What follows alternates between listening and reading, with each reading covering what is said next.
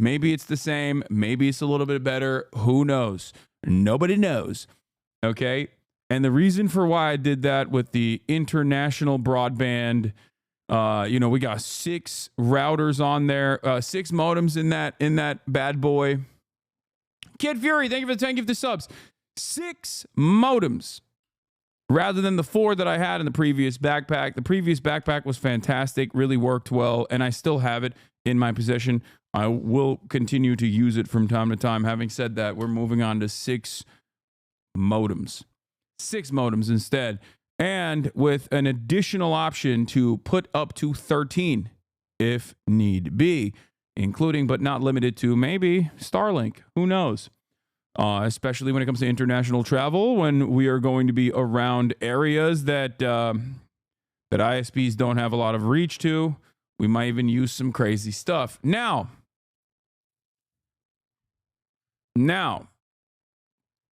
listen. Had a big convo about that. It's pretty seamless. Going to figure out how heavy is the backpack. It's not. Why were you bleeding on your IG? What does SK mean? I'll get to that in a second. Okay. Socialism is when 13 modems. Yes. I dropped buckets on that, by the way. I dropped a lot of money on that. But I'm very excited for it. And also, it's so that I can elevate my content. And it's something that I want to do. I want to do more of. So, had that convo, had the Fear and podcast was incredible. Okay.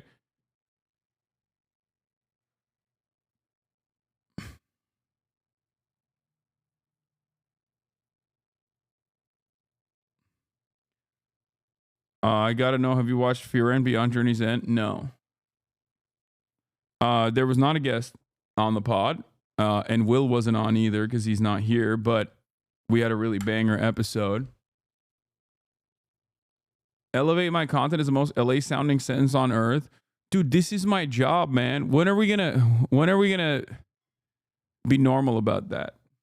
I know it sounds silly and it sounds out of touch, but like it also kind of is my freaking job, you know?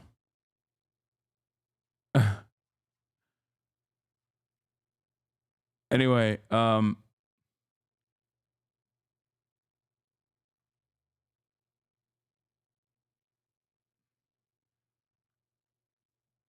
it's funny also because like people work water cooler jobs and then they turn around and they're like, why don't streamer work in factory instead? And it's like, bro, you don't work in factory. What do you mean? You work Excel job. You know work factory job. To the factory worker Excel job seem like to the Excel job what I seem like to you. You know? All right. So yeah, most cop man in history. Exactly. QT is coming to Japan, right? Yeah, no, she's not coming to Japan. Let's be real. Get real, folks. That's not happening. But in any case, listen. That's neither here nor there. We did Firan. Podcast was great. I went to bed. Didn't really have time to do anything. Couldn't even do my regular nightly special. Ate a lot of banana bread that my mom made. It was pretty good. It's also featured in the Firan podcast episode as well. Woke up early. Why did I wake up early? That's because this was my first day back in the gym. During the holiday season, my trainers took some time off. I obviously didn't take time off, but I did take time off from lifting. I didn't take time off from training. I played basketball pretty much every single day. Having said that, however, I had taken some time off from lifting. But we're back, baby. And this is what the chatter was asking, like, why was your legs bleeding? It's because I was putting up big doinks. Yep. Look at that. Yep. Stop and go. Stop and go. Not a moment wasted. Stop and go deadlifts, baby. Yeah. I know. Cool stuff, though.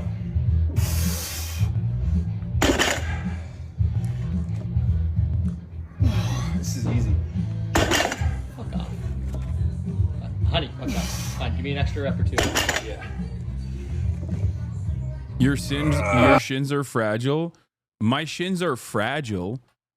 Dude, I'm putting up 385 pounds with ease. I can still do I can do 405 still. I'm gonna build back up to it since I haven't in a while. Barely any leg movement, lol. Dude, this is a solid deadlift. Please stop. Yep. Ooh, baby. Yep. Yeah.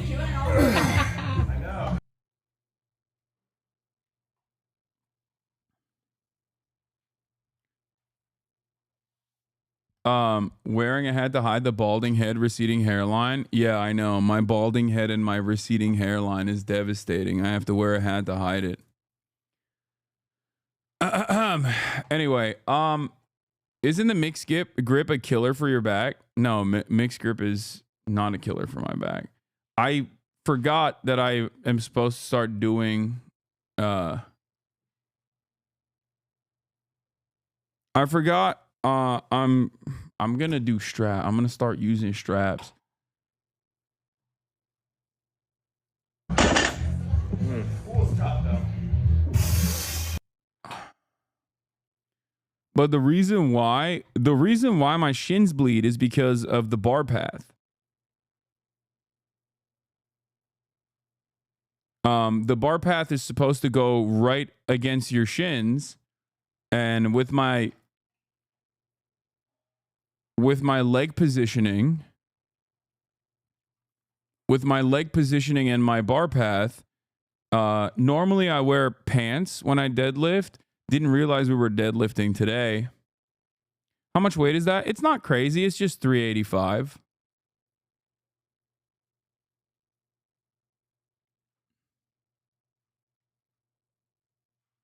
It's just 385. It's not like the end of the world.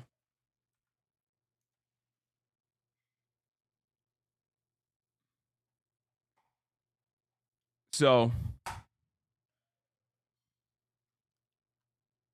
what does this say about guys that are 6'4"? Oh, I know what this is. I mean, this is an old tweet. He resurfaced this, I think. It just means we're gay as hell. Brother, I'm 5'11" and 210, and I can only deadlift 150. No, 385 is not that good for me, weight-wise. For deadlifting, 385 at my size, I'm 225 to 230 pounds. Struggle 4, thank you for the raid. Hope you had a good stream. What's your PR? I've never really done a PR. I don't really do 1-rep PRs.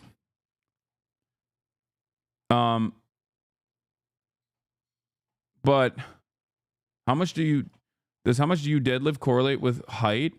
Deadlift is the one lift where your height doesn't matter, or it could be a benefit, I guess, since you can put on more muscle mass and more weight. Every other lift has diminishing returns with your height, and can be a negative with your height. For example, bench press.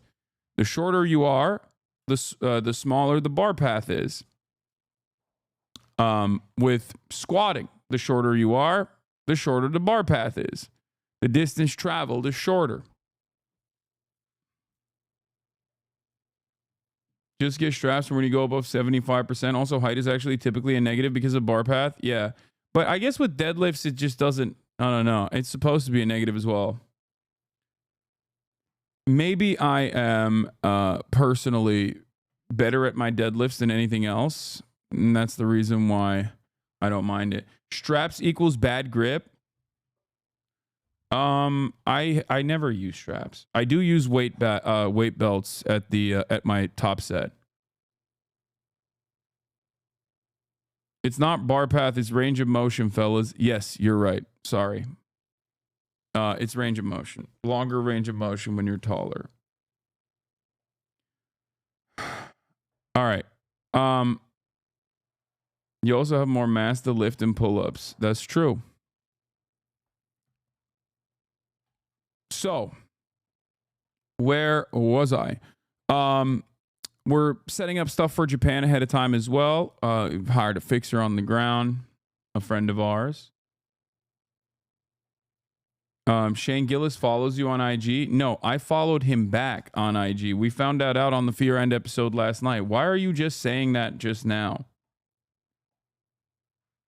Anyway, hit him up because I wanna link up and build. But anyway, no, those shins are in no danger, really, right? Can relate. Been skating? Yeah, no, shins are fine. Like, yeah, shins can eat a lot of damage. I mean, isn't that like what half of Muay Thai is just busting out your shins? But that's neither here nor there. So, folks, that's it. This is Fit Pick. Obviously, you already know. We're putting out the Fit Picks on the timeline as well. And we are going to move into our broadcast to the actual news. But before I do that, let me blast off. Lot to talk about today. Lots to talk about today. Okay. Lots to talk about. A lot going on in the world. Obviously, we'll do some updates from NOLA. NOLA attacker. Background. Reveal. House votes for speaker. People yell at Bernie over H-1B visa take. Cybertruck explosion veteran was also a divorced was also a victim of family court. We'll finally do predictions and goals for 2025 today. Get in now. Rivals now, rivals later, or is it a wait and see? It's a wait and see style situation. I do like that there are people when I stop playing Rivals that go, hey, can you start playing Rivals again, please? Yeah, I will also tune in for a little bit to the Connor post as well. Connor talking to not Elon, but Adrian Dittman, who is not Elon. Did the Macias send a playlist or no?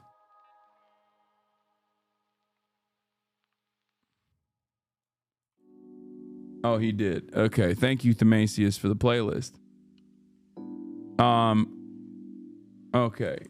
Try out Rocket Raccoon. He's the most accessible support. How's Kaya doing with her healing? She's doing fine. Today was the last day of her antibiotics.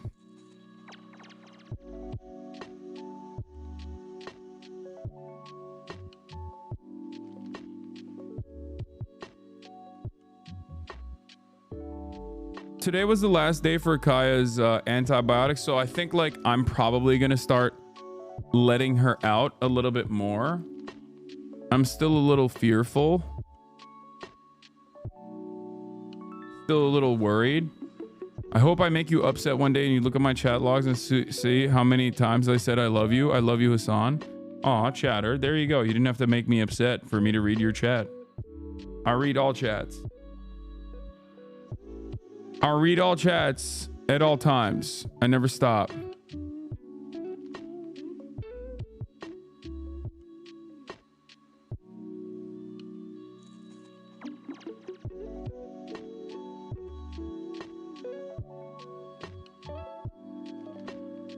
Do you think there are fans who only watch you play games? Man, can you please shut the fuck up about this political shit and pick up the damn controller? No, because I don't play video games enough. If I did, I would build an audience for it, certainly. And I would like to. Chatters in here will just straight up lie and say they want that right now, but gaming frogs are liars and you can't trust them.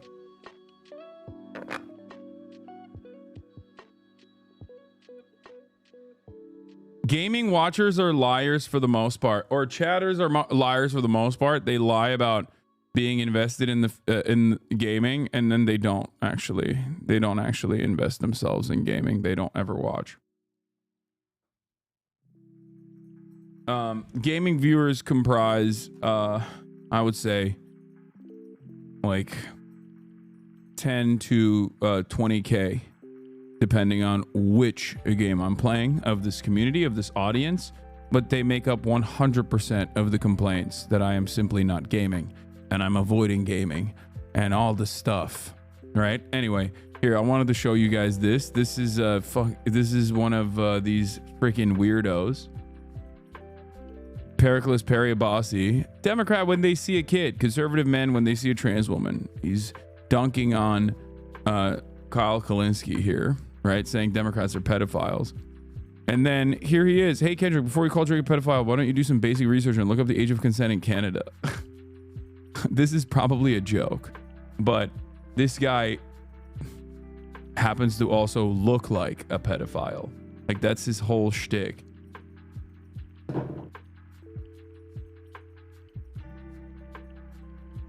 Did you see the Dittman 4chan post that exposes Dittman as Musk salt? I'm pretty sure that's doctored, and I'm pretty sure I'm right that that's doctored. And The Verge actually went in, did a deeper dive, and found out that it is, as a matter of fact, doctored.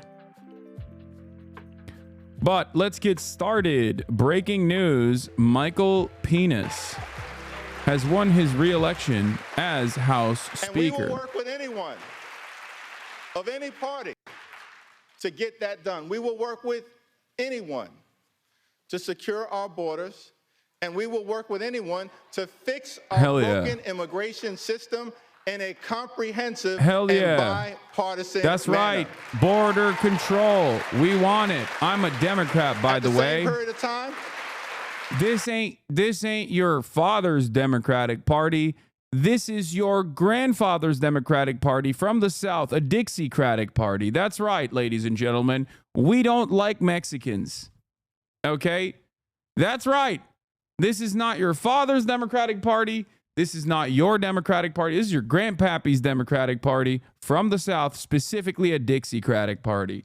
We are now fully in the bosom. We are now firmly invested in being the Diet Republican Party, baby. Let's go. earned those benefits, worked hard for those benefits, and deserve those benefits. So as Democrats, our promise to the American people is that we will fight hard to make sure that no one in this town takes away Social Security or Medicare from the American people. Not now, not ever. No means never. Hey, everyone. There's a CIA masterclass. That's crazy. Our position is that it is not acceptable to cut Social Security, cut Medicare, cut Medicaid, cut veterans' benefits, or cut nutritional assistance from children and families in order to pay for massive tax breaks for billionaires and wealthy corporations. House Democrats will fight hard to protect working class Americans and the things that matter to them, not the wealthy, the well-off, and the well-connected. Keep your hands off Social Security and Wait, Medicare. he didn't win. Hakeem Jeffries didn't win. He's just delivering a speech. Mike Johnson, Michael Penis, won his re-election as House Speaker. 4 years, it's been a great honor for us to work alongside President Joe Biden and Vice President Kamala Harris, whose administration rescued the economy from a once-in-a-century pandemic, delivered historic infrastructure investments, created more than 15 million good-paying jobs, enacted common-sense gun safety legislation for the first time in 30 years, provided life-sustaining health insurance to veterans suffering from toxic exposure, championed the largest investment in combating the climate crisis in the history of the world, which we will defend, and brought down the high price of life-saving prescription drugs for millions of Americans. Thank you, President Biden and Vice President Harris, for your powerful, principled, and purposeful public service. Thank you.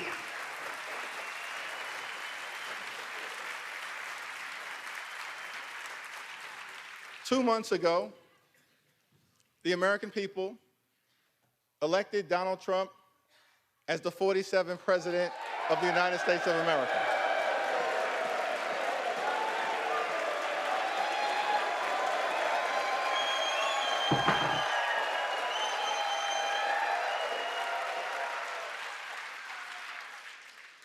Thank you for that very generous applause. It's okay. There are no election deniers on our side of the aisle. You see, one should love America. One should love America when you win and when you lose. That's the patriotic thing to do, and that's the America that House Democrats will fight hard to preserve, because we love this country. America is bigger than any one campaign, any one election, or any one individual. I really like shooting guns. America, the land of the free. Oh, this is a funny video, yeah. Let us never forget that our country is free, not simply. Dude, I don't know who they do this for, honestly. Like, who is the target audience for this? Because if I'm a corporate investor, okay, if I am an oligarch, I don't care because I bought both parties. So I'm not tuning in. If I'm a partisan, I don't really care that the Democrat is just sitting up there being like, we are going to do bipartisanship. If I'm a Democrat, I don't fully understand why Hakeem Jeffries is kind of glazing the limited accomplishments of the Biden administration, and also simultaneously talking about bipartisanship, even though, you know, the Democrats lost. A resounding defeat, a resounding victory for the Republican Party. So none of that really matters. So who are they keeping up these appearances for is a question I always have. Like, who is this for? Who tunes into this and goes, man, what a brilliant speech by Hakeem Jeffries. This is the new leadership of the Democratic Party. And it's actually very exciting. This excites me. I don't know. I don't know. Maybe there's some grandmothers out there that tune into MSNBC that are still watching and haven't had their brains fried from the devastating defeat that the Democratic Party withstood in this election cycle. I just always feel like they stand up here and clap for one another because they just, you know, kind of have to keep up these appearances, but for the sake of themselves and nobody else, really, just for themselves. It's the same exact attitude of like giving Liz Cheney a medal, an award for her brilliant accomplishments, right? Joe Biden did that yesterday, and she received the standing ovation. Thunderous applause. Everyone was excited. They were like, oh man, so incredible that Liz Cheney she was deserving of this medal, this honor. So I guess I'm left wondering, like, who is that for? What is that for? Who is the target audience for this? Maybe they just have too much free time. They just have too much free time on their hands. There's plenty of daylight. There's plenty of time to just do like silly stuff, such as that. And it is it's a steady maintenance of of an institution that is genuinely falling apart every single day, day in, day out.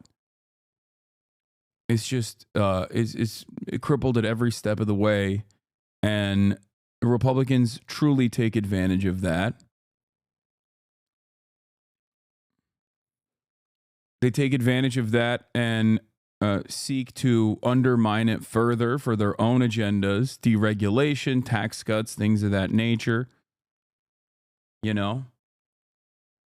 But here's another moment of like theatrics that I thought was odd. Here.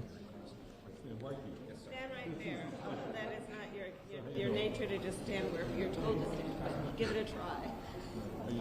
Stand right there. That is not your nature to stand where you're told to stand, but give it a try. Okay, how you doing? Raise your right hand, Mr. Rock. Do you solemnly swear that you will support and defend the Constitution of the United States against all enemies, foreign and domestic, that you will bear true faith and allegiance to the same, that you take this obligation freely without any mental reservation? Bernie gets so bullied, and I'm sick of it. Yeah. Stop bullying the old man, okay? Now, everyone, speaking of Bernie, he's in a little bit of trouble because he had a critique on the H-1B visa program. And I don't disagree with Bernie Sanders' critique, even though I haven't read the entirety of what he was saying. So maybe there's some stuff in there that's actually crazy and like nativist or whatever.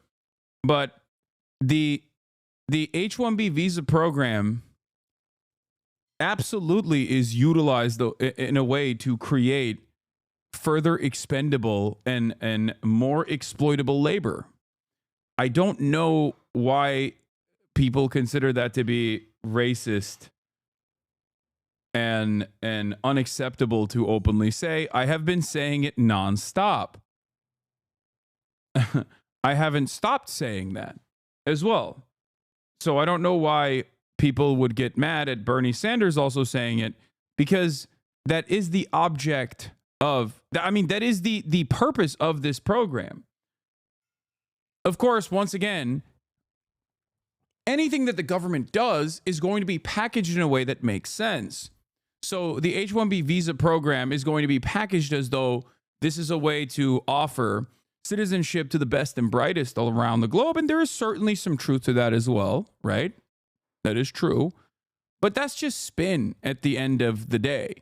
The reality of the matter is we destroy the global south, and then we take advantage of all of the highest achievers globally by creating an immigration structure where we take educated workers in an effort to displace the American workforce, because those guys will, due to the currency exchange rate, especially if they're sending money back home, which there's nothing wrong with, by the way. It's fantastic. That's why economists that are not ideologically on board with the way I see the world will say this is a win-win.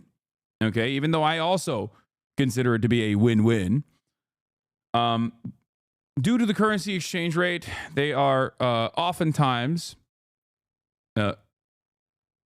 interested or willing to take on jobs at a pay cut. But more importantly than that, if an H-1B visa worker loses their job, they get deported. So if an H-1B visa worker loses their job and they get deported, they are even more exploitable. So the solution to make this process more ethical and not a mechanism to displace and depress American wages is to ensure that there are safeguards that maintain wage parity and a parity for benefits offered and a protection, additional protections offered to all workers, including H-1B visa workers, protection from deportation, for example. Now, if you were to do that, then that makes sense. Then bosses can't use the H-1B visa program to create extra exploited and to create a hyper exploitable secondary labor market Okay? That's it. That's the real solution. But of course, that solution is not necessarily one that benefits the capital owners.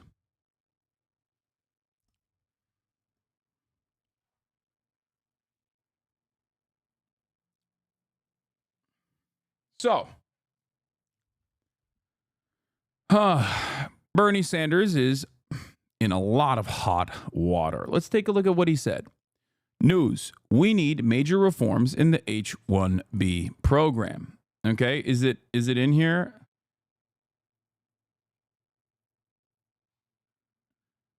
No, these are older videos from back in the day when Bernie Sanders said open borders is a Koch brothers policy. And the last time he talked about H-1B workers and the visa structure. And he has complained about it quite a bit. This is not new for Bernie Sanders. So let's read what he had to say. He wrote this yesterday. The current chairman of the Senate Committee on Health, Education, Labor, and Pensions today releases the following statement on H-1B guest worker visas and the recent debate concerning the program. Bernie said, there has been a lot of discussion lately about the H-1B guest worker program. Elon Musk and a number of other billionaire tech company owners have argued that this federal program is vital to our economy because of the scarcity of the highly skilled American engineers and other tech workers. I disagree. The main function of the H-1B visa program and other guest worker initiatives is not to hire the best and the brightest, but rather to replace good-paying American jobs with low-wage indentured servants from abroad. The cheaper the labor they hire, the more money the billionaires make.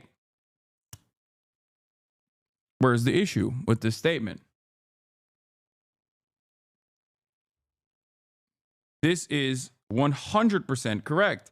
The notion that there aren't skilled American tech workers out there that could be doing these jobs is completely, the notion that there are none in the current labor pool is not only silly, it's an abject lie. It's a lie that is channeled through mainstream resources as well, especially when you consider the hundreds of thousands of layoffs that have taken place in our Silicon Valley quantitative easing induced bubble that finally burst a little bit.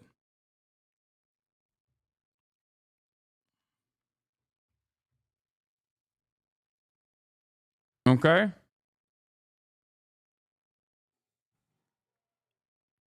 In 2022 and 2023, the top 30 corporations using this program laid off at least 85,000 American workers while they hired over 34,000 new H-1B guest workers. There are estimates that as many as 33% of all new information technology jobs in America are being filled by guest workers. Further, according to the Census Bureau data, there are millions of Americans with advanced degrees in science, technology, engineering, and math who are not currently employed in those professions.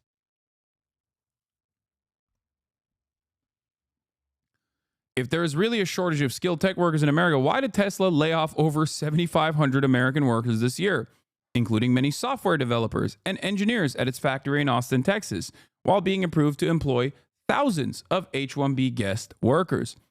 Moreover, if these jobs are only going to the best and brightest, why has Tesla employed H-1B guest workers as associate accountants for as little as $58,000, associate mechanical engineers for as little as $70,000 a year, and associate material planners for as little as $80,000 a year? Those don't sound like highly specialized jobs that are for the top 0.1%, Musk claimed this week. If this program is really supposed to be about importing workers with highly advanced degrees in science and technology, why are H-1B guest workers being employed as dog trainers, massage therapists, cooks, and English teachers? Can we really not find English teachers in America? Let's be clear. To the extent that there may be labor shortages in our country in some highly specialized areas that need to be filled by employees from above through the H-1B program, we must utilize this program as a very short-term and temporary approach. In the long term, if the United States is going to be able to compete in a global economy, we must make sure that we have the best educated workforce in the world.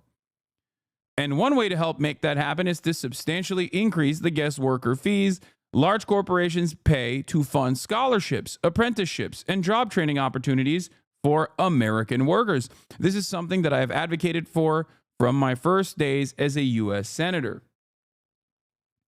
Further, we also must significantly raise the minimum wage for guest workers, allow them to easily switch jobs, and make sure that corporations are required to aggressively recruit American workers first before they can hire workers from overseas. The widespread corporate abuse of the H-1B program must be ended.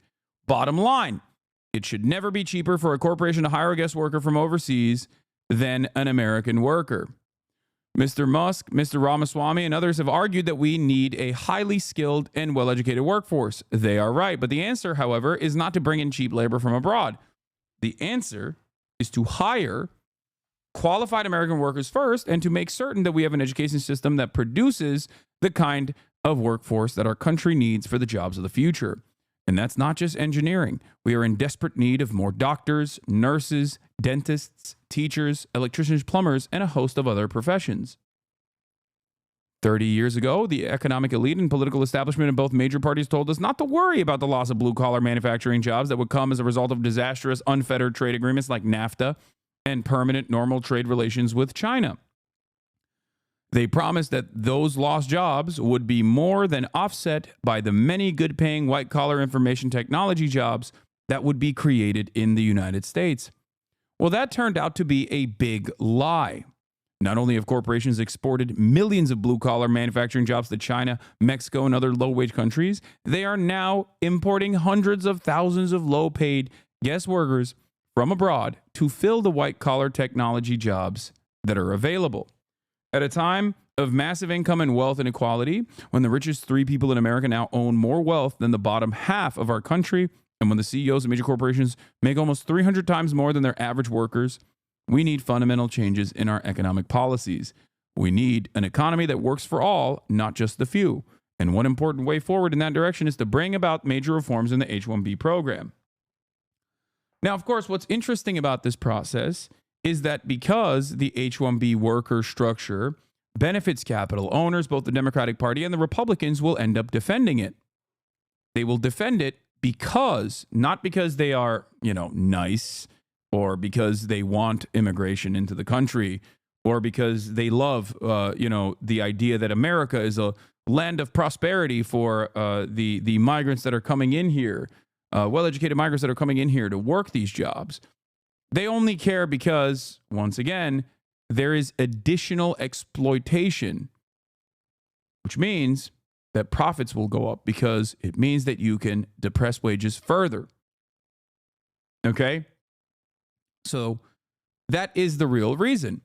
And the real reason why people can be endlessly racist to the undocumented migrants on both sides of the aisle as well is because there is always an endless well of undocumented migrants that are crossing the border to come and work at these very low-wage jobs. Now we're not talking about the H-1B visa program. Now we're talking about migration patterns. Okay? And the more people take a reactionary stance towards migration from either party, the easier it is to dominate them. And the more you dominate them, the more you dehumanize them, the easier it is to exploit them. There will never come a time where, no matter how cruel the border policies are, where people from Guatemala, people from Mexico, people from El Salvador, and many other places are not going to seek refuge in the United States of America. They will always come to the United States of America because of what we have done to their countries. We've destabilized them. Okay? Classy if you're rich, H-1B, trashy if you're poor, undocumented. Most of this argument from the right unironically stem from white nativist anti-immigrant stances. They think Indians and the Chinese are lesser than they are. Okay? They get mad that Indian workers and Chinese workers are replacing them. But they would get mad if it was Polish workers as well. Trust me. Because there is a real, beyond the white supremacy, there's a real anger and resentment that people feel that they misdirect towards their fellow workers. There is no difference between a Indian worker or an Italian worker or a Polish worker and an American worker. There's no difference there at all. They have the same exact class interests. Okay? They do.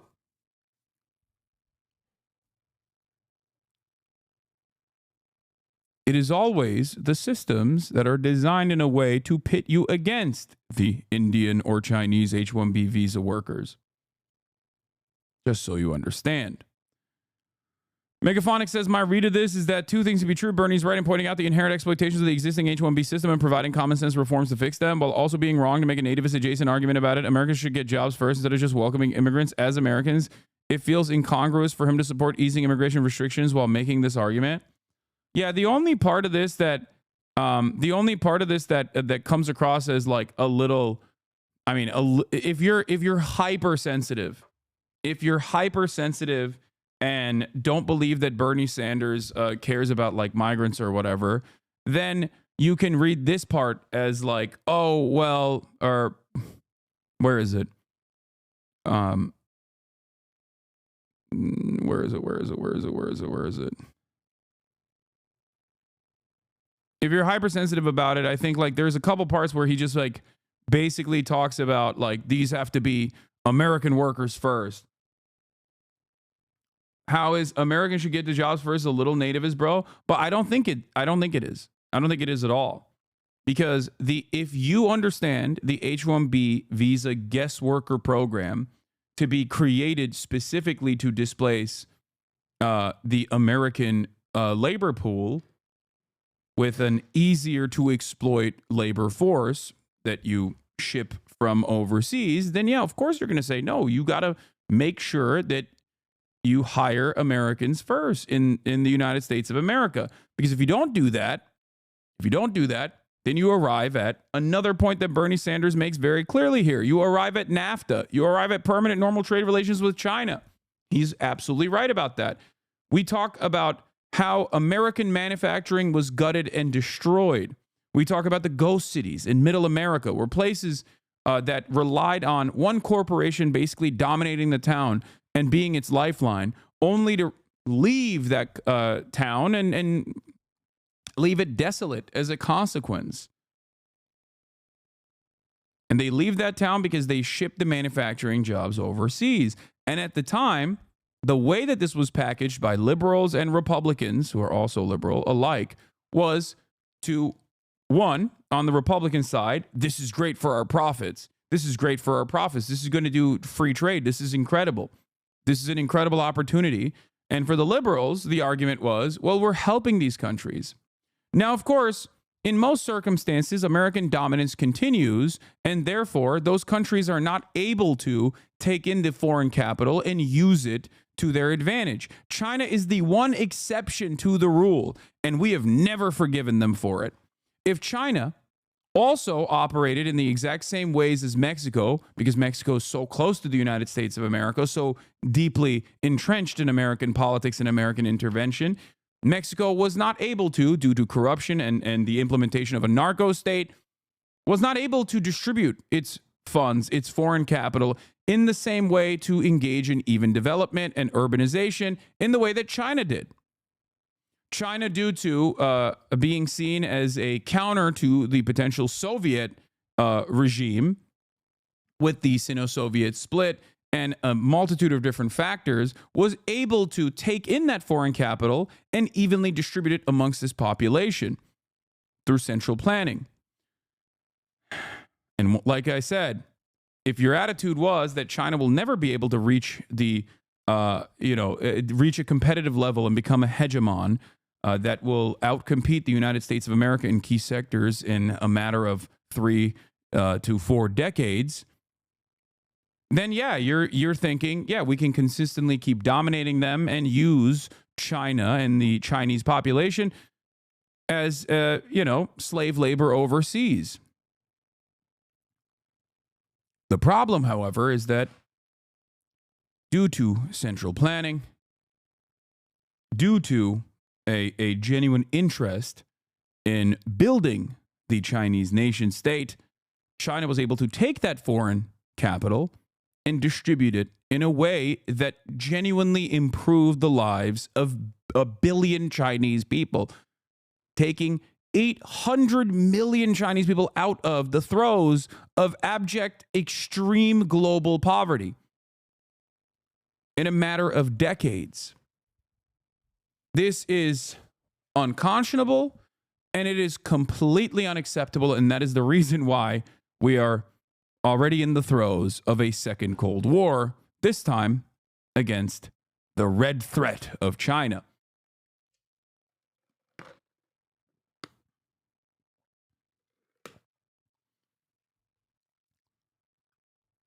The liberal take on what he said is, in fact, the racist take. So,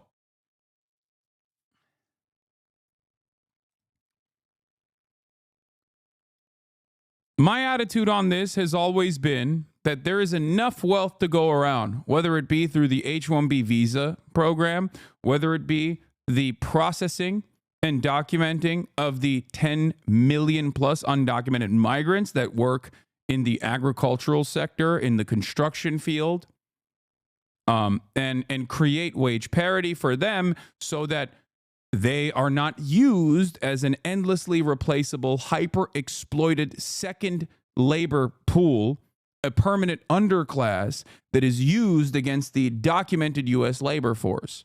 That is the real solution. That is the real way to get out of this problem. But of course, that would require shrinking profit margins, and that would be unacceptable. What did you say?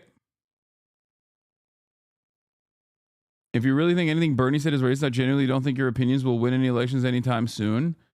I mean, that's also a tricky conversation, because if Bernie had said something genuinely racist, there are plenty of genuinely racist people. There are plenty of, like, anti-Indian sentiment, for example, goes a long way on both Twitter and in general.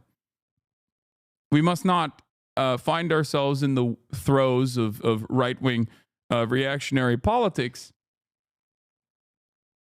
simply because it will be beneficial. That's the attitude that the Democrats have. That's the attitude of the Democratic Party in general. As an H-1B visa holder, I ain't rich, and I'm easily susceptible to being fired if I join a union and subsequently get deported if I don't find a job in 2 months' time. Also, the path to citizenship or green card takes so long. Have already spent 10 years in the U.S., 15 plus years to get my green card. Brian, kill me. So yes, we are stuck in limbo half our lives. Exactly.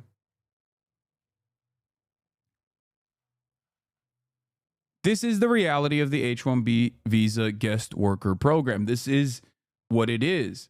This is the reason why H-1B visa workers are seen as really valuable alternative. Once again,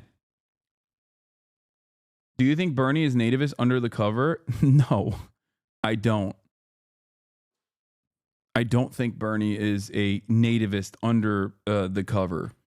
Like, I don't think he's like secretly a racist guy who's like, I do not care about the Indian workers.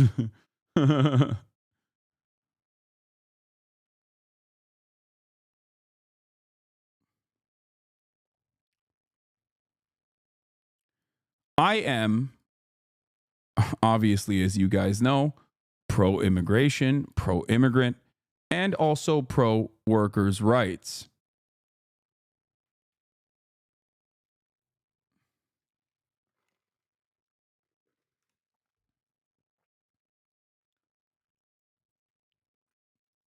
The problem is, most people cannot see beyond the neat little confines of American capitalism.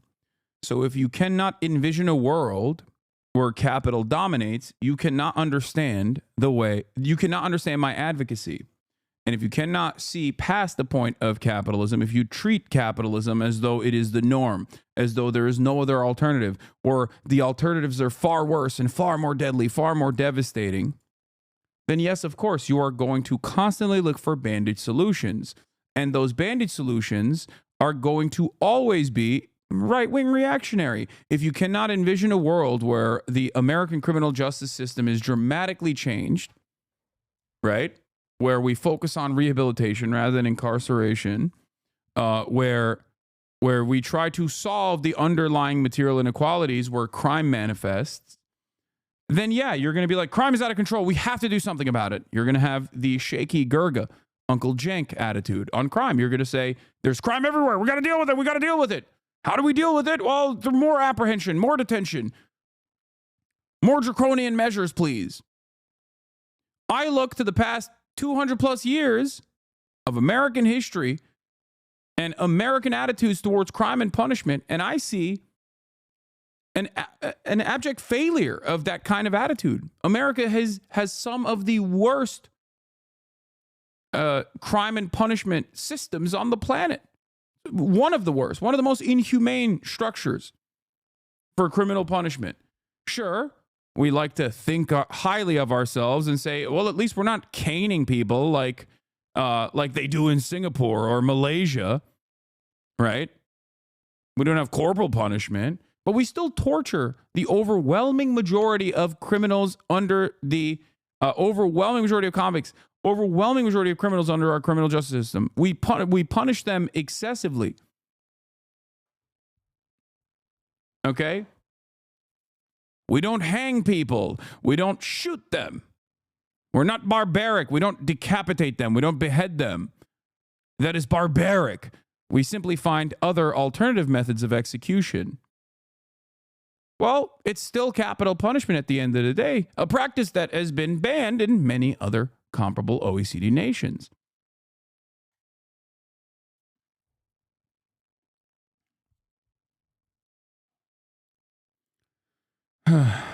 Somebody in the chat claims that Bernie is a nationalist. That's funny. Yeah, they're gonna be shameless about it and say Bernie is a nationalist socialist. Bernie's a Strasserite. Bernie. Feel the burn.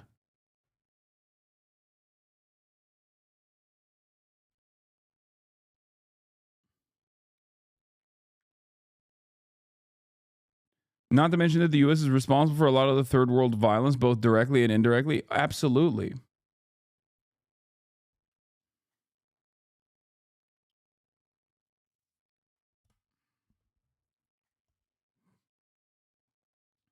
I think the irony also revolves around, and we're going to go back to, a different time where, well, lo and behold, Bernie Sanders still is warning about H-1B foreign workers replacing American labor. Let's take a look. Corporations whose main argument is, we just can't find Americans to do this work, and we just need to go all over the world to bring people in. If you listen to them, they will tell you two things. First, in terms of low-skilled jobs, they say they need foreign workers to do the jobs that Americans just won't do. And then, Madam President, this is what really gets me. They tell us that they need more H-1B visas because Americans are just not smart. I do see a lot of myself in Bernie, I'm not going to lie, where people constantly misunderstand his position, yell at him endlessly, and act like he's brand new, act like he's behaving brand new, and then you go back in time. No matter how far back you go in time, he literally is saying the same exact things. Okay? It's just like they'll be like, oh, Bernie, why are you acting so brand new about this? Oh, my God. And it's ironic. Like, I can't, in good conscience, understand how so many liberals are chirping at Bernie Sanders over the H-1B visa take, okay, claiming that this is racism, claiming that this is white nationalism, when those very same liberals, not that long ago, before the election, were hyping up Donald Trump's border bill that Joe Brandon was pushing. So which is it? It makes no sense. On the one hand, these guys are like, we got to do border control. We got to kill these migrants. We got to kill all of them. We got to kill every Mexican in the country. What are you doing? I'm a Democrat, by the way. But then simultaneously, they're like, wait, what? You mean that in a sector where there is unimaginable layoffs, these guys still have room for H-1B visa workers? Because it kind of feels like it's used as a mechanism to displace the existing American labor force and bring in, without any sort of wage parity initiatives, create a structure where you are basically taking advantage of a labor force, an educated labor force that's coming from overseas, from countries that we have dominated for years and kept poor for the most part.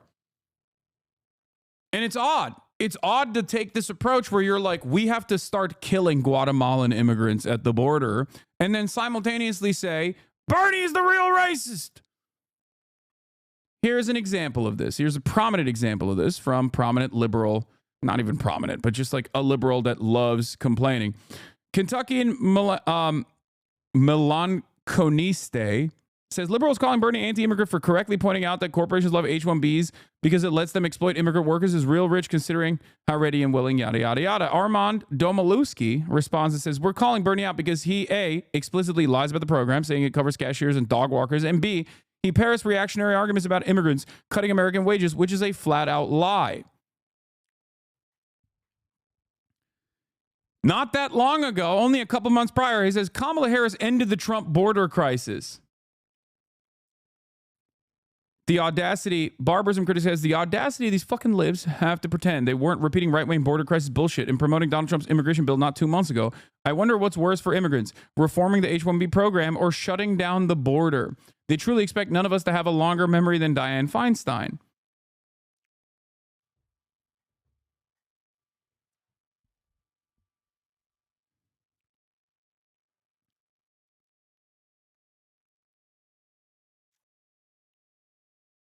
Why do companies want H-1B workers when they could probably outsource for cheaper?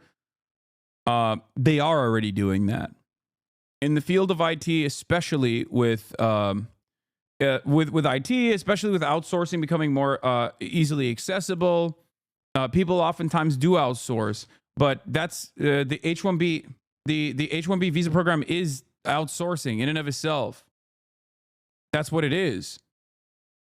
H-1B visa is outsourcing for jobs that require you to be here.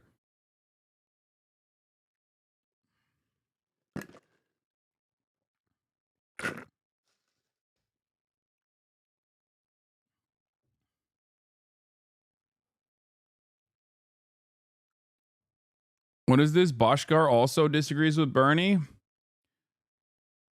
I think Bernie's complaints are wrong on a few levels, and we need to make the case for benefits of immigration. But Bernie has had these views on H-1 programs forever, and support for varying degrees of restrictionism were a part of social democratic labor-backed movement for decades. Matt Brunig responds to Noah Smith. It's just absolutely pathetic watching leftists trying to hop on every right populist bandwagon 3 weeks late. Oh, hey, guys, we hate Indians taking your jobs, too. Aren't we cool and populist? Most pathetic political movement.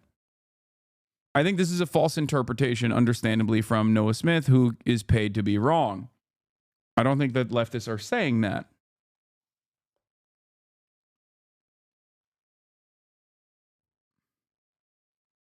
Wait, what? Not correct? H-1B employees are usually regular on-site employees? No, I said companies already outsource certain aspects of IT overseas when they can, but H-1B visa... The H-1B visa structure is for workers. They have to be on site. That's what I said.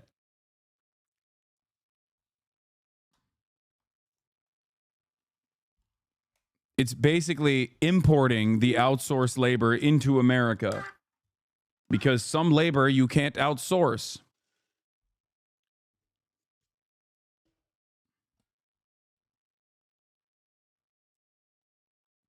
Can you explain how H-1B immigrants earning a wage of $120K are indentured slaves?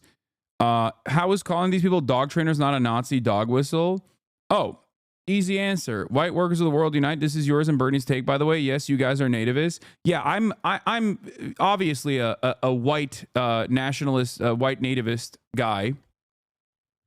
and certainly not someone who's been living on U.S. soil since the year 2009, who has advocated for immigrants in more comprehensive ways than you ever will for the rest of your life.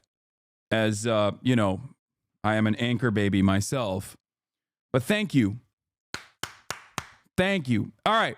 So at least the Nazi was right and honest when they said the H-1Bs because they hate immigrants. So here's the thing. Can you explain how immigrants earning a wage of $120K are indentured slaves? Great question. Let me tell you. If the actual job for that process, which is already lower than what it's supposed to be, because it's, you know, that's how you generate profits under capitalism.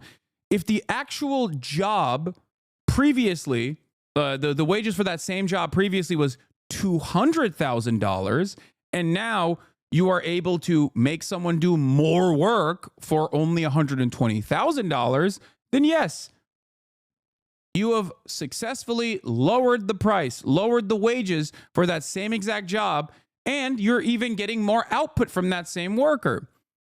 Why are you getting more output from that same worker? Because that worker has an additional vector of exploitation. If they lose their job, they have 2 months to gain, 2 months to find gainful employment, or else they get deported. Okay? This is something that I've talked about quite a bit. This is just, you know, incredibly coercive. So that is how it works. Because if you lose your job as one of the many H-1B visa workers that are currently working on U.S. soil, like many of my chatters, including the one that just talked about their experience, correctly told you, it takes 10 to 15 years minimum to even get a green card through the H-1B process. That's number one. Number two, when you don't have a green card, when you don't have permanent residency, when you don't have a pathway to citizenship, you are easier to exploit. That's how it is. I agree with you and Bernie a lot, but was it really hard for him to put a footnote in his take like P.S. racism against brown people bad instead he compared them to dog trainers? No, the reason why he brings up dog trainers in his argument is because the H-1B visa program is not for the tippy top of labor, and there's no other way to get these guys to work in highly specialized fields. And instead, H-1B visa workers are used in entry-level positions to outsource American laborers. That's it, and that's correct.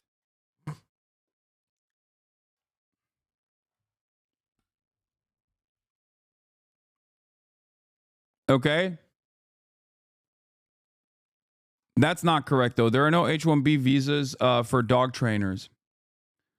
Dude, you are... I like that Bernie Sanders gives a comprehensive breakdown of how exploitative the H-1B visa program is, and liberals laser in on something that they can potentially use to undermine the broader analysis by saying that this guy who has dedicated his life to, you know, social justice, civil liberties, and the like is actually secretly racist. This 900-year-old Jewish man is actually secretly a racist guy in hiding. And it came out now. He's actually racist, and he's using left populism to finally to finally get his true white nativist agenda across. Yeah. I don't think Elon Musk should be allowed to hire H-1B analysts, accountants, or engineers from overseas at Tesla who are paid as little as $52,000 and can have their visa taken away from them by their boss if they complain about unfair or illegal working conditions. That is the point. That is how it works. Eric Levitt says, I don't think that getting paid a six-figure salary to work for a company that you can leave for a different company, so long as the latter also agrees to sponsor a visa, is much like being an indentured servant. But it absolutely is. You can point to how much the median yearly income of people approved to work on U.S. and an H-1B visa is all day, every day. Okay? You can do that all day, every day. But if the actual payment, if the actual median yearly income for the people that are being displaced was significantly higher than that, and also on top of that, these guys literally have to rely on this job to stay in the United States of America, then it doesn't matter. It is exploitative. And that's the reason why people are doing it. Because the inverse of this is so funny to me. Do we think that Elon Musk and all of these mega corporations are actually like, in the ways that these Nazis see the world, trying to make America more brown or something, like actively? Is that what we think is going on? For good reasons, by the way. Like, because diversity is a good thing, right? I believe that. I'm a product of that. Okay? Is that what it is? Do we really think Tesla's like, no, we just really love diversity, and that's why we're doing this? Who are these baby brain chatters? Liberals were already pro-deporting us and wanting to destabilize Mexico with their New York Times hit pieces on judge elections in Mexico, and now with the New York Times story about how homemade fentanyl on top is a gas range stove is crazy. Fentanyl requires a functioning lab with ventilation systems. Yeah. That's what's really funny. That chatter's an idiot. I'm a software engineer and data scientist. Visa workers are paid on average 30 to 40% less, and the cost of importing the visa workers are on the government as tax credits, and they're used to threaten local engineers from asking for raises. Is very exploitative. Neoliberalism started this insane practice before it was just immigration. This is not nativist nationalist take.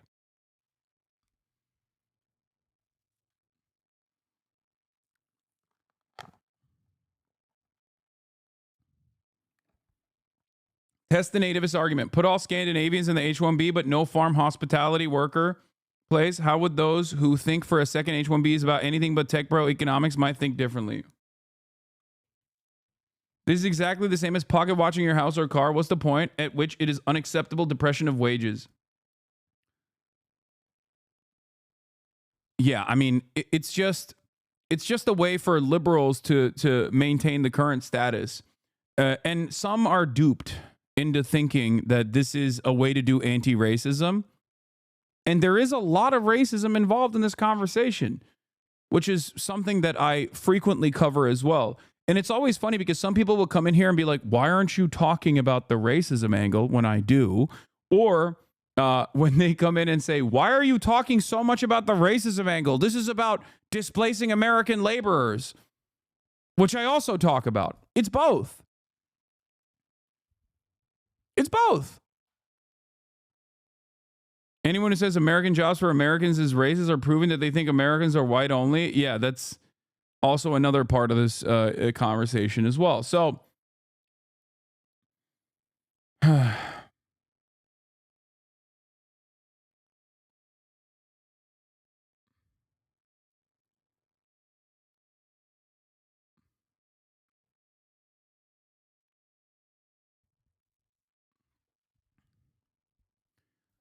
what's really interesting about this story, in my opinion, is that there is evidence across the board that even suggests that H-1B visa worker programs are not used as a mechanism to suppress American wages. Now, the irony there is that it's not because the the documented migration coming into the country is actually getting paid fairly. The argument is that American workers themselves also have so many vectors of pressure that also make themselves endlessly exploitable. That is the real reason. Okay? And even then, it still obviously is cheaper across the board. But beyond the wages, the real vector of exploitation for H-1B visa workers comes from the fact that you can make them do two people's jobs. You can lay off half of your workforce and replace it with a much smaller number of H-1B workers. Is it because they are simply harder workers? No one across the board is a harder worker than the other worker. It's just that they have more incentive to want to stay in the country. So they are easier to exploit. So sometimes it doesn't even bear itself out in wages. The difference in wages, I mean.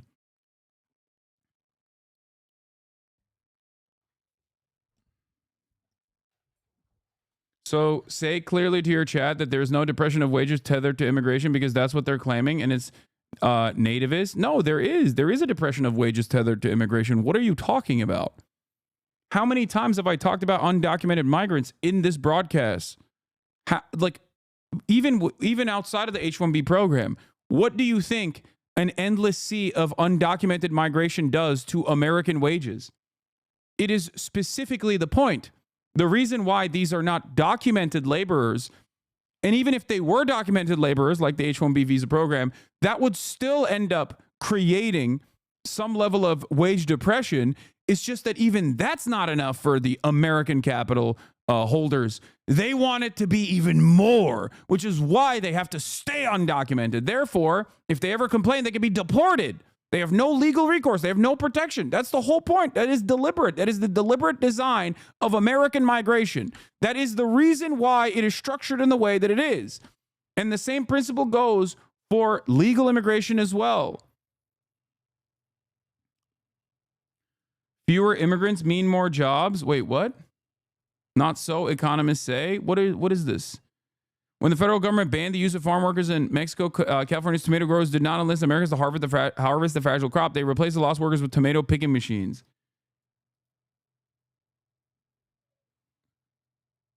The Trump administration on Wednesday embraced a proposal to sharply reduce legal immigration, which is said that it would preserve jobs and lead to higher wages. Wait, I think one thing that you're misunderstanding is, number one, I am not in agreement with Donald Trump. I am not anti-immigration. I'm pro-immigration. I'm pro-processing migrants. Okay? You are? GG. Oh my God, I'm losing my mind. The solution to the constant flow of migration depressing wages is not to stop it dead in its tracks. It's never going to happen regardless. And capital owners know that already. And that's why they rely on the endless white nativist sentiment. Okay? The solution is to document them, process them, and allow them to engage in the process of sectoral bargaining through unions. And therefore, everyone's wages go up. There's enough wealth and enough money in this country that you can seize from the hands of capital owners. That is the entire point of this. It's so funny because this is probably something that I've argued for 1,000,000 times over. And it seems like a lot of people have just sat in this chat and not listened to what I was saying when I was talking about this exact same structure.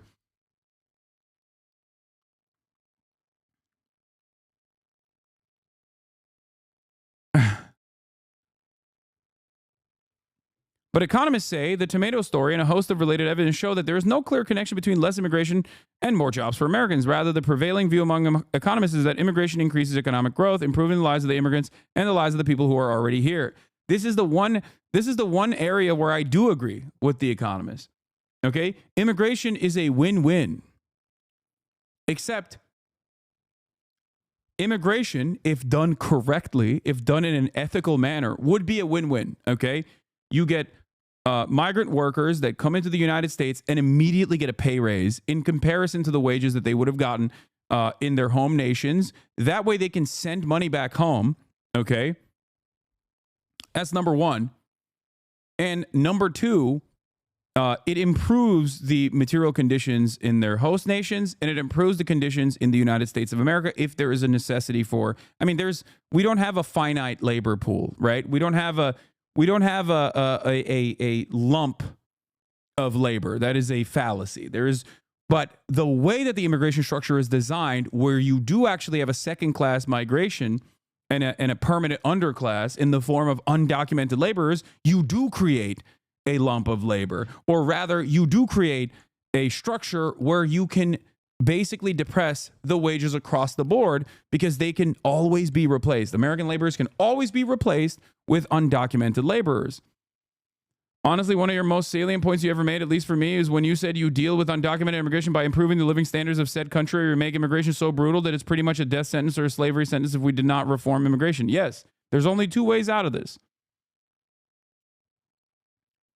It's not even like a correlation does not mean causation type situation. Like, you can see it. You make the economy scream in Venezuela in the way that the Trump administration did through a rigid sanctions regime, and then lo and behold, what do you get? More Venezuelan migrants coming into the United States of America seeking asylum, understandably so. That's it. There is a direct line right there, and it happened not that long ago. We saw it. We experienced it.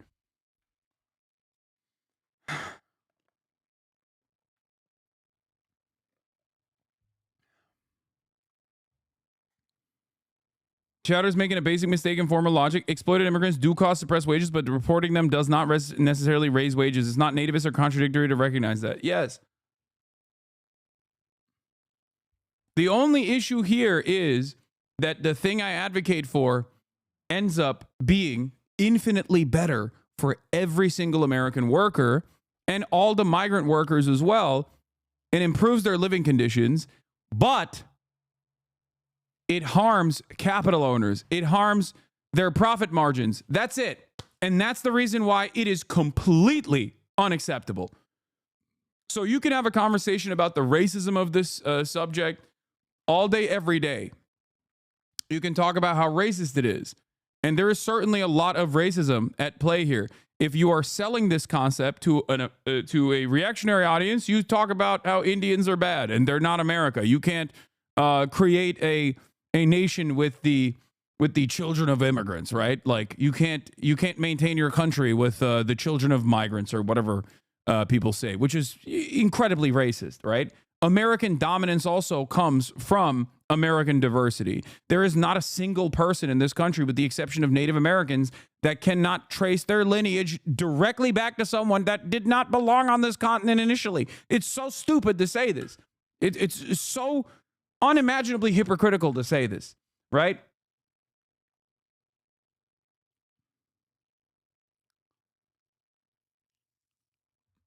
Having said that, however,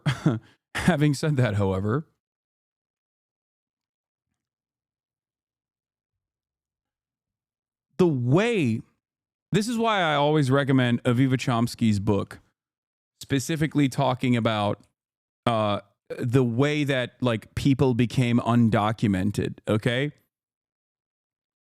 She's written extensively on this. They Take Our Jobs in 2007 and 20 other myths about immigration. But the one I'm talking about is one of her latest books, which is Undocumented: How Immigration... Where is it? Hold on. Undocumented: How Immigration Became Illegal. She wrote this book in 2014. It's a great book. It basically talks about the concept of an undocumented migrant and why it exists and what it is utilized for at the behest of capital owners. Okay?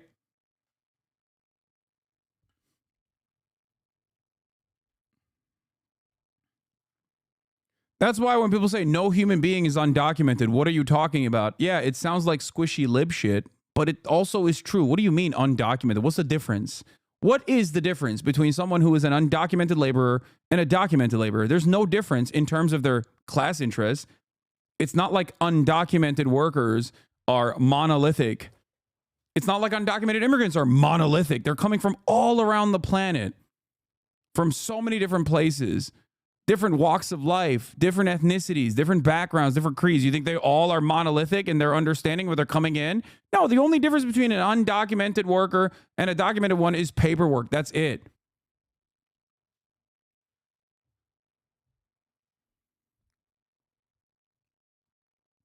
They want the exact same thing that you want.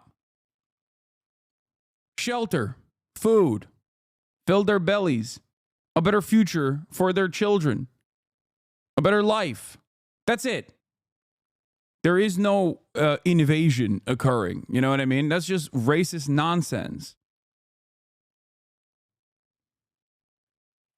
And just like I've said time and time again, there's only two ways out of this. You either make the process of migration so costly, so taxing, and so incredibly cruel, okay, that you put undocumented laborers in concentration camps and you discard them as though they are not human, and that can be done through decades of dehumanization, which we are doing already. We're leaning in that. There's only two ways out of it: apprehension and detention and further exploitation, or a more ethical approach to migration and a more ethical approach to American foreign policy in general that keeps these host nations in dire circumstances, destabilized.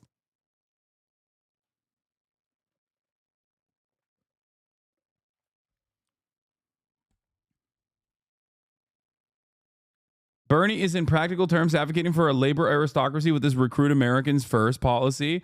That's the leftist critique. What? There is no depression of wages by exploiting immigrants specifically. It's a labor pool-wide phenomenon. Reserve army of labor, brother. Bernie is in practical terms advocating for a labor aristocracy with his recruit American. I love the notion that there is someone who is knowledgeable enough on Marxian thought that still thinks that one of the, that is still working at the behest of the ultimate neoliberal strategy. Bernie is in practical terms advocating for a labor aristocracy whose recruit American workers first policy is just genuinely incorrect. Just like you can't have nationalized healthcare without free college, okay? Because obviously no one who is saddled with hundreds of thousands of dollars of debt is going to be able to go and then work with lower wages to become to work in like rural areas as a doctor. Okay, all of these things are interconnected. The notion that you can solve the global labor issues, like the issues that especially the global South experiences, laborers in the global South experience, you cannot solve without also changing American foreign policy. Not a neoliberal strategy. The simple solution is give all workers protections, not American workers first recruitment. Wait, what? No, that's my argument. And Bernie also mentioned that too.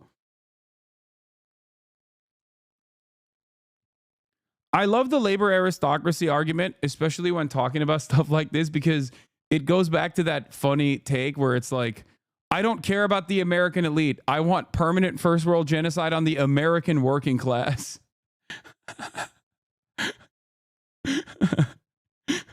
I don't care about the American capital owners. I don't care about the American politicians.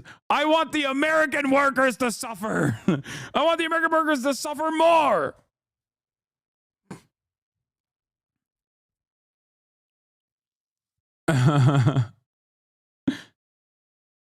Yes, I am an advocate for what you are saying.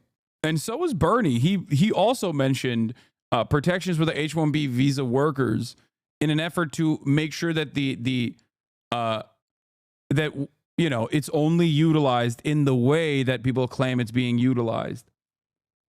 Because the reality of the matter is, if there's wage parity and additional protections for H-1B visa workers, one, it automatically is good for all of the H-1B visa workers that are currently living on U.S. soil. They want that, obviously. And two, then you cut out the corporate incentive that is like they can work H-1B visa workers to the fucking bone. Okay? If they are no longer at the mercy of their corporate sponsors, okay, and fear deportation, if they don't work the weekends, if they don't work ridiculous hours, for example, then all of a sudden it's up to the corporation to hire exclusively highly skilled talent, which is what is supposed to be the major aspect of H-1B visa, the work structure to begin with. 2007, Bernie passes amendment to increase H-1B employer fees to fund STEM scholarships for U.S. students. 2009, Bernie's amendment banning big banks from replacing U.S. workers with H-1B workers become law. This is kind of funny. You could literally point to this and say, well, here Bernie is defending all of those bankers that have exploited the American working class. Bernie is pro-financialization of America. Bernie is pro-financialization of the globe. Here he is defending the workers at banks.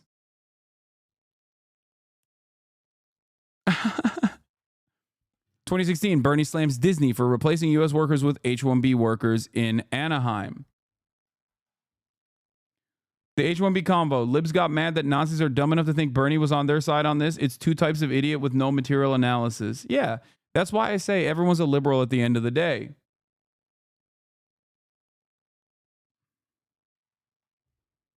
Would you support a union for tech workers? Wouldn't that be similar to business unionism? Wait, what? Why would that be similar to business unionism? There's a difference between a capital strike and a work stoppage implemented by a labor union. You understand that, right? Tech workers are still workers. Their job does not require further exploitation. They're not like managers, okay? The extension of this is to say that like a CEO is also a wage laborer at the end of the day. Yeah, their job is to depress wages. That is the number one thing that they do. Tech workers, on the other hand, do not engage in the wage depression structure. They are workers. Yeah, business unionism is just a monopoly, a cartel, which also exists. Check your privilege on the least woke way possible. People from the third world do backbreaking work to get a slave wage in the USA. Socialism also applies across borders, mate. Wait, what? Keep the wealthy USA wealthy take. In a global society, there should also be a global distribution of wealth. Keep the what?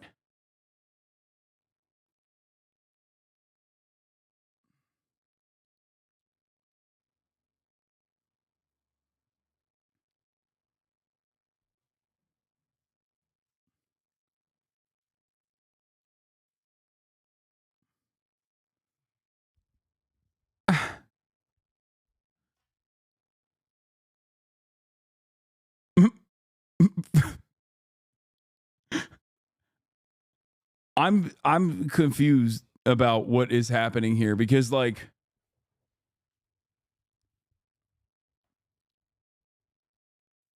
I feel like we're back in the 90s and you got liberals like advocating for NAFTA, saying that this will be beneficial for the global south when it demonstrably has not been beneficial for the global south at all.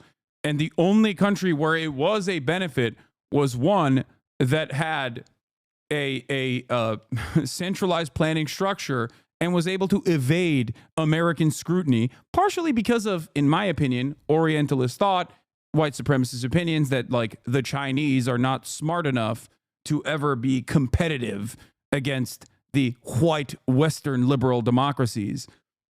That's it. There's only one example on the planet that I can think of immediately.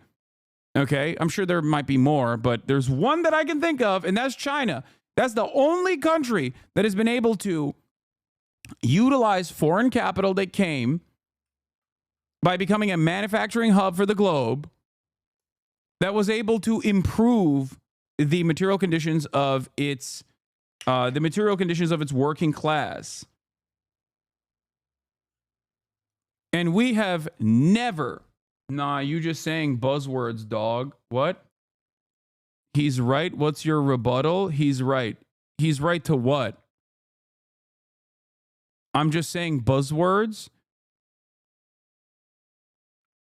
that all of these mega corporations are actually doing an H-1B visa structure, not in an effort to have an endlessly exploitable pool of talent, but instead that will inevitably and has displaced the American labor force. But instead, they're doing that because they are interested in improving the material conditions of the entire globe, specifically the global south. Is that what you're saying? Like you're actually bought in on the argument.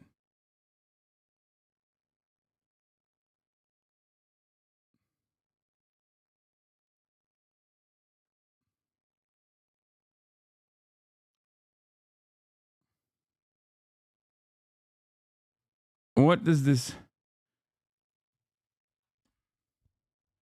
Yeah.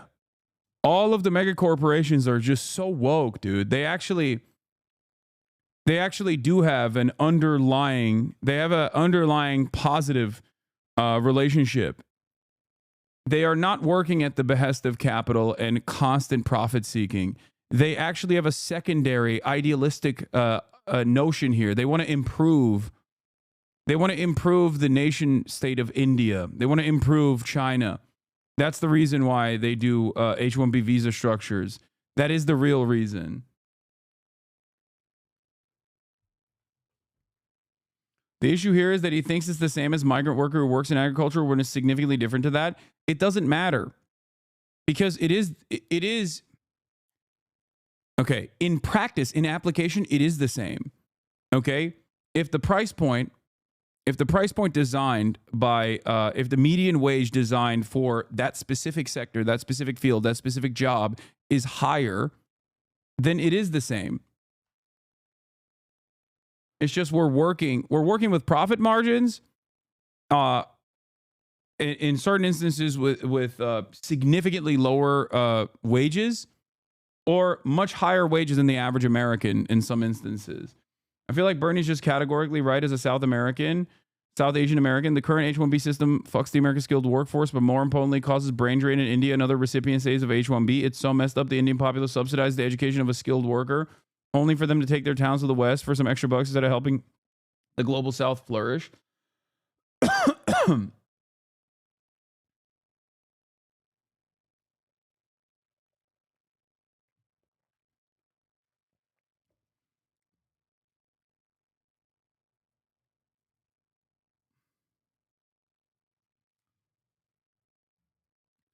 I mean, brain drain is one aspect of this, certainly.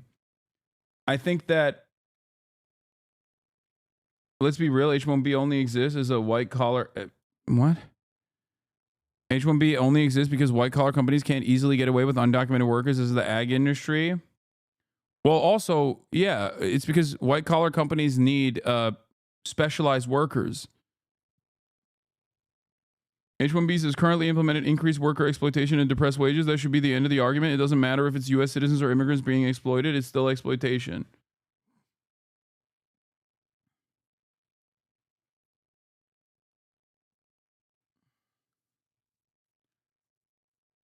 Okay.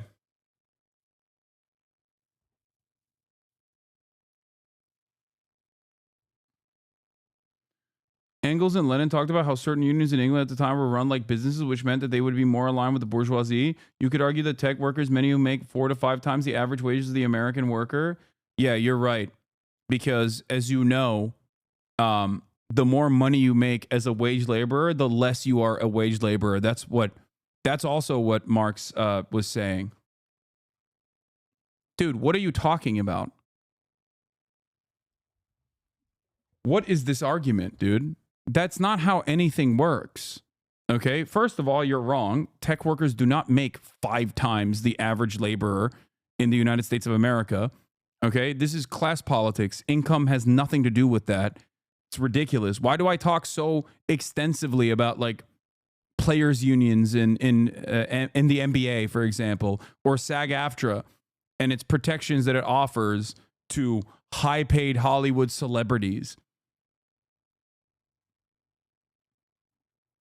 No matter how much money people are making, unions in any sector are tasked with making sure that they are getting back more of the value that they're creating for the capital owners. That's it. It's super simple. In any sector, in any field where there is a guy getting paid $1 million a year, if they are a wage laborer, there's someone else making $1 billion a year. Okay? That's it.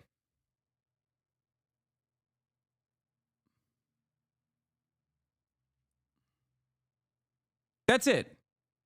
It's adjusted to how much value that they are generating.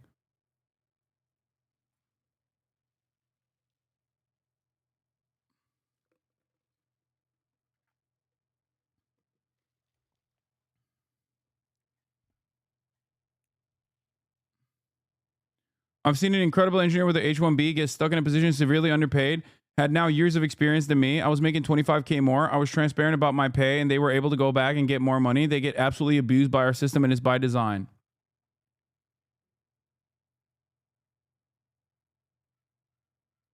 Salam, off topic, but a valid question. Do you not think your fundraising campaign that raised funds for Palestine way back gave Hamas the ability to carry out the 7th of October 2023 attack, even if not intentional? It's just something that weighs on my mind that I wanted to ask. Yes, the Palestinian Children's Relief Fund and the many other on-the-ground charities that we worked with that have to be sanctioned by the state of Israel to be operational to begin with inside of the Gaza Strip. Some of those children actually carried out the October 7 attack, even though we fundraised after the October 7 attack.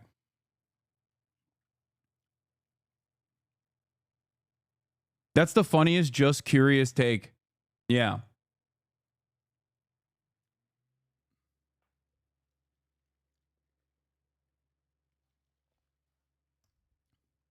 That's funny.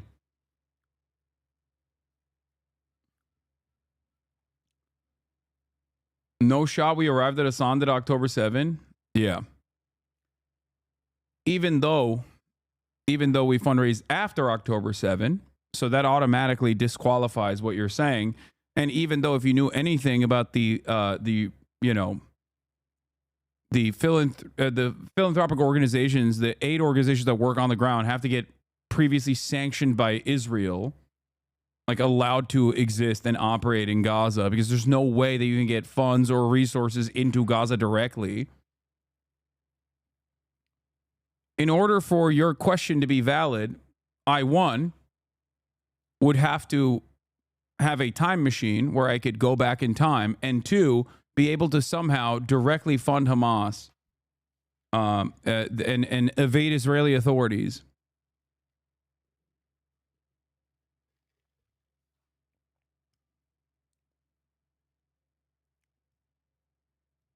Do you think I have a time travel machine?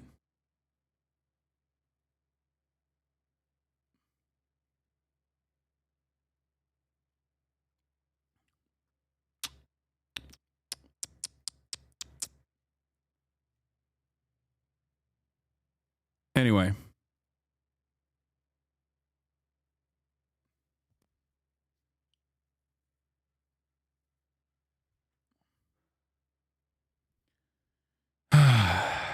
Why is the chatter not responding? Following since 15 minutes ago.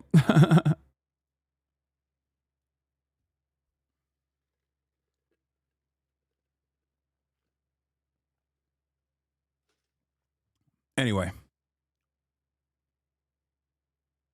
He got his clip.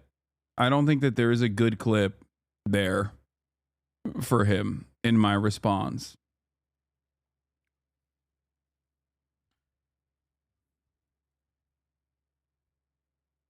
What is this? Bernie's not responding to the full claim. Dude, you think I'm going to read this like Elon Dick Rider writing an effort post? His description on his Twitter says, make nuance cool again.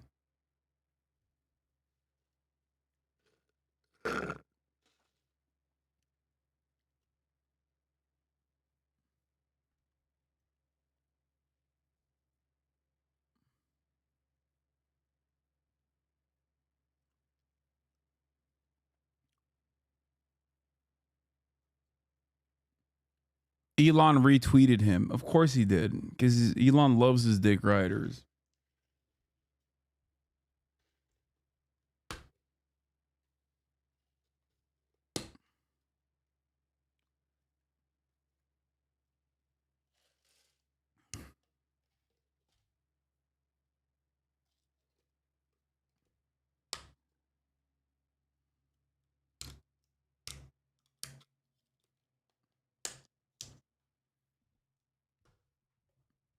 Bernie's not responding to the full claim. Elon and Vivek both acknowledge that the current H-1B system is broken and needs to be fixed so it isn't abused in the way Bernie describes. Yeah. Which, you know, takes Elon at his word, which I find to be a foolish endeavor. They've also said it needs to be used to recruit top engineers. These two claims are compatible. This is the second time in 2 weeks he's done this. He did the same thing when Elon helped tank the 1,500-page spending bill. It's just another form of identity politics. Instead of focusing on channeling racial hostility, it's channeling class hostility. Billionaires are evil. It's divisive. Don't fall for it.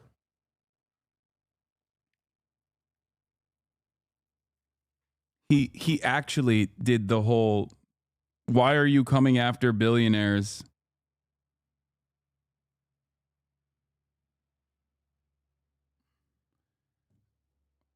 Channeling class hostility. How is that a bad thing? There is not a moment where there isn't class collaboration among capital owners. They are very well aware of their class position. They have designed society in a way that benefits the capital owning class. That is what capitalism is. What a ridiculous thing to say. Of course Elon Musk retweeted this.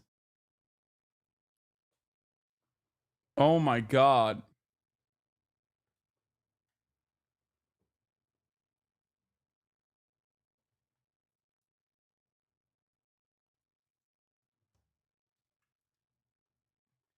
I like the way that this guy, liberals, right-wing liberals are so funny because their politics are so indecipherable when met with class politics, where they go, oh, you're doing identity politics, actually. Sir, you're doing identity politics by engaging in class. Yeah, class politics is identity politics as well, actually. After all, billionaires are an identity.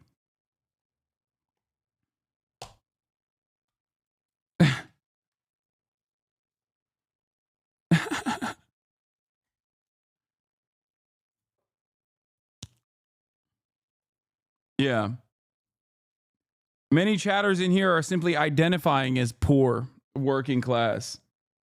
If only they started identifying as billionaires, they would be able to, become billionaires. That's how it works. That's the power of, that's the secret right there. All you need to do is identify as a billionaire. That's how it works. He did the meme. Yeah, don't replace the culture war with class war, bro. Please don't worry about why you pay more in taxes to billionaires. Worry about the war on Christmas, the trans agenda. Please, bro. Stay distracted, bro.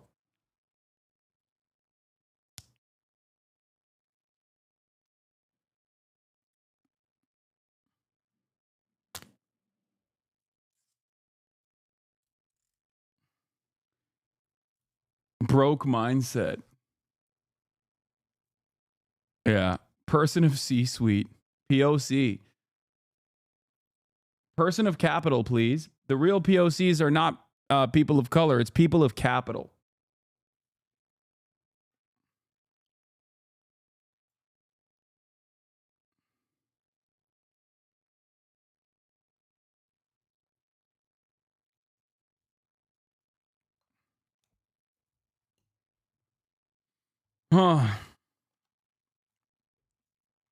Anyway, here's where Bernard has been on this issue, okay?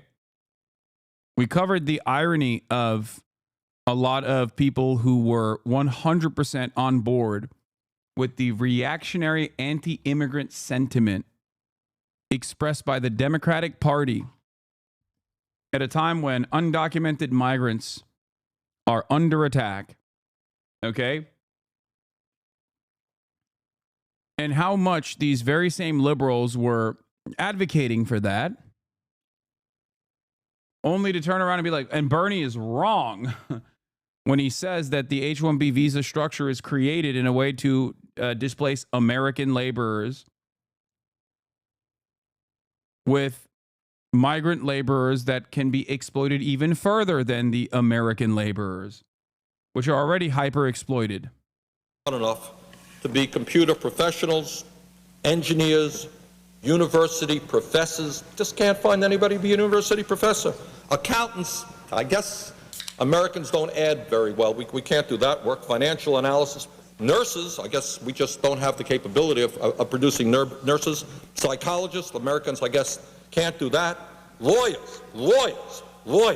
My God, if there's anything the United States is capable of producing are lawyers, but I guess we need more lawyers to come into this country as well, and elementary school teachers. Madam President, I guess the young people who graduate college in America are not quite qualified to be school teachers. Now, Madam President, if Americans won't take low-skilled jobs that pay poverty-level wages, and presumably if they're not smart enough to do high-skilled jobs, I think the question we have to ask is what kind of jobs are going to be available for the American people. We can't do low-skilled jobs. We can't do high-skilled jobs. Hey, what's there for us? And I happen to think that the Congress should be spending a lot more time discussing this issue and making it easier for us to create decent-paying jobs for American workers instead of allowing corporate interests to drive wages down by importing more and more people into this country to do the work that Americans should be doing.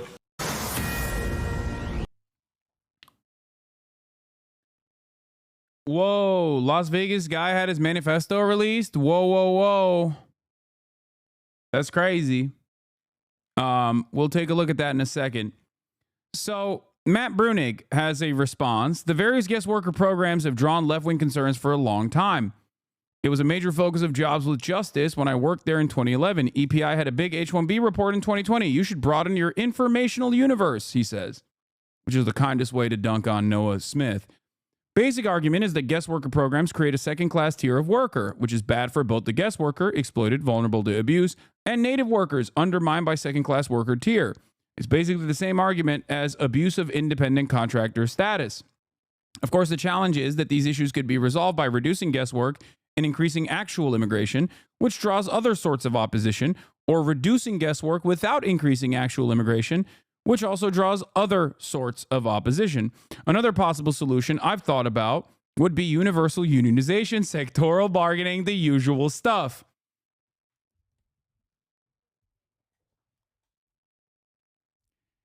I don't know.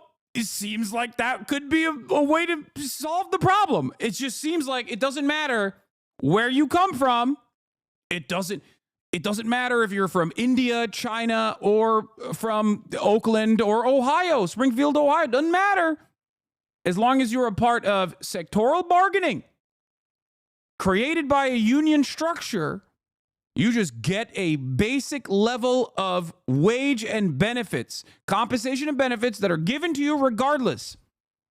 Feels like that's a more ethical process. Now, of course, that's crazy. Why is that crazy? Because that would undermine the profit seekers. That would ruin capital owners. You cannot do that. Incorporating guest workers into a collectively bargained agreements where they are necessarily equal and treated the same as other unit members would go a long way. It would be interesting to see what H-1B employers would say about mandatory collective bargaining for any employer using a guest worker program. I know Elon wouldn't be too happy. He's already of the mind that native Tesla workers shouldn't be allowed to unionize.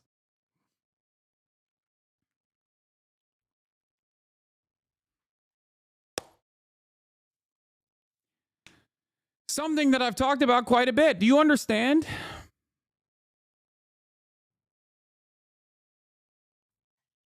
Do you understand?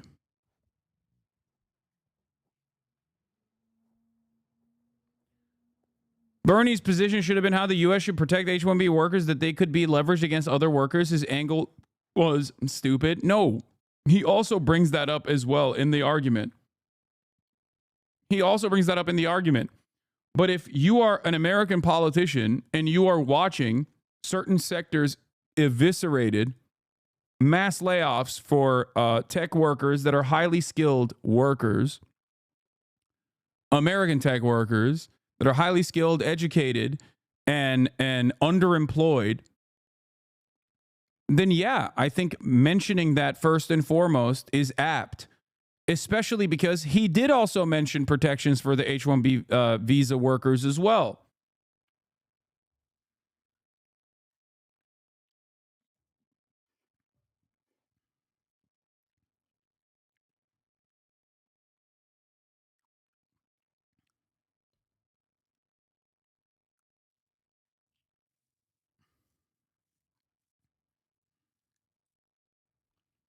But Bernie said dog trainers, and I didn't like that phrasing, so we unfortunately must continue the status quo. Yeah. Not gonna lie, I'm starting to become a hater as well. To be honest, you're a bit too often vindicated. It's just a bit suspicious at this point, not gonna lie. That's a weird reason to be angry at me, but okay.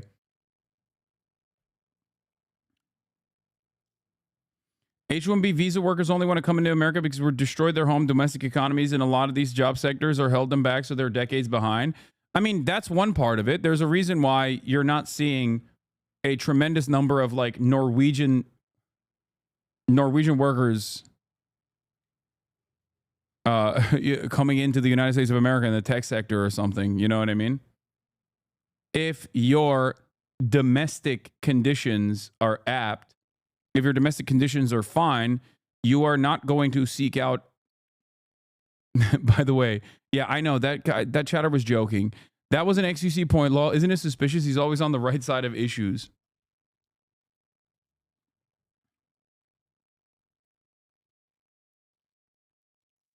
That is wrong. They do come, but they get their green cards faster. No, not by the same numbers, though. I mean,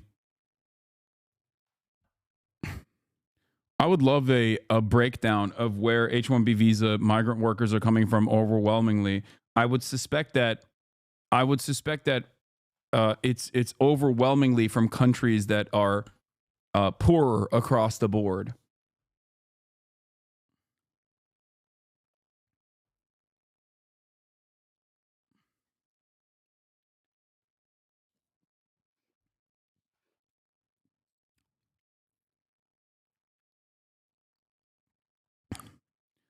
A bleeding Representative Virginia Fox is currently receiving medical attention, holding her nose as she receives AIDS. Appears to have fallen down marble stairs on the west side of the house. Lots of blood, but officer tells me she's okay. As press is cleared from the area, she is conscious and talking.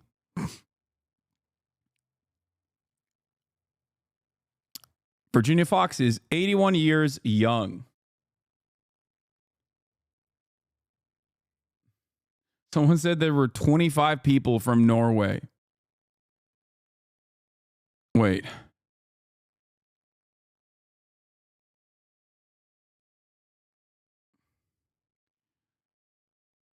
$420. Oh my God. H-1B visa petitions by gender and country of birth fiscal year in 2019. 74% is from India. 11% is from mainland China. 1% is from Canada. 0% is from, Jesus Lord mercy, like Iceland. The total number is 33.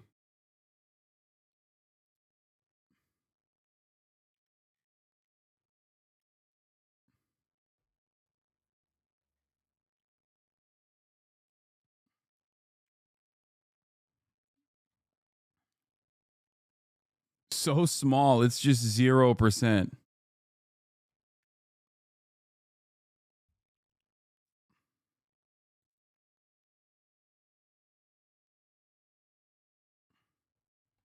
There's also different visa structures for like there's also different ways of getting legal permanent residency in the United States of America for different countries. So this doesn't show the entirety of the story.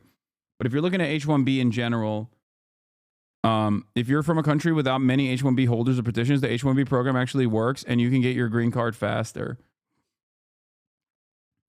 There's also obviously the number of citizens that live in those countries, obviously, a much larger country.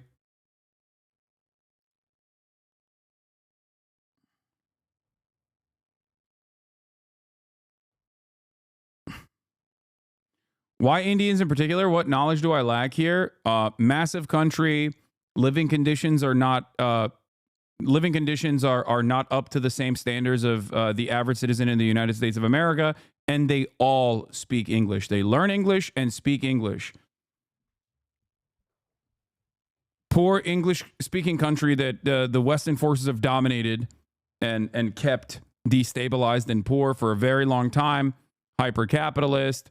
And also very educated.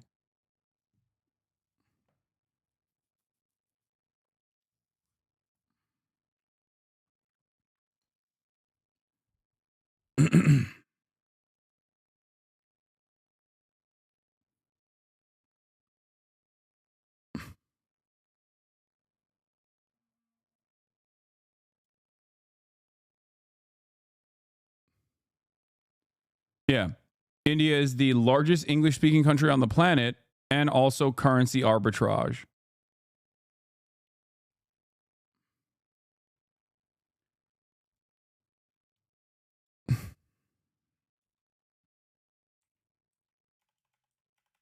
What is the percentage? What is the number of English speakers in India? The number of total English speakers in India is 228,538,090. Okay? The United States, the number is 297,400,000, at least according to Google. List of countries by English-speaking population. I don't think those numbers are completely accurate. So less than 25%. Dude, what are you talking about? It's almost the size of... The number of English speakers is virtually the size of the American population. Like, it's almost up to the... America is a country where most of the citizens barely even speak English to begin with. That is a ginormous population of English speakers.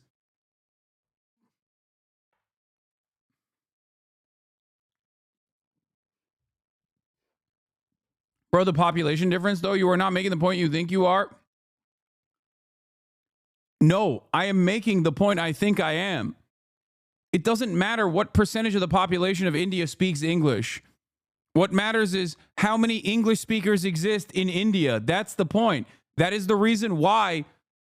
That is the reason why it is a perfect opportunity for American corporations. If you ask me the question, like, why India, this is the answer. If you look at the list of countries by English-speaking population,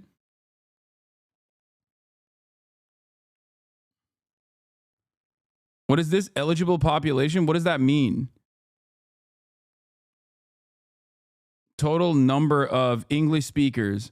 Number one is the United States of America with a total number of English speakers being at 297 million. Number two is India with 228 million. Nigeria is number three with 125 million.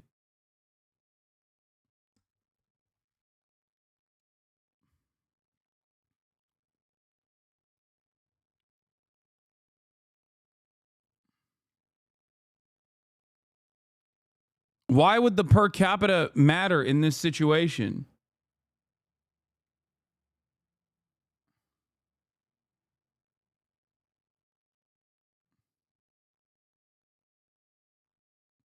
Why would per capita matter at all in this situation? You have a country where there are 228 million people that speak English. The language barrier is a massive barrier for foreign labor. Per capita in this regard doesn't matter at all.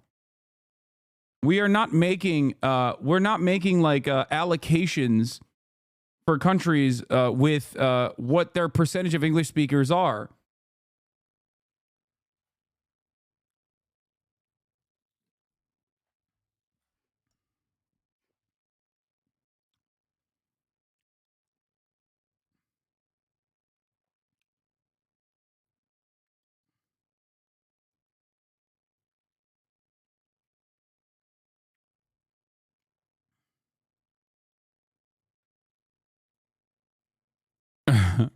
If you combine India and Pakistan, the number of English speakers in India and Pakistan combined is larger than the number of English speakers in the United States of America.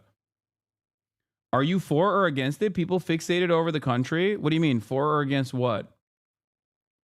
I am for migration into the United States of America. I understand that it is part of the reason why America is the country that it is. Immigration, on the other hand, cannot be used as a mechanism to further exploit both the migrant population that's coming in and also the documented labor pool that exists in the United States of America. currently as it stands, given that this is a capitalist nation, that the way that this works is that the H-1B visa structure, the H-1B visa structure is used as a way, privileged add take. Okay, if you say add one more time, I'm going to laser you.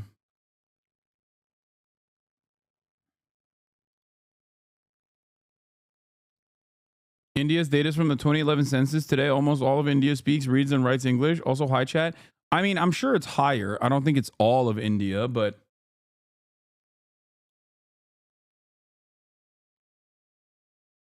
cringe as Zoomer lingo.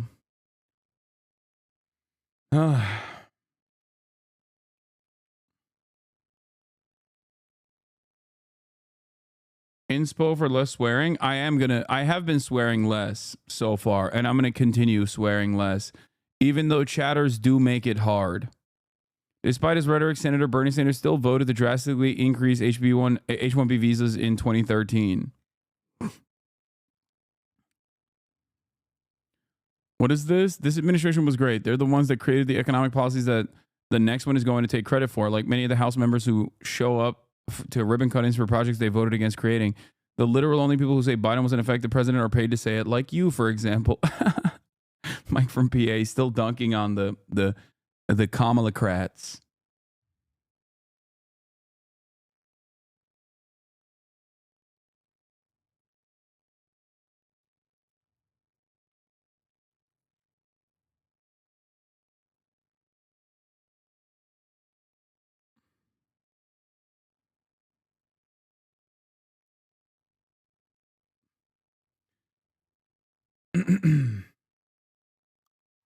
Okay. Now let's move on to the FBI and the New Orleans attack. There is more evidence or more information coming out, and also some news about the Tesla Vegas bombing as well. Okay, the full presser where they release parts of his manifesto is in here as well. But let's start with the New Orleans attacker first.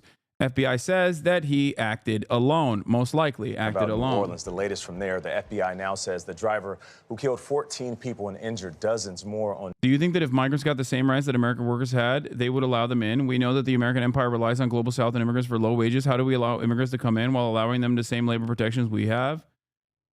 I mean, it's pretty simple. If the H-1B visa structure worked in the way that they claimed it worked, which is fulfilling certain roles in the labor pool that we literally do not have people to fulfill, then yeah, that would still be an argument that people can make.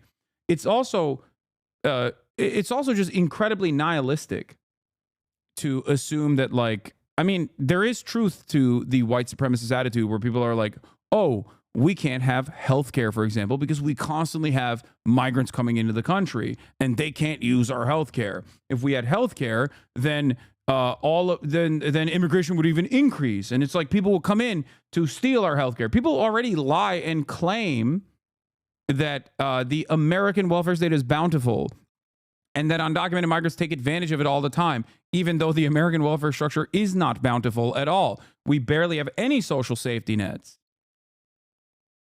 On New Year's Day acted alone.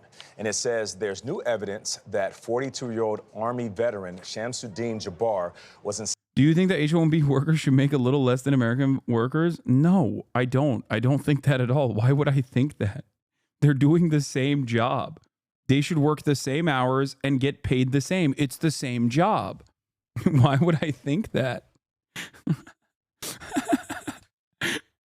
I like this argument, though. He's like, come on, just a little bit.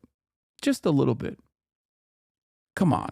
Sorry, it was just a question. No, I know. I'm not treating you as a hostile entity. I just think it's funny and maybe a little cute the way you asked that question. Come on, just a little bit. What's the difference? Come on.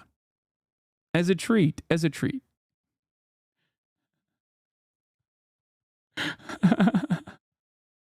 Inspired by ISIS. There's also a military connection with the driver of the cyber truck that exploded outside a Trump hotel in Las Vegas just hours later. But authorities say there's, quote, no definitive link between the men responsible for the attacks. We have correspondents covering every angle of this. CBS Saturday Morning co-host and former First Lady of New Orleans, Michelle Miller, is in the French Quarter. Michelle, good morning. Good morning to you. Well, the Big Izzy certainly knows how to bounce back after a tragedy. And he's done it certainly more times than we can count. The world-famous party district known as Bourbon Street reopened to the public on yesterday. And it was a bustling, joyous experience for so many people coming to enjoy the city.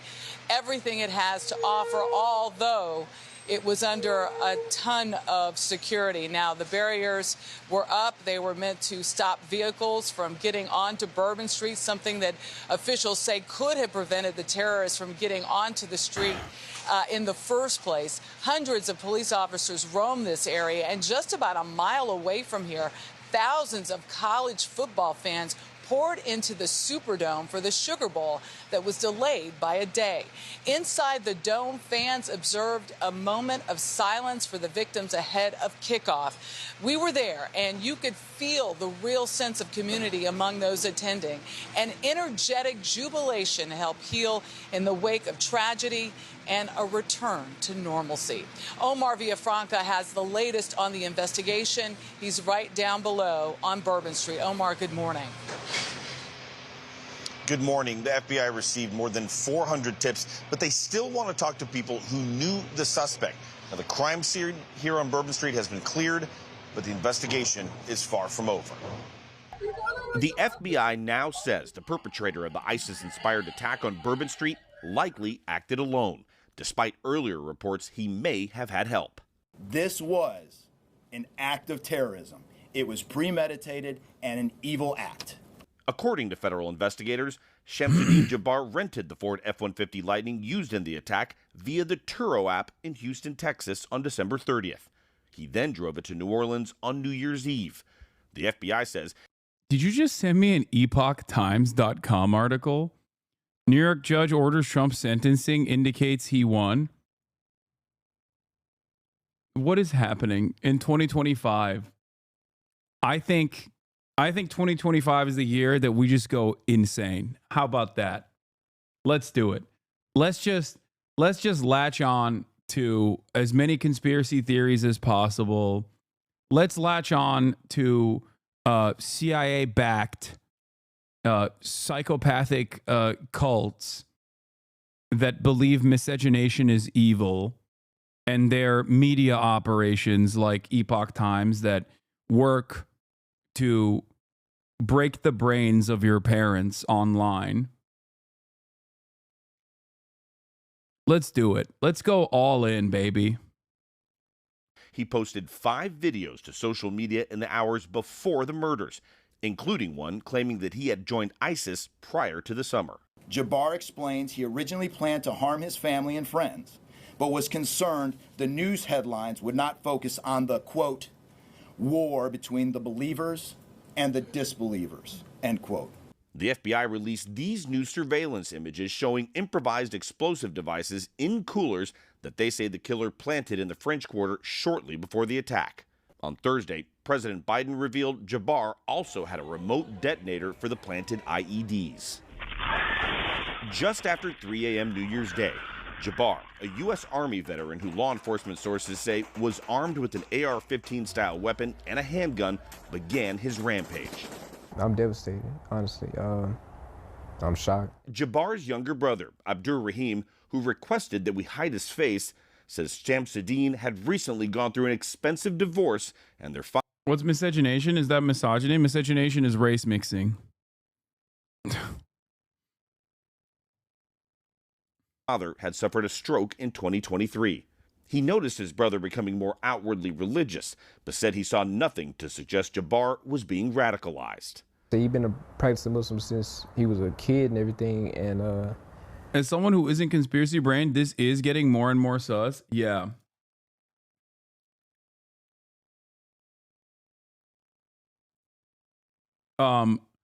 It's also getting like it's giving Israel. I'm not gonna lie, because apparently they went to his house and basically brought in a whole bunch of random people, okay, to basically be like, hey, just so you know, like just so you know, we're gonna do like this lady was allowed in before the FBI. It's a weird situation.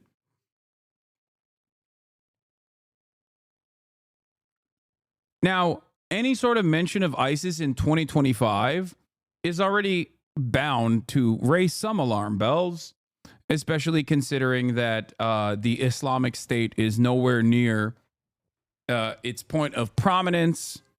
And even when it was, it still obviously was, let's just say it's suspicious that ISIS almost always, with the exception of some lone wolf attacks, is constantly working against America's foreign adversaries.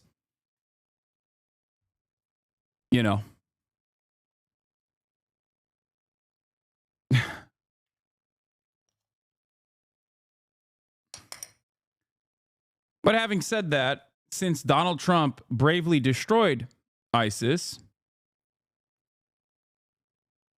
it also seems odd that they would come back in a big way like this. ISIS itself hasn't also, I don't think, as far as I understand, I don't think that they have, taken ownership over this attack either. So it could be a case of, like some random nut job saying like, no, I actually learned everything from ISIS. I wanted to be ISIS, but even the media reporting on the matter shows that like he, one, seemingly was working alone, and two, that in recorded videos, he basically was like, I have two options here: murdering my entire family and joining ISIS. And I decided I'm joining ISIS now. So at least that's what they have reported in the media. That's what CNN has reported. That's what the FBI has revealed.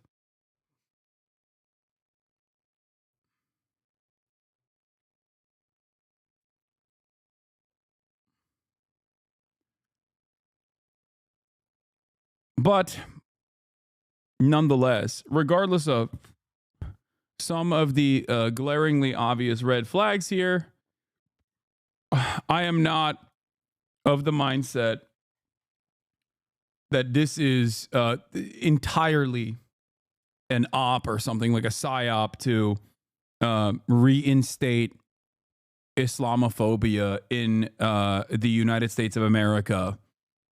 Like, I don't know. I think it can be just a situation that people will take advantage of to do that if they want to. I think he took a step away from the religion at some point in his life, and then he came back into it. Yeah, so his brother is the only person, it seems, that claims that Shamsuddin was Muslim. Even the New York Times reporting, and also our own reporting here, talking to Shamsuddin's niece yesterday,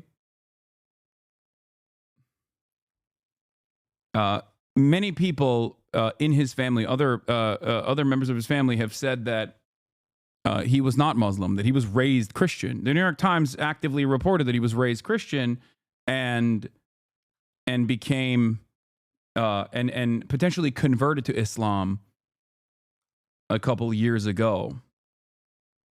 No, this is not her father. This person, I think, is the half brother. You still haven't gotten in trouble for that by the FBI? Why would I get in trouble for that?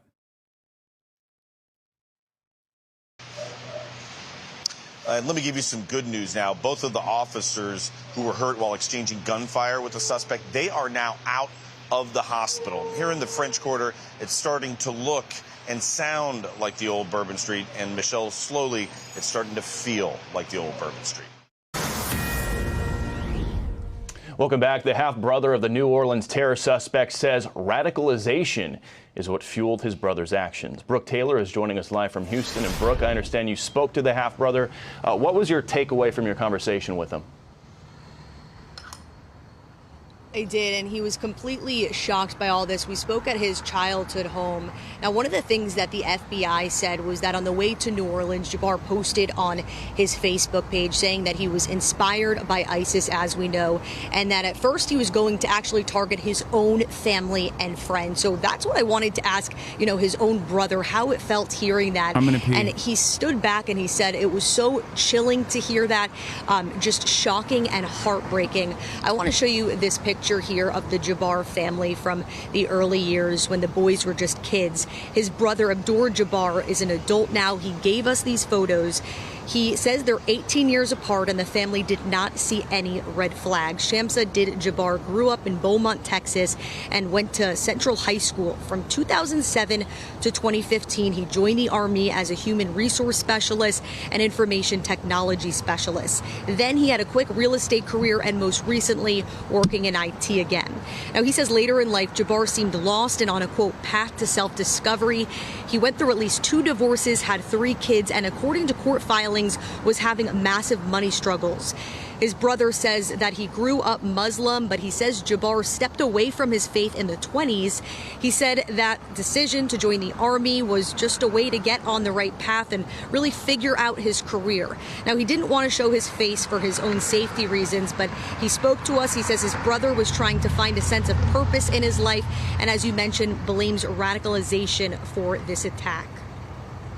I think so, yeah. I mean, started from the military, and then after the military, after his divorces, I'm sure he was looking for some type of guidance to help, in his life, something to give him the right answers. This would be the only indication that I have that there was some radicalization that came into play, because, like I said, outside of this, nothing else raised any type of alarms, And investigators right now trying to identify that path, how we went from Army vet to ISIS supporter, and sources just told us that they confirmed there was bomb-making materials in his home here, but they wouldn't elaborate yet on exactly what those materials are, Bill. And that's got to be tough for the family to hear that he initially wanted to kill them, but felt it wouldn't generate enough headlines to do so. Brooke Taylor, great job getting that interview live for us in Houston this morning. And Omar, as I understand it, there is a vigil scheduled for the public here in the French Quarter on Saturday to mourn the loss of those who died. Of course, the loved ones of the 14 people killed in the attack are also mourning their losses. We have learned the identities of those 10 victims, or at least 10 of the victims. They range in age from 18 to 63 years old. Then he said that the stepfather was Muslim and that's how the perp became Muslim in his youth. No, she said that he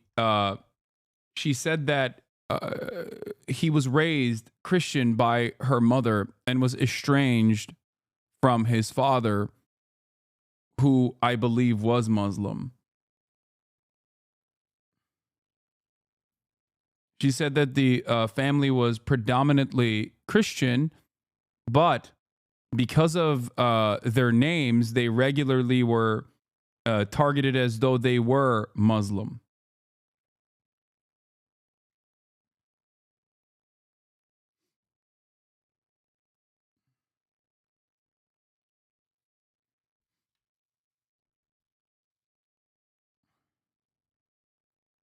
Stepfather was Muslim, that's the reason.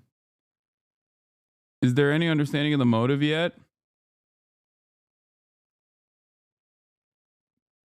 Yeah, the person's father was Muslim. He was raised Catholic.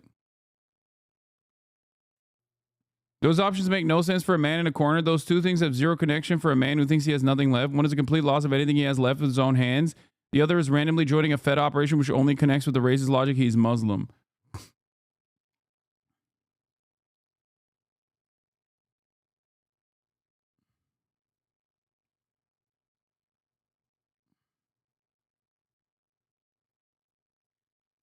I mean, it doesn't matter. At a certain point, everyone understands that he converted to Islam. Okay, that part is correct, and not only that, but also he did become more and more insane. Like at a certain point, he lost his dang mind. Okay,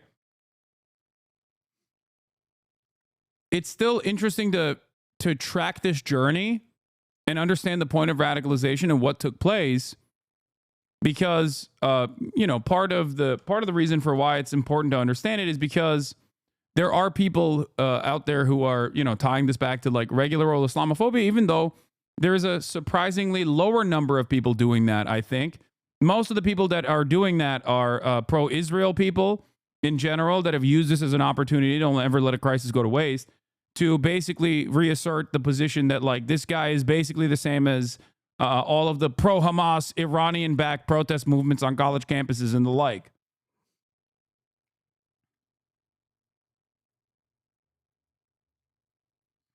Tony DeCopel brings us the stories of some of their families. Also, I have a question for you guys. This is the worst question to ask. I have isopropyl rubbing alcohol. I have merthiolate, which is benzalkonium chloride, 0.13%. And I have povidone iodine swab sticks. Now, why do I have all these? Because I want to clean the remainder of Kaya's scar. Not that she has any issues or anything like that, but I don't know what the best one is to use. Quit doing news slice of life stuff is like this is better. Bro has bomb making material at home. The iodine swab sticks is better. Soap and water? Wait, really?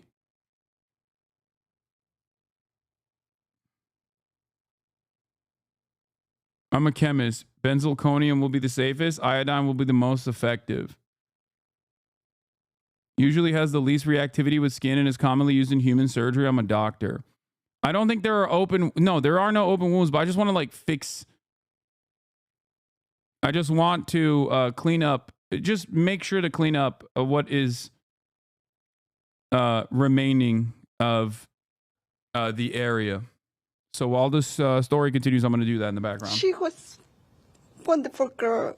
She was 27 years old. She smiled all the time. She liked to help other people. Martha Patricia Perez's daughter, Nicole Perez, managed Kimmy's Deli just outside New Orleans and was a loving mother to her 4-year-old son. She had a lot of dreams. She had a lot of dreams. She can't do it now. She's gone. Because the terrorists killed my daughter. Reggie Hunter from Baton Rouge was 37, a warehouse manager and father of 2. His youngest, still just a toddler. And his cousin, Sherelle Robinson Jackson, says he was someone who liked to laugh. Made everybody laugh at the family. A great dad. Nikira Cheyenne Dido had recently graduated high school in Mississippi. Just 18 years old, she had dreams of becoming a nurse. And another 18-year-old, Kareem Badawi, a freshman engineering student at the University of Alabama, after high school not all that far away from Bourbon Street in Baton Rouge. Martin Besh, meanwhile, known by his nickname Tiger, played wide receiver on the Princeton University football team. A ferocious competitor, his head coach said, with endless energy. His laugh was contagious. Zach Colgan remembers his cousin Matthew Tenedorio as a goofball who at 25 simply wanted to make people laugh. This shouldn't be happening to our nation. 14 different people drawn together by, of all things, celebration. Now 14 different families united in grief. For CBS Mornings, I'm Tony DeCopel in New Orleans. Earlier today, I spoke with Dr. Jeffrey Elder at the University Medical Center here in New Orleans. It's a Trauma 1 hospital very close to here. He specializes in emergency medicine. He had been on work all day long, went back home, was then called back in after the attack. Were most of the injuries from the vehicle itself, or were there gunshots as well? Yeah, so it was interesting because when you talk about injuries, you think of a blunt mechanism like a car crash, or penetrating trauma like a knife wound or a gunshot wound, and really here we had both. Most of our patients were unfortunately suffering blunt trauma, so they'd been hit by the vehicle and had injuries to the abdomen, the chest, the head, and a lot of broken bones. We had a few patients, really the minority, that had gunshot wounds that were here. This hospital is about 10 years old. It's really beautiful.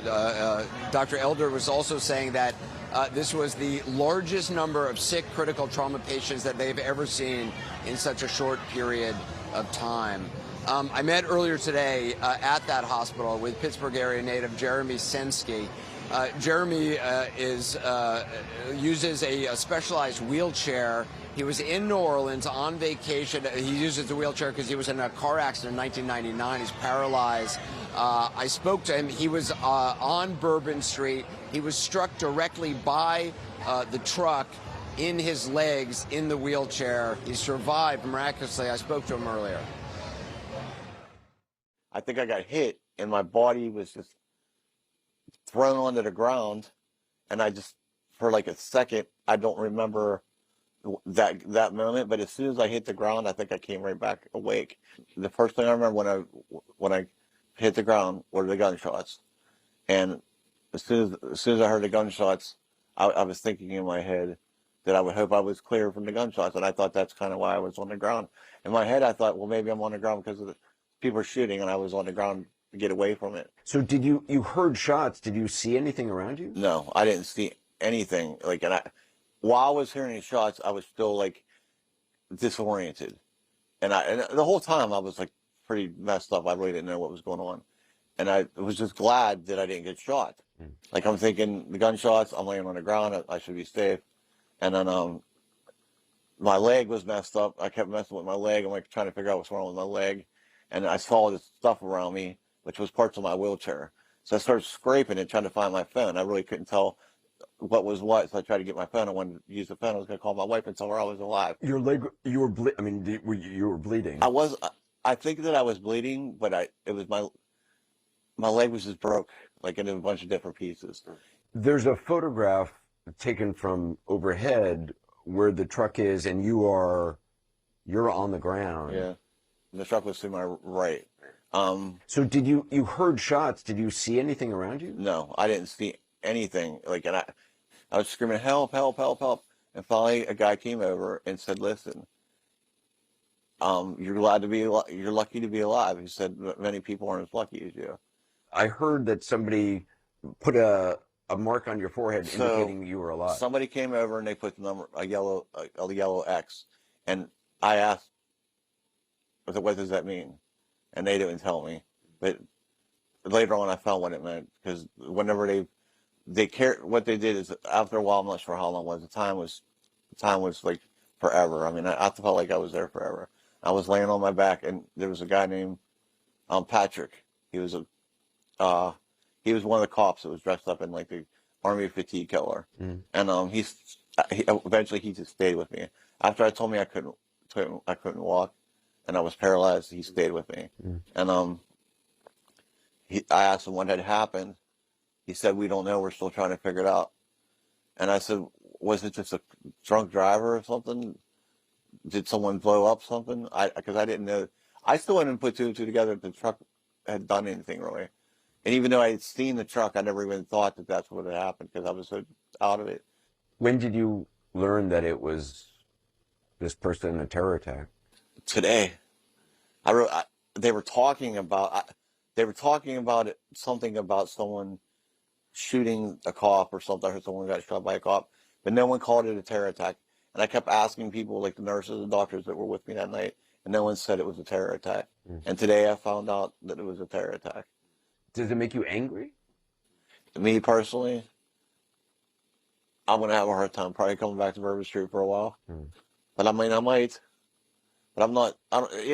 My whole thing was you should feel safe there. And hopefully there was definitely things that were wrong. They didn't put up the stupid thing at the end of the road that I had to drive over my wheelchair. That's supposed to stop the cars. Wasn't up. So that was definitely a problem. Like that thing that was supposed to be up was down. I drove over it. I did get pushed over it, but it was only this tall, like 5 inches tall. Something like They said it needed to be repaired or something. Yeah, well, they should have repaired it before New Year's Eve. Is there anything else you want people to know? I don't want to take up too much of your time. I'm just happy to be alive, man. I don't want people to be afraid to go out and do things. I really don't. I mean, this could happen anytime, anywhere, but what are you going to do? Stop living your life?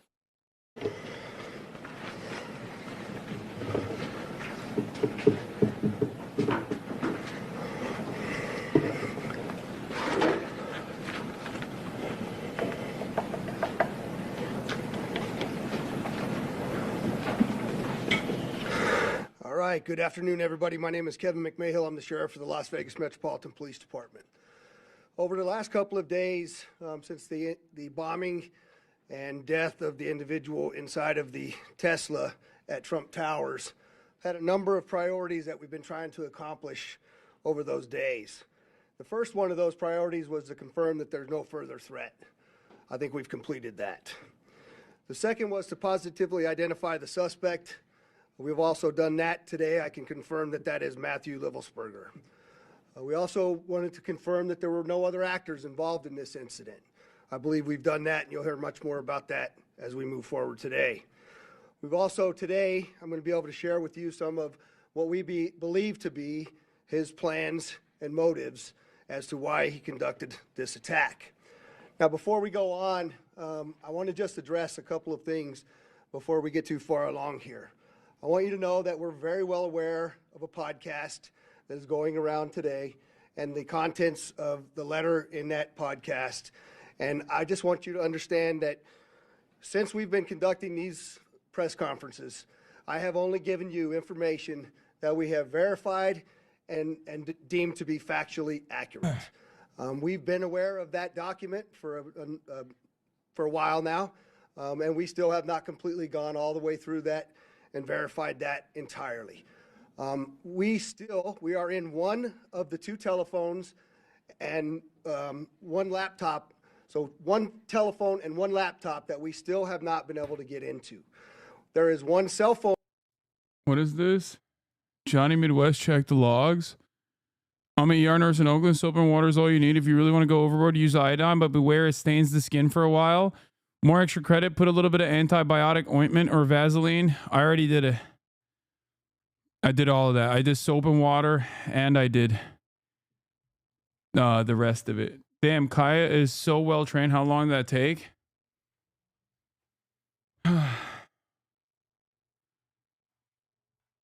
My king, please go wash your hands. Fine.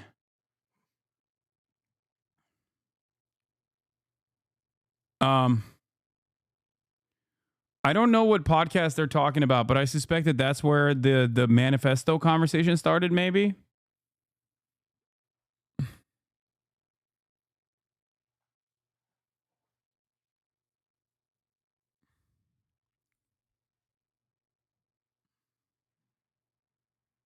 Wait, he was on Sean Ryan's pod?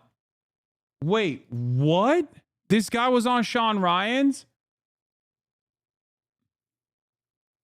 Breaking. Sean Ryan just dropped the emergency Matt Livelsberger episode, allegedly posting an email manifesto from the Green Beret behind the Tesla truck. In an email dated December 31st, this makes sense. Sean Ryan is like the... Sean Ryan is the #1 podcast for guys like this. He's the guy whose podcast had Pete Hegseth on as well.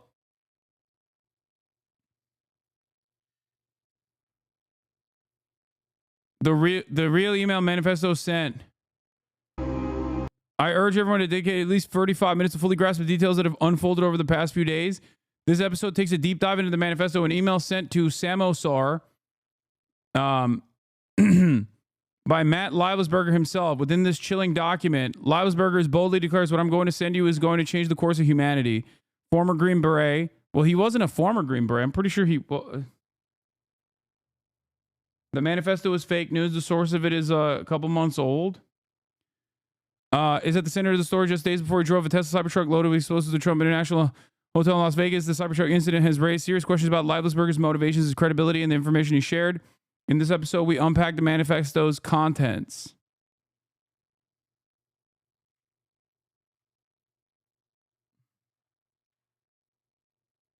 That's twice now true crime terrorists and mill murderers to appear on Rogan and Sean Ryan. Yeah, we'll take a look at it. We'll take a look at the... This is the one they went over in the press conference. Fellow service members, veterans, and all Americans, time to wake up. We're being led by weak and feckless leadership who only serve to enrich themselves. We are the United States of America, the best country people ever to ever exist. But right now we are terminally ill and headed towards collapse. This was not a terrorist attack. It was a wake-up call. Americans only pay attention to spectacles and violence. What better way to get my point across than a stunt with fireworks and explosives? Why did I personally do it now? I need to cleanse my mind of the brothers I've lost and relieve myself of the burden of the lives I took. What? That we are getting into, and I can tell you he that is we a Trump are barely supporter. He was a Trump supporter. Scratching the surface, and almost hourly receiving additional information requiring substantial investigative effort I don't know if on this the part is of this joint investigation between ourselves, the FBI, and the ATF. And so, again, while I understand all of that is out there, I believe it is our responsibility to give you what we know to be a fact, and that is what I will continue to do as we move forward. A couple of questions came up in regards to the positive identification of the suspect in the vehicle. I want to give you a couple. Yeah, he texted his ex. It's so wild that Connor O'Malley is genuinely Nostradamus. Las Vegas bomber reached out to his girlfriend ex-girlfriend a few days before the attack. I rented a Tesla Cybertruck. It's the shit. I feel like Batman or Halo. Oh, okay. It's been wild. So much learning and fun. I rented a Tesla Cybertruck. It's the shit. I'm building drones in my new position. You would love it. I feel like Batman or Halo. I don't know if this is cool or I should bully you about it. How fast is it? Ungodly. I feel like Batman or Halo is such a funny take. CNN has an email. Leibelsberger said in an email the day before the explosion that he was armed and in possession of a massive VBIED and expressed conspiratorial concerns that government agencies were tracking him. A copy of the email viewed by CNN said, okay, I trust this. New details on the Cybertruck explosion. Master Sergeant Leibelsberger was diagnosed with depression last year, but had not been assessed to be a risk of violence or suicide. Two U.S. officials familiar with his record tell me and Natasha Bertrand. This is from CNN. Law enforcement has received the message and examined where the email originated and believe it was written by Leibelsberger, a law enforcement official familiar with the investigation, told CNN.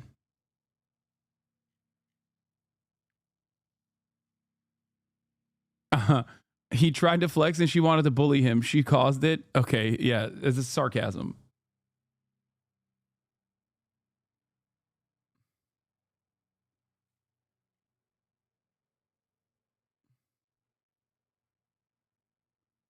It's been posted on Reddit. Do claim the drones are Chinese craft based on alien technology. Okay, dude, I don't think. He also drove to the wrong Las Vegas at first. The guy who blew up his Cybertruck accidentally went to the wrong Las Vegas at first. Wait, what? I don't believe this account is a meme account. That account is a meme account. I don't think he went to Las Vegas, New Mexico on accident.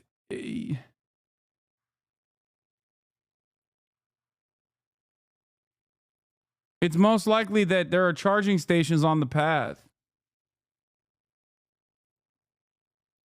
Yeah.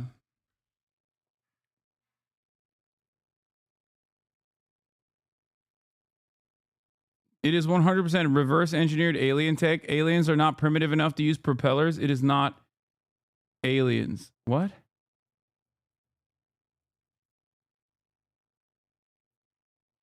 Yeah, I suspect that in the mountaintop, they don't have as many Tesla supercharger stations. So he was forced to drive around the mountains rather than over it, but I don't know. Anyway, we'll look at the I'll look at the email, but I'm not entirely certain as to the veracity of this email. I don't know if it's legit or not.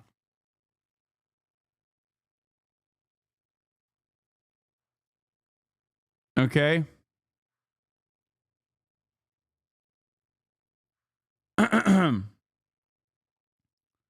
Couple of photographs as to what it was that we had some conversation around, because there's some tattoo comparisons that we needed to do.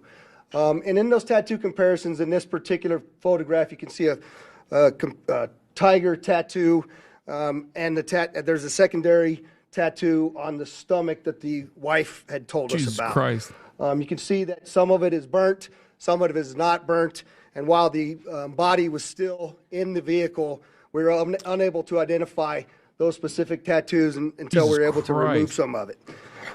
Secondarily to that, there's also a surveillance photograph that we obtained of our subject in Colorado wearing that very distinctive brown jacket. You'll see that a little bit later here in some of the photographs that one of the assistant sheriffs is going to talk to you about. There's also a lot of conversation that I hear out there about the fact that... Is he okay? Yeah, no, he's dead. He's dead. He's super dead. He's charred. Burnt to a crisp for the most part. He not only seemingly shot himself in the head, but he also detonated a sequence of explosives inside of his Cybertruck outside of Trump Tower, which, you know, doubly killed him, I guess. But yeah.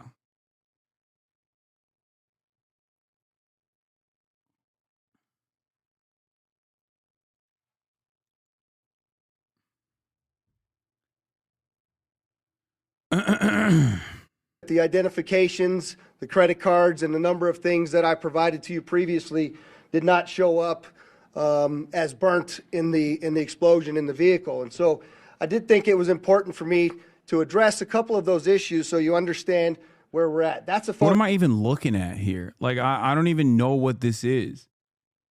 It's just like bits of Liveless Burger and a wallet. Is that what it is? Also, how good of a wallet is it that it just like protected the materials even after? Photograph of the wallet. It's a leather wallet. Clearly, it's burnt up pretty well. However, that wallet was found in the back seat under some debris in the vehicle, and it contained, you'll see in this photograph, the credit cards, so a photograph, and a number of other pieces of identifying information. I'm glad that they hid the credit card number. Because, you know, someone could use them. And it would be really lame. Someone could use that and steal Matthew Livelessberger's money. Military identification that I initially told you about was also located within inches of the wallet. And you'll see much of this stuff does have some burn damage on it. The passport that I described to all of you was found in the back, in the bed of the truck under debris as well, and you'll see a photograph of that in there. I also had mentioned to you that we were going to be doing dental records to identify the subject in the vehicle. The Department of Defense provided those dental records to us. We then forwarded them to the coroner, and the coroner also provided a positive identification for us. Finally, we had also requested DNA from the family, which was provided to us, and it matched to our suspect. We then, of course, had now confirmed fully his identity to you. Johnny D. Fango, thank you for the 10 community gifted subs, allowing 10 people to no longer see the ad break at the top of the hour, which doesn't come anyway, but still, you can still subscribe yourself for free with a Twitch Prime if you would like to do so, or for $5 or $6. right. Thank you, thank you, thank you.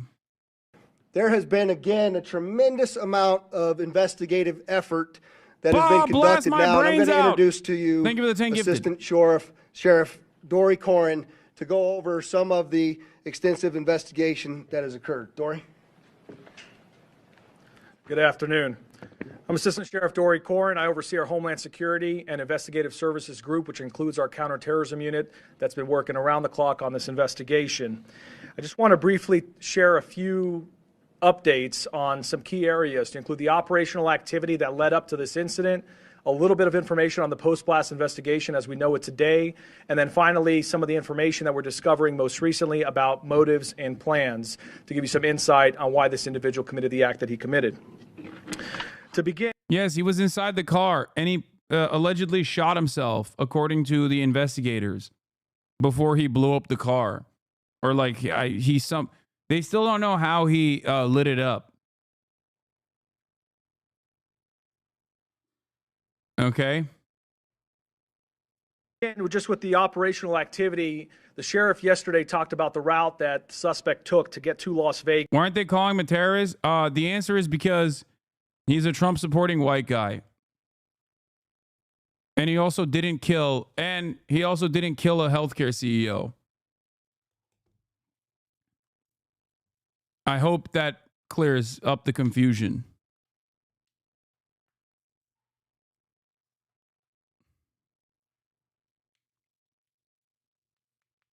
Why did he do it? We still don't fully understand what his motives were. Vegas. We used a lot of this information to be able to track down video surveillance footage around different locations, as well as financial records, as well as call data He records. also didn't, I think he intended to do a big bang and maybe even kill some people, but he didn't end up killing anybody else. Just himself. As well as looking at the Tesla charging stations to be able to determine exactly which route the individual took, but more importantly, that it was the individual that we've identified, as well as the only individual in the vehicle during the path that he took to Las Vegas. As you'll see here in this video here at one of the charging stations, there's just one example. You'll see our suspect here. He'll exit the vehicle. He'll walk around the vehicle at different times. At one point, you're going to see that he opens the door of the vehicle, he retrieves a coat, he puts that coat on, and you're going to see that at different parts to include the photo that the sheriff talked about just a few minutes ago. Boggling to call this terrorism with no victim or no apparent motive is really interesting, because how do you think so many terror attacks are thwarted by the FBI? Well, usually it's the FBI that's goading the person into doing the act of terror, but they stop terror suspects regularly. And then sometimes the ATF will go in to the home of a person for having an unlicensed weapon, and they find 150 pipe bombs. And then the judge will say, well, you have no priors and you're white, so it's fine. You're not a danger to yourself or others. And they just kind of they kind of let you stay at home. Like the guy in Virginia. That's a real thing that also happened in these past couple of days, where they went to the home of a dude. I believe it was in Virginia. I forget where it was, but they found 150 pipe bombs in his home. And then he was still, the judge said he wasn't a flight risk nor a risk to others, and said that he could be out on, not even on bail, but he was under home detention.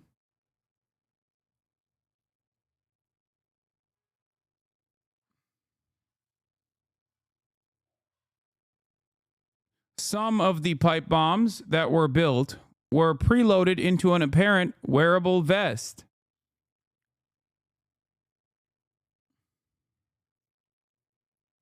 A lot of the pipe bombs were also completely unsecured, even though he lives with his wife and children. Prosecutor said Spafford also acknowledged keeping a jar in his freezer of HMTD, an explosive material that is so unstable it can be exploded merely as a result of friction of temperature changes. Investigators found the jar stored next to food items and labeled dangerous, do not touch. Seems like this guy had proper OPSEC.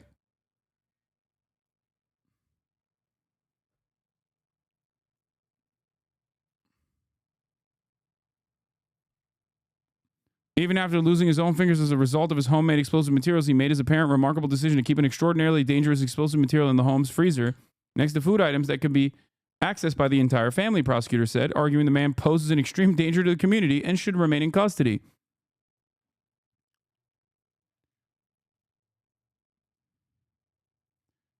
His lawyer said there's not a shred of evidence in the record that Mr. Spafford ever threatened anyone, and the contention that someone might be in danger because of their political views and comments is nonsensical. In fact, the evidence proved that Mr. Spafford is not a danger, but a hardworking family man with no criminal record.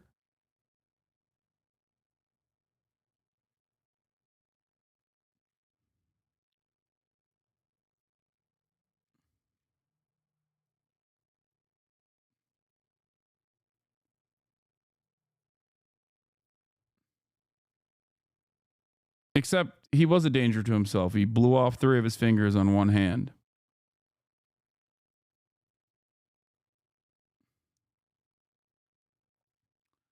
Anyway, yeah, he was a hard-working man, hard at work, making 150 pipe bombs.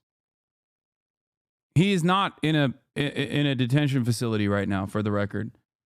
I'm pretty sure they released him and said, like, I think he's under house arrest currently.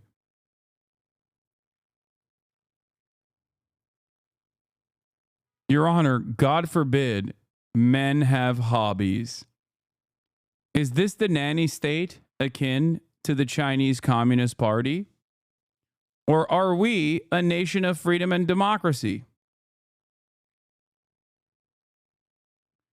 He had a $25,000 bond, as in 1/4 of the bond that the Florida judge had seen as a reasonable bond for the Florida lady with like children, the 42-year-old Florida woman with children, for the crime of getting upset at a phone conversation, a claims denial phone conversation with her insurance company. That's amazing.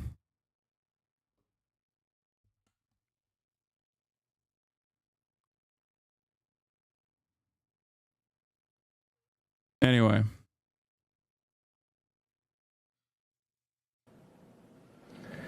We use this video information as well as what I said earlier about the financial records in terms of purchases being made with different credit cards, call data records, a video canvas at multiple locations, trying to use all of that to corroborate that the individual that we've identified is the same individual that drove that Tesla during that route that we've identified to Las Vegas. In addition to that, we also talked about the phones that were recovered. There were 2 phones that we recovered from the vehicle. Both phones were damaged. New York Times just reported on the manifesto. Okay, if the New York Times reported on it, we'll move on the manifesto. So maybe more credible than previously thought. Yeah, we are still cover trying the to manifesto access in a the second. data in one of the phones, but we have been fortunate, in our team, which is second to none, has done a really good job accessing the data in one of the phones that was recovered. You can see the phone here in the vehicle. It's very burnt from the outside. You can see another image here. But we're able to take this phone and be able to extract the data using a variety of different tools. And in that, we've identified a variety of information, but one thing in particular is there was an application in there that the suspect used to take notes. In that application, one of the notes is titled Surveillance Log by the Suspect. It appears to be more of a journal of activity. It dates for about 10 days leading up to the incident, from December 21st to December 31st of this past year. In that surveillance log, or as we would like to call it, a journal, because it's more of a diary of activity that he's conducting, we identify multiple locations that match what we have in the route. We identify activity that we've matched. So, for example, him purchasing firearms, him purchasing camping equipment or other types of equipment that were used in this incident, matched what our data showed in terms of the route and the video surveillance we were recovering along that route. Beyond the operational activity, I want to also get a little bit into the post-blast investigation. So make no mistake, this is a suicide vehicle-borne improvised explosive device, or short, it's a suicide VBID. We know also, as mentioned by the sheriff yesterday, there's a self-inflicted gunshot wound by the suspect. The coroner was very specific in their examination. It was an intraorbital gunshot wound, which essentially means that the suspect put the firearm in his mouth and discharged the gun, and ultimately the round came out to the left side of his head. In addition to that, in terms of our assessment of the post-blast to confirm that he's the only individual involved and the only individual in the vehicle, we did a variety of video and photo comparisons to match the clothing. So if you look here, for example, this is a video in Las Vegas, and you're going to see in a moment here where he parks the Tesla truck, he comes out, and you're going to see some descriptive clothing that matches some of the other video that we've recovered along the route. Please keep in mind, this is a very extensive investigation, so there's a lot of content for us to review and examine. We're just showing examples and samples as we get them. There's more information as we go through it. But in this video, you can see even the distinctive jacket that he is wearing in that vehicle. The other thing that's important is the sheriff mentioned yesterday that Tesla sent to us engineers to come to Las Vegas to help us extract data from the vehicle. It's so crazy that this dude was like, oh, I'm going to be a legend.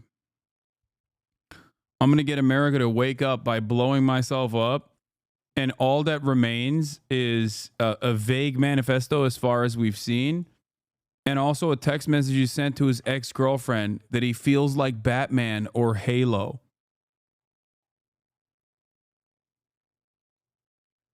Like that's...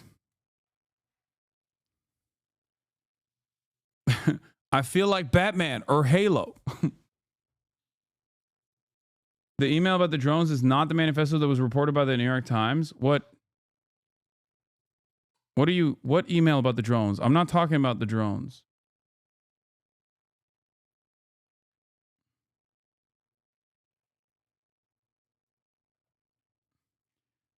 To be clear, some people are saying that purposely exploding a truck in a public space isn't terrorism just because he's a white dude. That's wild.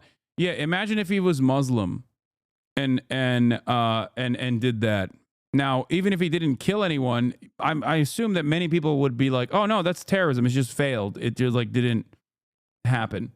Like it didn't succeed." The podcast manifesto talks about the drones. Oh, okay.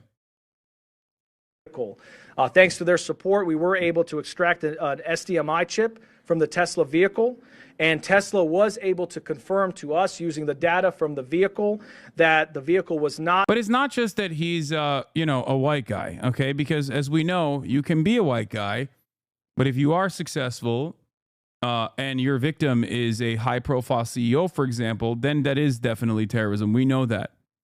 We know that to be true as well. Not in full self-driving mode at any time during this incident. Finally, the last category just to touch on is motive, which I know everyone is very eager to try to understand and be able to explain what happened. I'll reiterate what the sheriff said is we still have a large volume of data to go through and a lot of content to go through. As you know, with any one of our devices, there's thousands, if not millions, of videos and photos and documents and web history and all of those things that need to be analyzed. But with that, just as a preview for as we get information, we're trying to be as transparent as possible. There were a couple pieces of content we thought were important to share for now. One is in the note application, he seemed to have two letters. One letter in particular, as you can see here, this is an excerpt from that letter. He says, fellow service members, veterans, and all Americans, time to wake up. We are being led by weak and feckless leadership who only serve to enrich themselves. He goes on to explain a variety of other grievances and issues, some political, some personal, a variety of other things, which we will do our best to release very quickly here. But then there's a second letter where there's some more excerpts. This one seems to be dated after the fact. Wait. Feckless leadership. No, he wrote it right. The cop read it wrong. Here. But then there's a second letter where there's some more excerpts. This one seems to be dated after the fact in that notes application. And in there, you can read a couple of the excerpts. We are the United States of America, the best country, people to ever exist. But right now, we are terminally ill and headed towards collapse. This was not a terrorist attack. It was a wake-up call. Americans only pay attention to spectacles and violence. What better way to get... Oh, he said it's not a terrorist attack. Okay, never mind. Then that's fine. Guys, you don't understand. He said it's not a terrorist attack.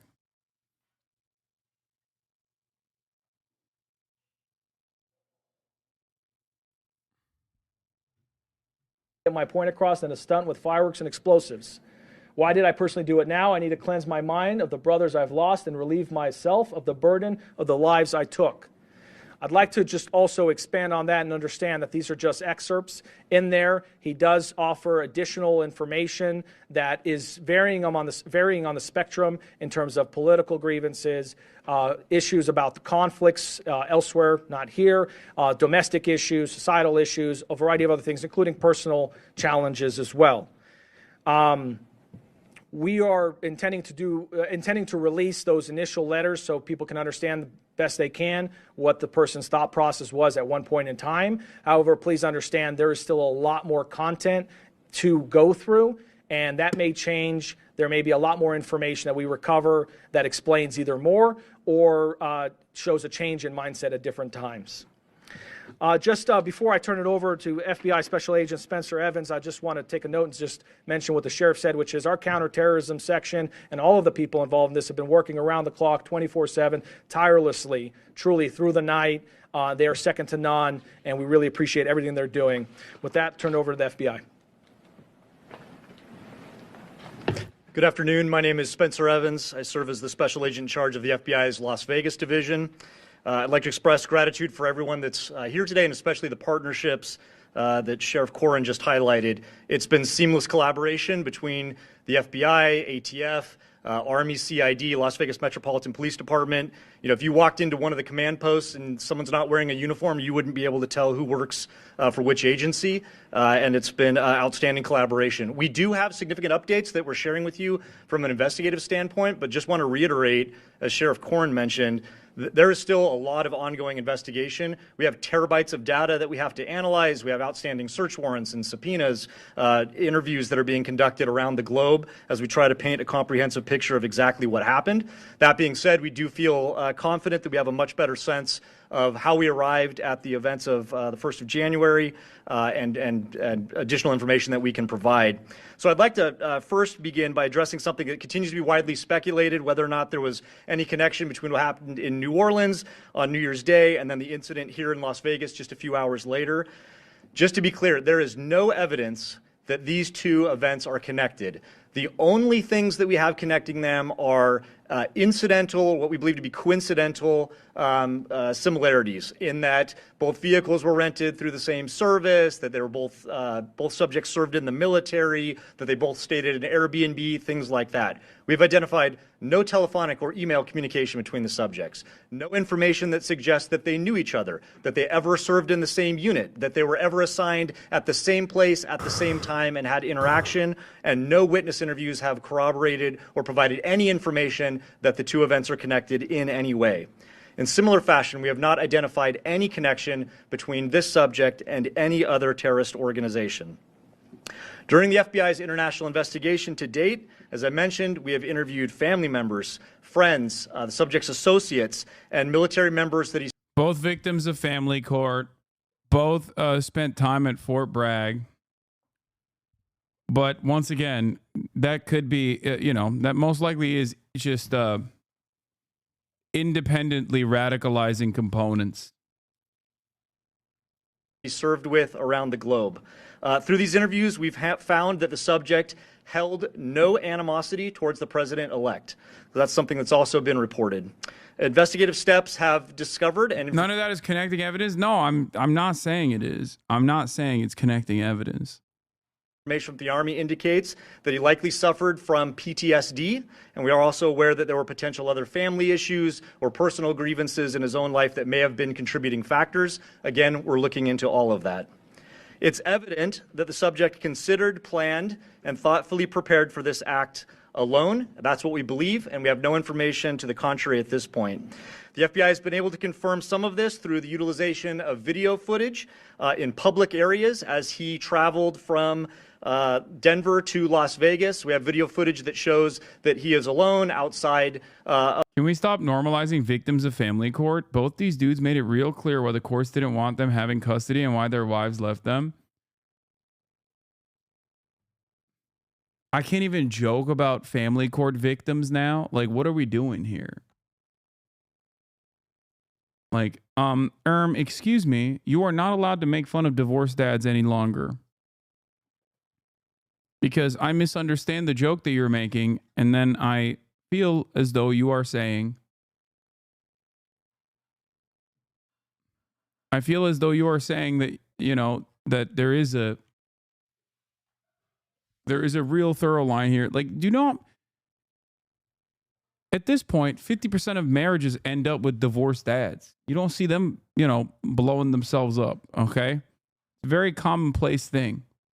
I'm making fun of a very common thing that happens in America that ends up making a lot of dads right wing.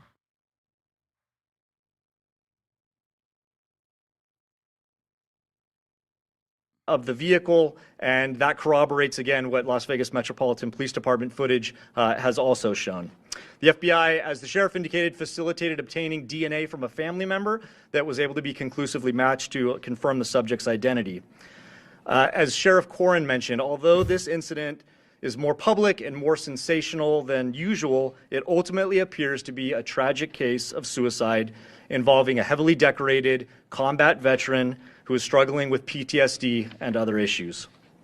Yesterday, I wanted to highlight... Most divorced dads just end up doing the other thing. Instead of blowing themselves up in this elaborate fashion, they just end up voting for Donald Trump and drinking away their troubles, constantly wondering why the rest of the family has isolated themselves from him, and thinking that it is the responsibility of everyone else around them and not themselves that such a thing has happened. I mentioned a tip that was unverified that the FBI had received. Sheriff McMahill will talk about this. It's now floating around there on podcasts. This is a tip that the FBI received after the bombing occurred that seemed to describe some of the personal grievances that the subject may have held. We still have not conclusively determined that that's from the subject, but feel confident based on evidence that we're uncovering on his devices that was in fact from Leivelsberger. I want to reiterate that prior to this incident, the FBI did not have any information on this subject. He was not on our radar. He didn't have criminal history. There was nothing that we... Damn, they hit the reverse. This subject was not on our radar. Our radar is now limited. We would have been looking into him for up until this point. Last thing I just wanted to highlight briefly is it's not lost on us. We understand that there were victims. While the subject himself was the only person that was deceased, there were several folks that were injured. And obviously, any sort of incident like this has a traumatic impact on the greater community and folks that are rightly so going to be scared and concerned, and some people that were inconvenienced and some that were taken to the hospital with injuries. We'd like to remind everyone that we're working with Las Vegas Metropolitan Police Department advocates, the Office of Emergency Services advocates, and the Southern Nevada Resiliency Justice Center to offer services to these victims. We recognize that there may be victims that are yet unidentified, so for those that might be suffering or otherwise impacted, we'd ask you to reach out to the FBI at 1-800-CALL-FBI. And in similar fashion, as we reiterated yesterday, anyone who has tips related to the subject or this particular incident, please call us at 1-800-CALL-FBI or submit a tip online at tips.fbi.gov. And with that, I'll turn it over to the Assistant Special Agent in Charge from the ATF, Kenny Cooper. Will they tell us how he ignited it or what?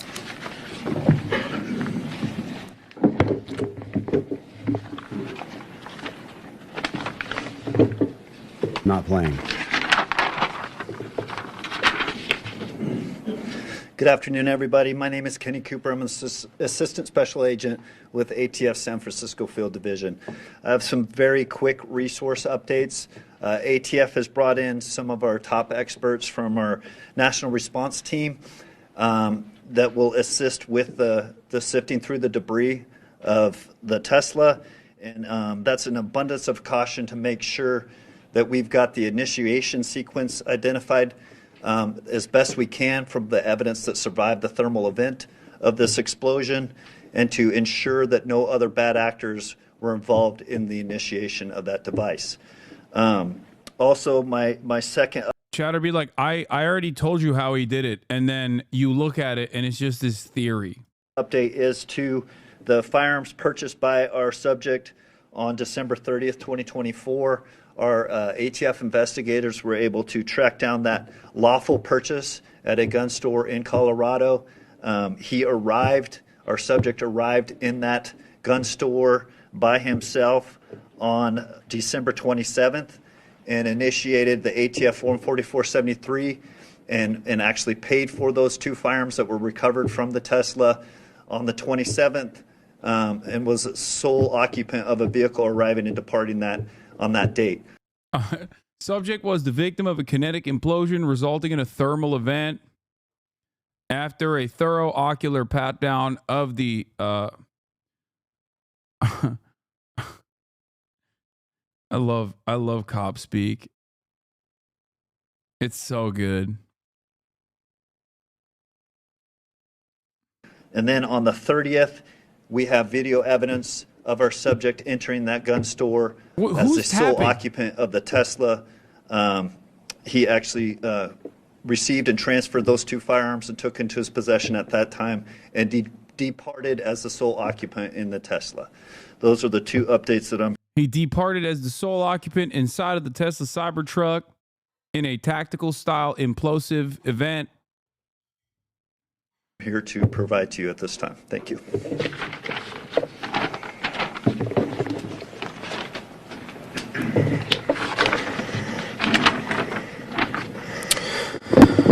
All right, with that, oh my God, you're so loud. we'll entertain a couple questions. If you could, please identify yourself. And, dude, cop speak is so funny. It's like, all right, on that note, we will tactically ascertain whether or not the investigative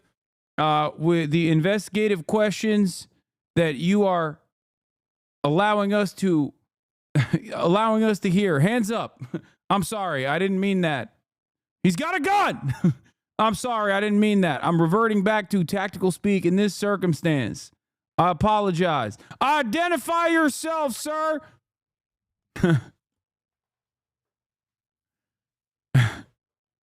Why does he sound like he's going to arrest the reporters in the room? We'll go from there, David. David Charles, KLAS TV. Thanks for taking my question. 2 quick questions. One, the video that you showed of him with the Tesla was able to extract that for you from the device. That's such a funny way to operate. Like, I'm imagining sheriff's deputies at home being like, I've tactically ascertained that the salt contraption mechanism that you have in your hands must be dropped immediately. Please hand me your license, registration, and the salt receptacle. He's just so cop speak that he doesn't have a normal conversation with his wife. I'm tactically deploying words into a registered microphone. Drop the salt now.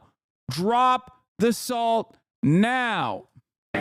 From the car, the video you showed him walking around and at the charging stations. Yeah, so let me just... the question was, can we, the video that we showed, sorry, I was standing back there, so I wasn't sure which one you were looking at, but the question is, the video that we showed at the Tesla charging stations, who provided that to us? I'll let Dory answer that. Without getting too far into the technicalities, there are various components in there that were retrieved. The SDMI card, it was not where the video was retrieved from. That was where we got the data to be able to determine that it was not in self-driving mode. However, Tesla did provide and helped our team be able to recover the thumb drive that records other types of data to include video by the Tesla. In what state is this in? Do we know? Kingman, Arizona. Second question is about the detonation. There's a lot of questions. How was he able to die by suicide and set this off. Can you just in very basic terms explain how that could happen to kind of stop these conspiracies that he's not? I've tactically ascertained the question that you have delivered to me, but you have improperly identified yourself. Now I'll treat you as a hostile subject. Yeah, so the second question is how are we able to explain the detonation versus the suicide? And we just believe it to be simultaneous at the time of the detonation. But again, that's why the ATF's bringing in the SABTs from outside to look at what that sequence was for the initiation of the explosion as well. And, you know, it's very difficult to see inside of those Teslas, even with the camera angles that we have. And so we still remain challenged on finding some of that exact timing on all of that. Go ahead. Hi, Stephanie Price, Fox News. Hi, Stephanie. Hi. We're seeing reports that he had another alias as Matt Berg and went on a TV show in 2013. Have you guys been able to confirm that? So the question is if we knew of a alias of Matthew Berg and he had been previously on a television show. Damn, Matthew Berg? We've seen that reporting but have not verified that reporting. Behind you. That's Kevin Nyes with NBC News. How would you describe his state of mind in these He shortened his name, or no, the alias. Instead of Life is Burger, he was like, nah, just call me Berg. final days, given everything that you read from his notes? Was he Jewish? No, his name is Life is Burger. I feel like that's the most WASP. Oh, joke. That's the most WASP German last name you can have, like German American. Everyone with the last name I love Burger moved to America, okay? And the manifesto that you see that you reference going around in the podcast, have you guys been able to rule out that it was not from him, or is it still up in the air that it could have been from him? So the question is, oh my God, what is happening with the audio levels, man? What is going on, dog? It's like, oh, they open up the microphone and boost the gain so they can hear the freaking reporters, and then it ends up tactically blowing up, tactically creating an auditory implosion event within the suspect's eardrums.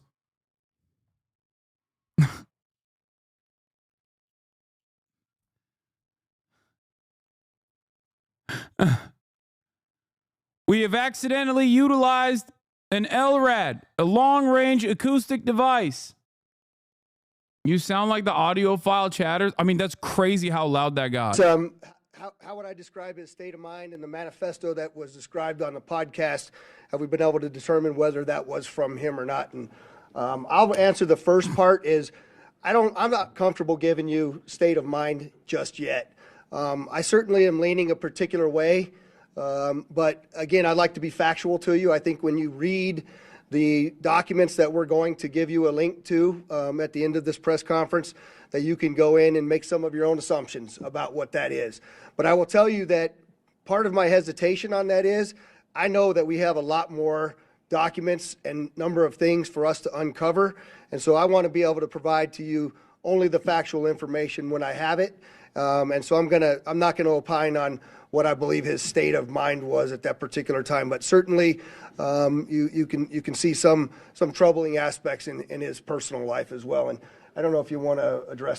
Yeah, this is tough.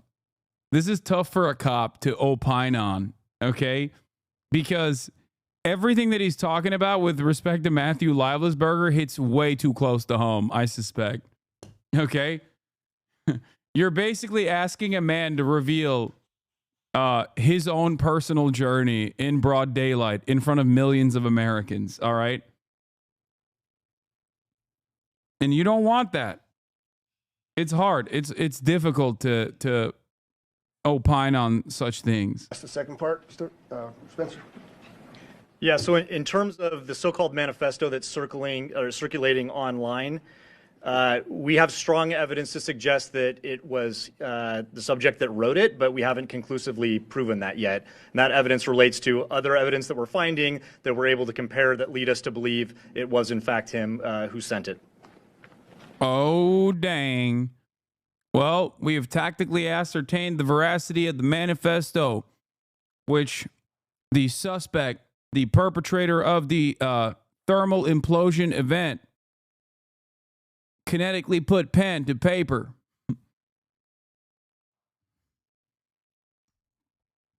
It seems as though there is veracity to the writing of said manifesto event.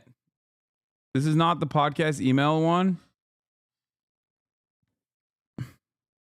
I'm not going to watch the entirety of Fortnite Friday chat. Calm down. I'm too busy tactically ascertaining what's going on with this improvised vehicle VBIED event.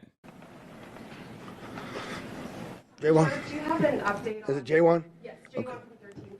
Do you have an update on the conditions of the other people who were injured? The question is, do I have any updates on the conditions of the people who were injured? And I'm told that they're all relatively minor injuries, and they've all been released from the hospital. Kristen Drummond with News 3.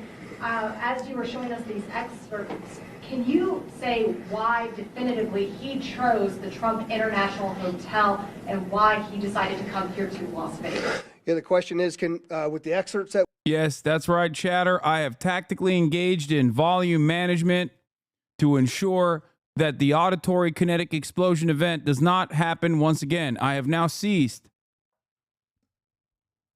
I have ceased the assault that has taken place in prior incidents. That we showed, can we definitively identify why he chose the Trump Hotel Tower location as well as Las Vegas? And the answer is no. In fact, I think when you read through some of that, you might find that there were some other considerations as well for other locations. And we can't verify all of that at this point, and so that's why I haven't talked about that publicly. Do you know what other locations he was considering, and were they here in Nevada? There was one location in Grand Canyon that was specifically talked about there, but we haven't been able to verify anything as well. All the way in the back. Berenice, Zúñiga with Univision Las Vegas. Thank you for taking my question. In regards to what happened in New Orleans, I know that you guys mentioned it's a coincidence, but what main evidence makes a difference to what occurred over there? That is not being considered a terrorist attack here. So the question is why don't we consider what happened in New Orleans and what happened in Las Vegas connected? And the simple answer to that is we don't find anything to actually point us in that direction. There are those coincidences that we have spoken very openly about, but we have not found throughout this entire investigation anything that ties the two attacks directly together. Go ahead in the back. I had a question. Were you guys able to identify the type of explosives that were in the vehicle and where he would be able to find those? So the question is, were we able to identify the types of explosives that were in the vehicle and where he was able to find those? There's a mortar-type fireworks in the back of the vehicle, some camping fuel, and we do know that it looks like from that document that we're going to provide to you that he may have stopped outside of a location in New Mexico and obtained those fireworks legally. But that is another aspect of the investigation that continues. Hi, Noble Brigham with the Review. Hi, Noble. Thanks for taking my question. We've heard that the suspect wasn't opposed to President-elect Trump. Do we know anything about what his political views were? The question is that we know that we've said that he was not opposed, the suspect was not opposed to President-elect Trump, and do we know what his political views are or were? There's a variety of different reporting out there, Noble, on what that is and some of the people around him and what their particular political views were. I think when you read some of these documents, you'll see that he actually calls it a stunt in one of these documents that we're going to release to you, that he was trying to get the attention of the American people because he was upset about a number of different things. But I'll let those writings speak for themselves. I'm not conclusively telling you anything about his political affiliations at this point, but I think that's more to come on that. Sir? Anders Gutierrez with CBS News. Talk to us about you have an individual who is obviously struggling with mental health here, a member of the military service. There are others out there who may be struggling with this, a lot of mental health issues here. When they read these letters that you're about to release, how do you quell others who are struggling with the same from carrying out and seeing this as an inspiration? How do you quell the copycats out there? Yeah, so the question is obviously there's mental health involved in this, as we've already talked about, and how do we quell the others that are similarly situated to him out there in America? And I think Spencer rightly talked about this for a moment, is what you can tell by looking at this, that PTSD from a highly decorated United States currently serving military individual, from what I'm told was 5 tours of combat, obtained some of the highest awards you can get. It's not much different, quite frankly, than the reasoning why we started our wellness bureau here at Metro and taking care of the heart, mind, body, and soul of the people that are out there doing this work, because they're exposed to things, they see things, they hear things, they feel things, and they smell things that most normal people don't have to do. And the heroes that are serving in the military and on the front lines of America's policing are challenged that way. And so I think we need to really pay attention to those individuals. This cop read the PhD dissertation of the olfactory cues in modern and contemporary prose.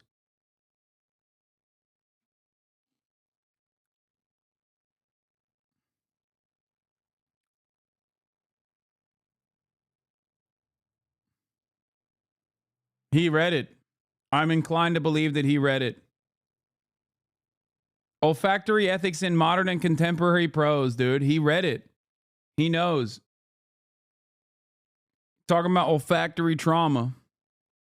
Individuals pay attention to what mental health in America looks like.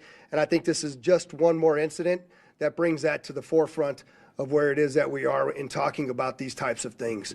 I'll take one more. Thanks for taking my question. Sure. Do you know why he chose the Cybertruck? Was he trying to send a message considering who the CEO is? And then just really quickly, could you confirm if the podcast you're talking about is the Sean Ryan podcast? The Sean what? Is it the Sean Ryan podcast? Is that the name of it? Yeah. So can I tell you why he chose the Cybertruck is the first question? No, not really. I haven't been able to find anything definitive about it. Secondly, is it the Sean Ryan podcast? And yeah, that's the podcast that I'm referring to. And I'm sorry, there was one more hand over here that, go ahead. Guy Tannenbaum, Channel 13 here in Las Vegas. Hi. Has there been any more speculation, more understanding on why he chose the route that he chose? Obviously, coming from Colorado, you can go through Utah. That's a more common way to hit the 15. Any more understanding when we're thinking about all the different potential sites that he could have chosen for this? Why he chose the route that he chose. I don't think we can tell you we know why he chose it, but I can tell you that there's some writings in those documents that we're going to release to you that he mentioned going to the border as well as going to the Grand Canyon. And so we continue to look through all of the available evidence to help us answer that question better. And with that, I'd just like to, again, thank you all for the great work you're doing in helping us get this story out. And obviously, as we get additional information, we'll push it out to you. Thank you very much. Thank you. Okay. On that note, New York Times wrote an article on at least one of the manifestos is circulating around that the cops have also revealed. I feel like there are 2 separate manifestos out there, potentially. One is this, in case I do not, that has been delivered to Sean Ryan's podcast tactically, or at least this one guy who Sean Ryan had on his podcast. In case I do not make it my decision point or on the Mexico border, I'm sending this now. It seems like this probably is. First off, I am not under duress or hostile influence or control. My first car was a 2006 black Ford Mustang V6 for verification. What we have been seeing with drones and operational use of gravitic propulsion systems powered aircraft by most recently China and the East Coast, but throughout history, the U.S. Only we in China have this capability. Our OPSEND location for this activity is in the box below. China has been launching them from the Atlantic from submarines for years, but this activity is recently picked up. Oh my God. Oh my God.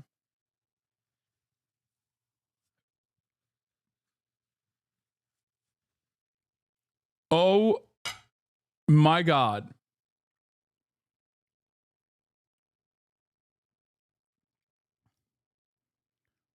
The problem here is I believe he was working on drone tech in Germany. I don't think a service member buying a Mustang is verification. That's like 99% of Marines. True.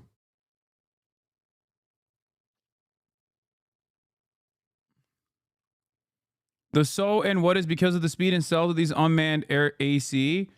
They are the most dangerous threat to national security that's ever existed. They basically have an unlimited payload capacity. They have an unlimited payload capacity? No, they don't. What are you saying? This guy is out of his mind. If this is real, if this is a real email that he sent, okay, I'm sorry. The notion that these drones have unlimited payload capacity is laughable. Unless he's also going to somehow say this is alien technology.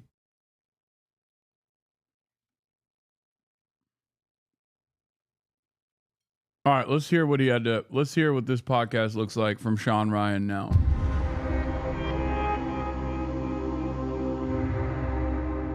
Sam Shoemate, welcome to the show, man. Appreciate it. Thank you. I'm nervous about this one. Yeah, me too. I'm really nervous about this one. So yesterday I come into work and our stuff's been exploding because of the Sarah Adams. Had Sarah Adams, Scott Man Legend, did an interview with Masood, kind of warning everybody about it's going to be a lot of terrorism here in 2025. Didn't take long. Jan 1, it hit. And, you know, it's interesting. We couldn't get any mainstream media's outlets to pay attention to those interviews. And nobody would really give Sarah a voice. Now everybody wants to. Dude, we're going to get so crazy in 2025. That's one prediction. Okay, lock it down. If you think 2024 was riddled with silly conspiracies, you have seen nothing yet. 2025 is going to be so crazy. It's going to make 2024 look normal. Like everything in 2024 that people thought were happening, that we thought was insane, is going to seem tame. To give Sarah a voice because, oh, guess what? The fucking CIA targeter was actually right. Mainstream media gave her no attention. So that's been going crazy. I come in yesterday and for an interview, the first thing I do is talk to my producer, Jeremy, and he says that he's been in contact with you and that you had received some type of manifesto or email from the Green Beret that set off the car bomb at Trump Hotel in Las Vegas. Right. Jump in an interview and come out. My phone is blown up. Apparently CID, Army CID, which is, how would you describe it? It's like it's FBI like, light. Yeah. They are federal agents, but yeah, the Army's FBI. Yeah. I get all these messages from these people that say CID is talking to this person and that person, and one of these guys on the list is still operational, and they want his name redacted. And every Green Beret I know is texting me about this. It fucking really freaked me out, man. It was like, well, how did this leak? Who's tracking my fucking phone? All that kind of stuff. So I just want to say thank you for being here because I was eavesdropping in on that conversation you had with Jeremy, and this is a big story, man. This is big. Yeah, it is. Real big. And so thank you for being here. No, I appreciate it. Thank you. But I do, before we get too heavy, I got some gifts for you. Oh. There you go. Excellent. So we're talking. Thank God. I was worried that they wouldn't maintain operational procedure here. Thank God they still have gifts for one another. Thank God. People monitoring the phone. Have you heard the unplugged phone? Yeah. And for anybody that wants to purchase this phone, you can get it at unplugged.com/Sean Ryan. Yeah, yeah, that's awesome. So that the unplugged phone keeps big tech. Oh my God. Oh my God. He's just doing an ad for, this is like, okay. Right off the jump, couple red flags. This strikes me as the Alex Jones style procedure where I feel like this is the Alex Jones method, you know? Talk about how the water is turning the freaking frogs gay and then immediately sell a straw in the commercial break. I feel as though this is basically exactly that.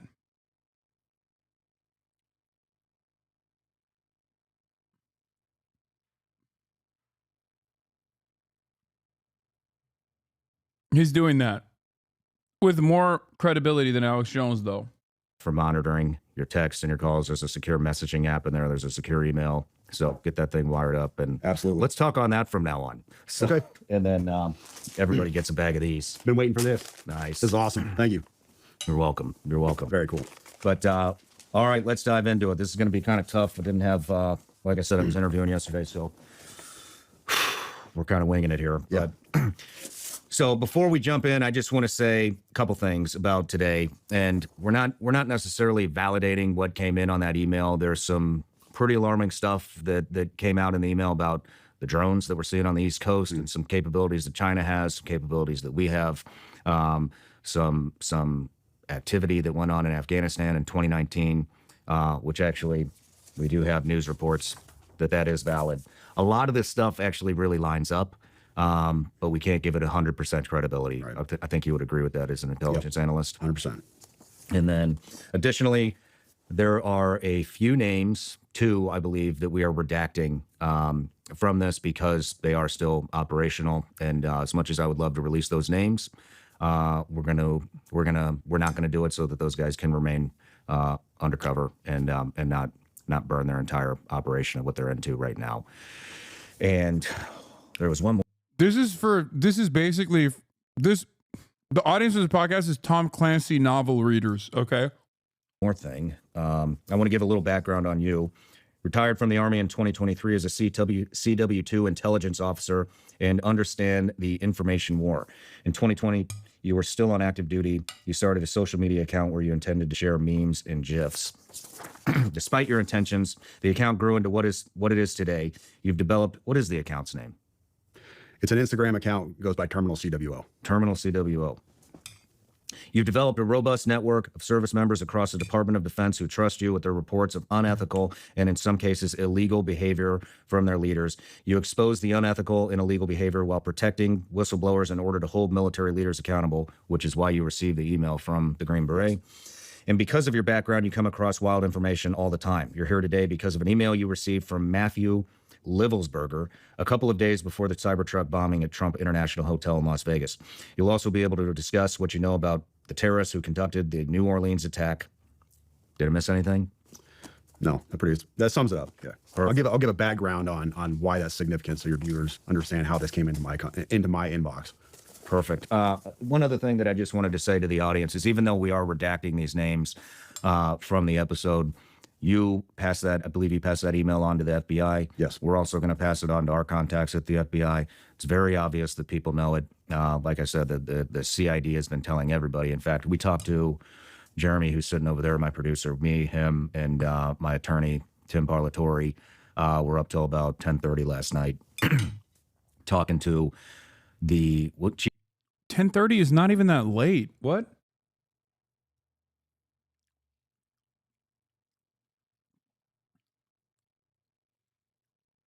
Is he one of those like early risers? Is that what it is? Is this Sigma grind set?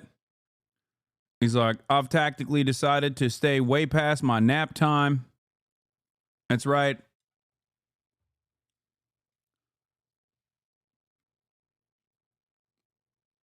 We decided that it was important and pertinent for the public to have access tactically to this knowledge that we have ascertained as verifiable evidence of a mass plot happening. I'm never going to stop tactical.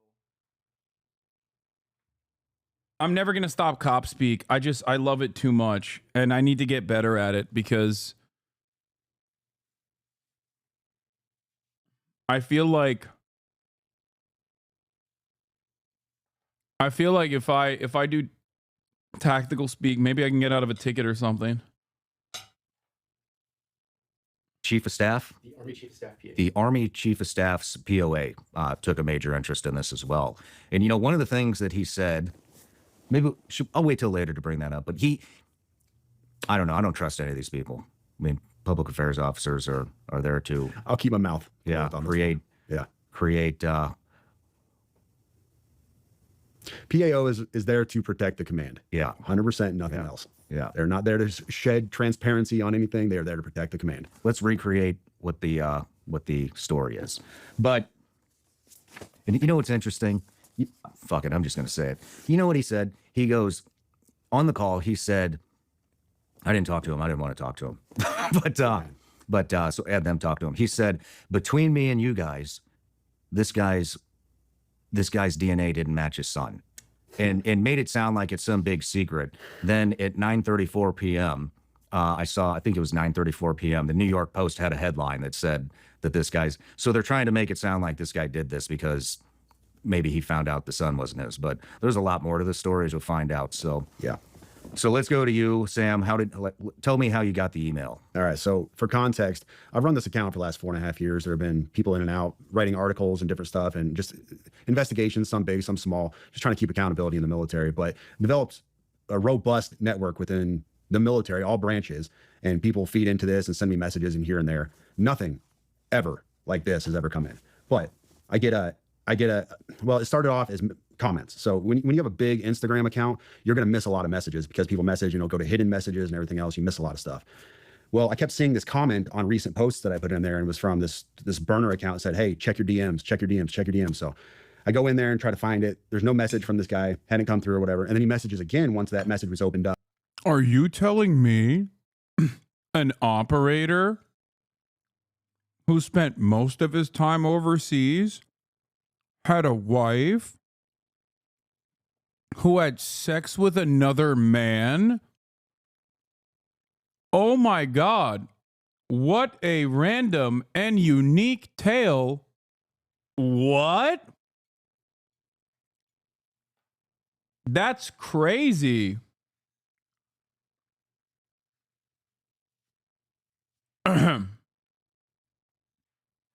Surely this is the first time such a thing has taken place. And I said, hey, your previous messages haven't come through. What do you want to tell me? And he said, what I'm going to send you, now these are literally his words, what I'm going to send you is going to change the course of humanity.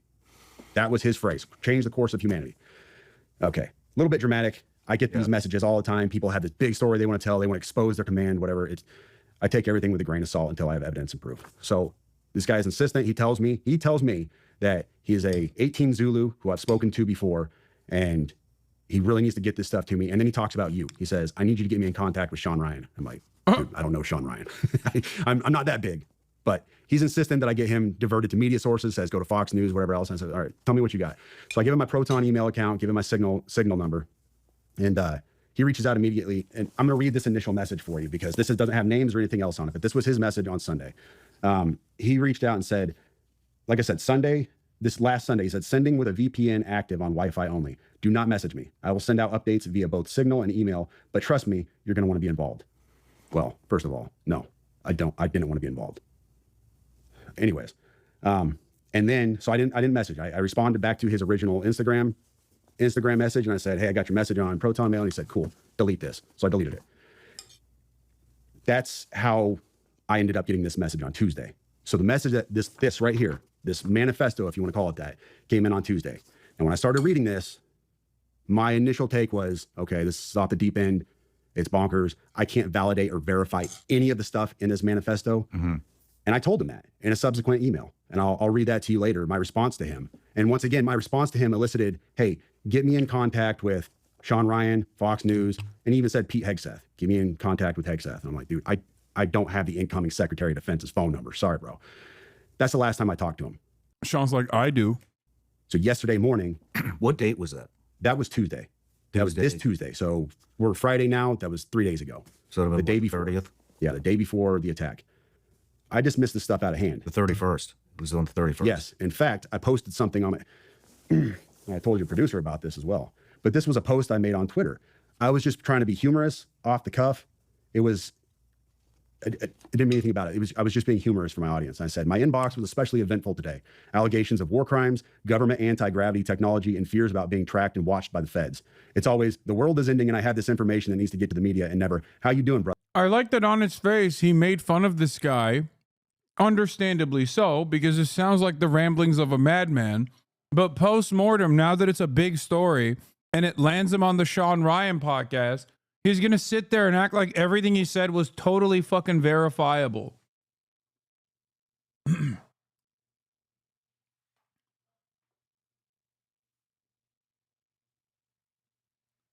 That's crazy. Like when he first got the message, he was like, okay, dude, chill. For understandable reasons. Like that is the normal first reaction to a guy who's like, only us in China have access to like alien style anti-gravity technology. And it's the Chinese that are launching drones on the East Coast. And once the guy turns around and says, no, I am that fucking dude. I am that crazy. And he blows himself up. Only after he's like, oh, never mind. I think this is real. Brother, everything all right? I was just playing off of a meme. It was just supposed to be a joke. That was the body of his email that he sent me. And I didn't think anything about it. I didn't know who Matt Berg was, Matt Livelsberg, or anything else. He told me who he was in the email. He pointed me to his LinkedIn account. I didn't know any of this stuff. And I was just kind of being humorous with my audience. Like, I get these crazy messages sometime. And then the day after that message, I wake up and my buddy was like, hey, Sam, nobody in the community seems to know this guy. Do you happen to know who he is? And I played that for you before we came up here. Just absolute shock. That's how I woke up yesterday. Do you want to play it now? Yeah. Excuse my language. I was definitely in shock. Let me find this chat. So, while you're digging through that, you know what we should do? I should get that Instagram account from you to see if they messaged any of our Instagram accounts. And we should also get that email address. I deleted it. You deleted it? He told me to delete it and I deleted it. Okay. Yeah. We should also get that email address and see if they sent it into the sent it in through the website and see if he tried to contact us. Get that to the FBI. So I'm in a military. Hopefully they actually do something. Yeah, I'm in a military group chat. Buddy Green Beret Corey, he says at Sam. Nobody I've asked in the community knows him. You is at 8:46 a.m. yesterday. So I woke up and I said, "OF, I'm shaking." This guy emailed me 2 days ago. I'm not playing. And then he said, "Damn." And then this was my response to him at 8:48. Like, just woke up. I'm fucking shaking, bro. Wait, was that Mike Malak? What the fuck? Cybertruck attacker note release? Dog, we are literally watching what people are alleging is the note.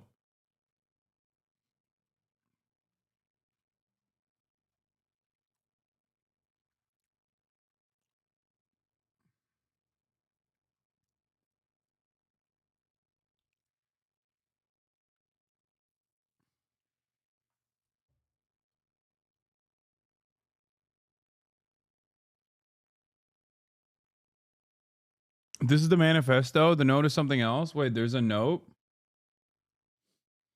I saw on TikTok. Oh my God. You don't understand. This guy emailed me and told me he was being watched by the FBI and Homeland Security, but they weren't going to do anything to him because he had a VBID. I'm not fucking playing, dude. I have the email. I am shaking, man. This is nuts. And it goes from there. And I sat there for probably an hour talking to my wife. I'm shaking. I can't even think straight. Like, normal day shot. And I didn't know what I want to do. Do I sit on this? Do I do nothing with it?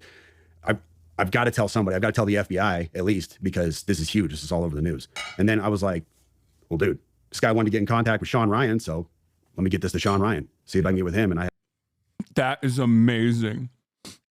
He's like, yeah, I'm shaking, thinking, who do I get in contact with? And I think to myself, got to give this to the FBI. But then I'm like, no, fuck the FBI. Sean Ryan is the guy.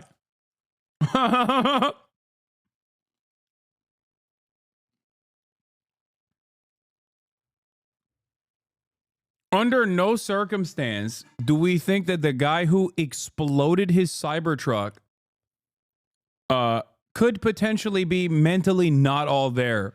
That's what I love about the story in general, is that Not a single person is going, hey, hold up. Maybe the fucking 15-year touring special forces operator who had a litany of, complications at home could potentially be, I don't know, mind broken. No. We only thought that before he blew himself up. Now that he blew himself up, it seems that he had actually arrived at anti-gravity technology. I had a buddy who knew your producer, and we went from there. But wow. Do you want to read the email? Yep. So this email came in on December 31st at 10:42 a.m. That is Tuesday. He said, in case I do not make it to my decision point or onto the Mexico border, I am sending this now. Please do not release this until 1 January and keep my identity private until then. First off, I am not under duress or hostile influence or control. My first car was a 2006 black Ford Mustang V6 for verification. What we have been seeing with drones, he puts that in quotes, he says drones, is the operational use of gravitic propulsion systems powered aircraft by most recently China and the East Coast, but throughout history, the US. Only we in China have this capability. Our OPSEN, that's Operation Center, our OPSEN location for this activity is in the box below. China has been launching them from the Atlantic from submarines for years, but this activity recently has picked up. As of now, it is just a show of force, and they are using it similar to how they used a balloon for SIGINT and ISR, which are also part of the integrated comms system. There are dozens of those balloons.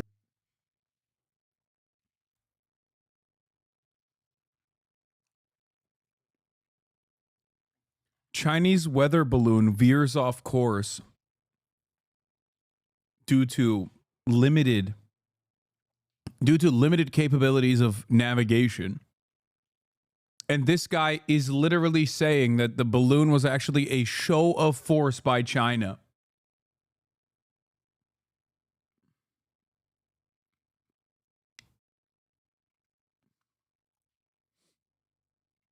Tactical Talk is making this so epic. Yeah. Tactical Talk always makes things more epic and cool. In the air at any given time.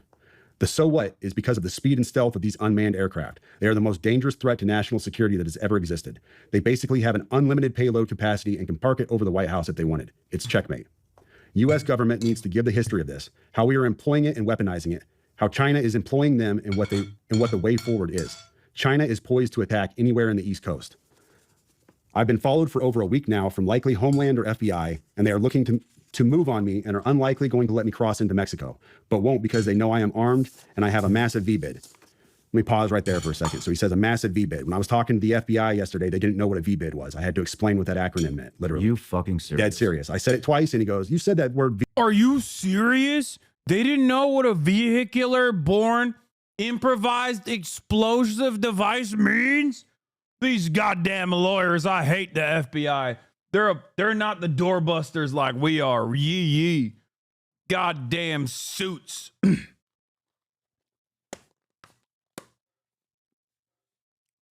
It must be the DEI in the FBI that caused them to not know what a VBED is.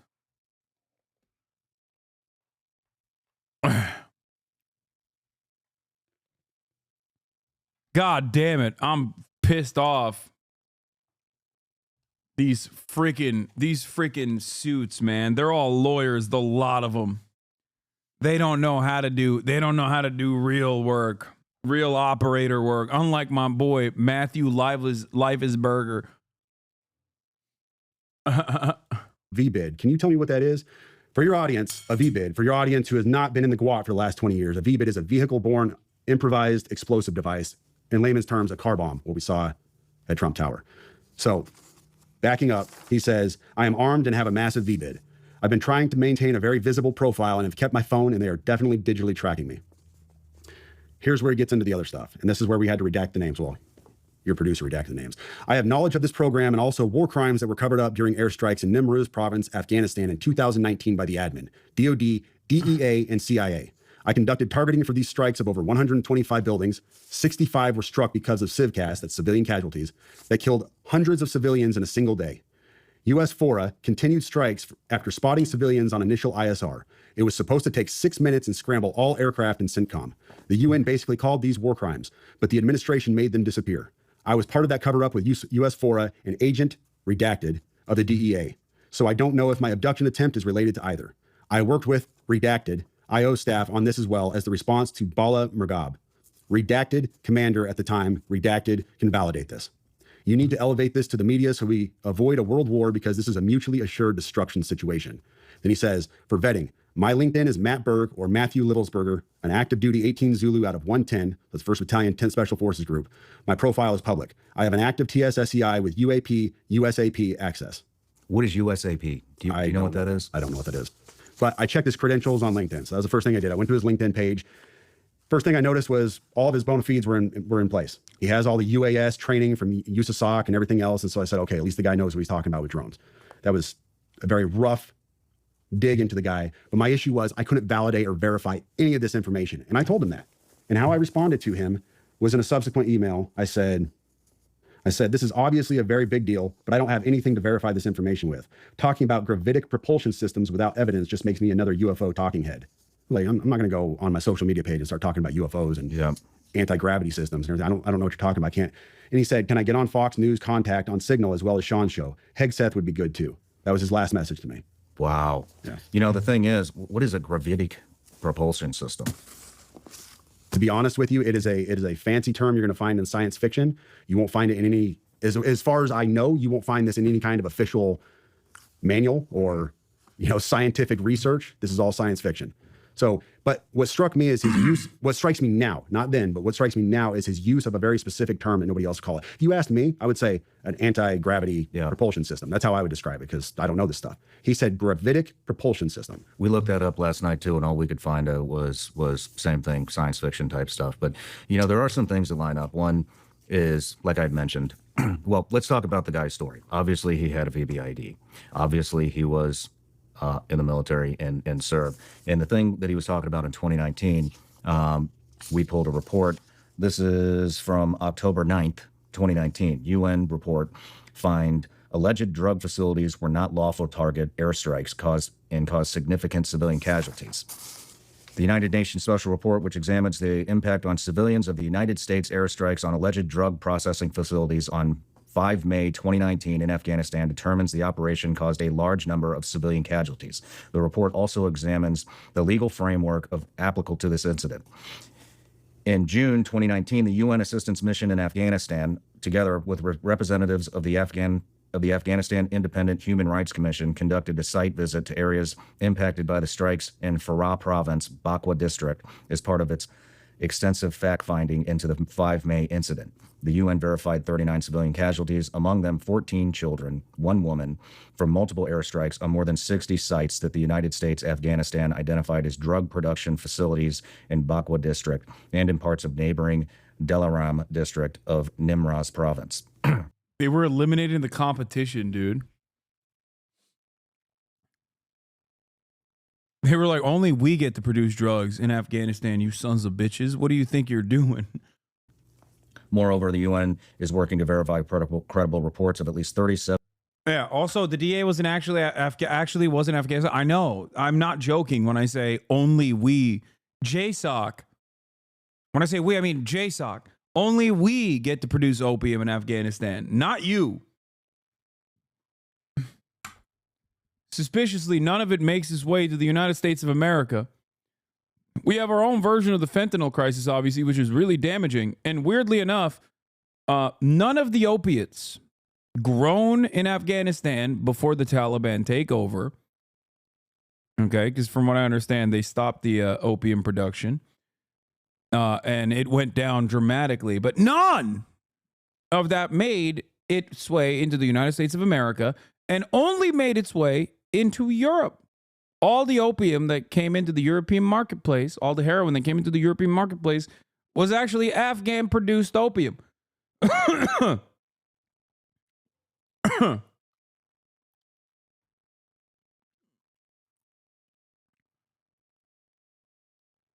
So, having said that, could the part of him talking about covering up war crimes in Afghanistan be real? Yeah, no shit. I do think that it's probably real, because that part is like adding on additional seasoning to a completely improvised, insane conspiracy theory, and then ending it with, and I drove a car. That is so commonplace and so normal that it is the same as him saying, to verify, I also have, my first car was a Mustang V6 in 2006. It's like, yeah, I get that.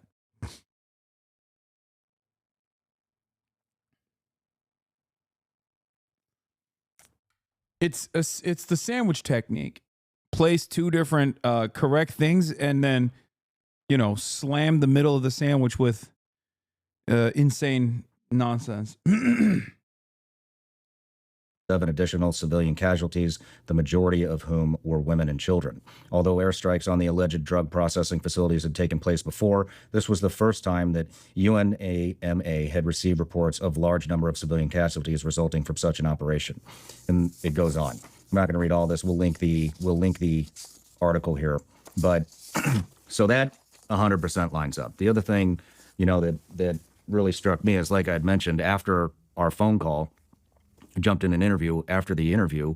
If we find out that GravTech is there and that's what the orbs are, you're so cooked, bro. I mean, dude, I'll gladly say I'm wrong. So you believe this part, but not his work on drones and what he's seen? No, I'm the one who brought up that he was supposedly working on drones in Germany. I don't know why a special forces guy would be working on drones. It's not like he has an engineering background. He's just a fucking doorbuster, but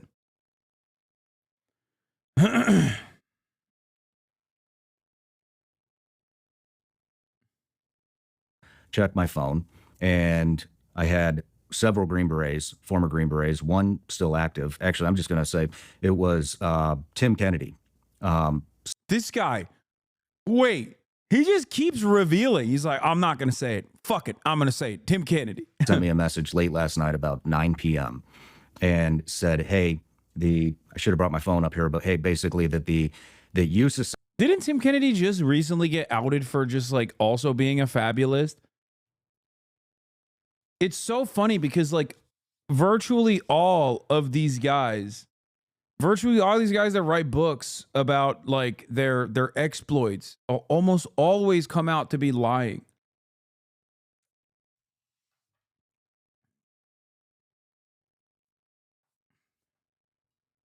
They're serial exaggerators. Mick Huya is another great example. Sean O'Neill, who weirdly follows me. I don't know why. SOC wants to give me more context on what had happened on this guy.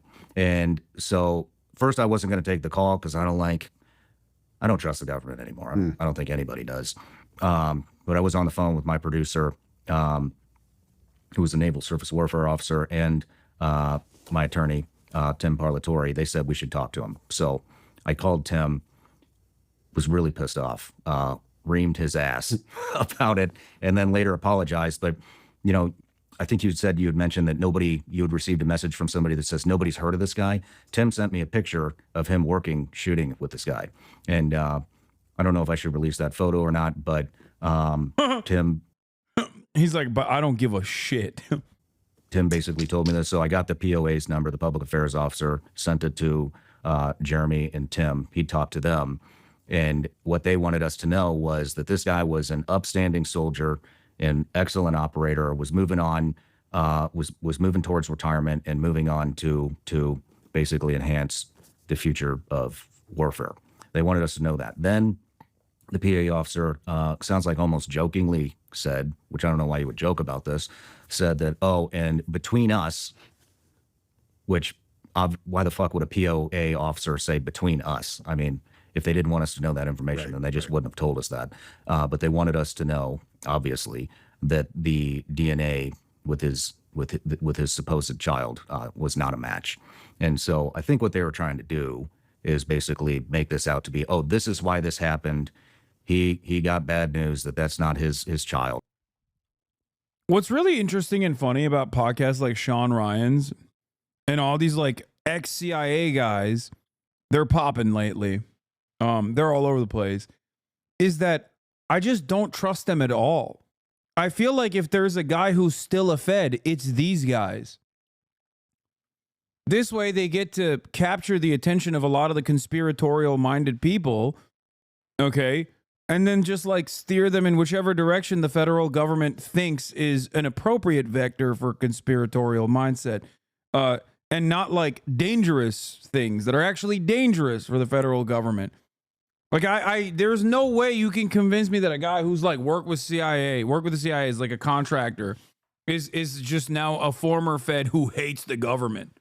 I just don't believe it.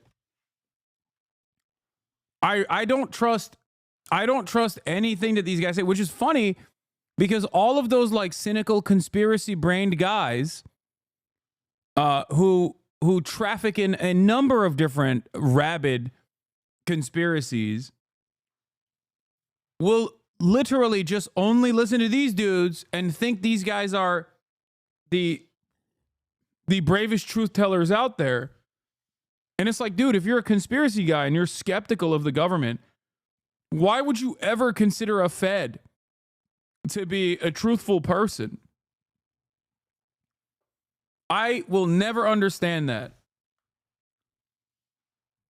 I don't understand it. I will never understand it. I think it's very strange.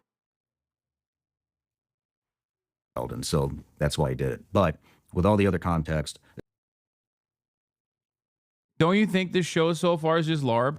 I think it's half LARP and no, it's there's a lot of LARP for sure. Especially with the 2019 incident, which was obviously a cover-up.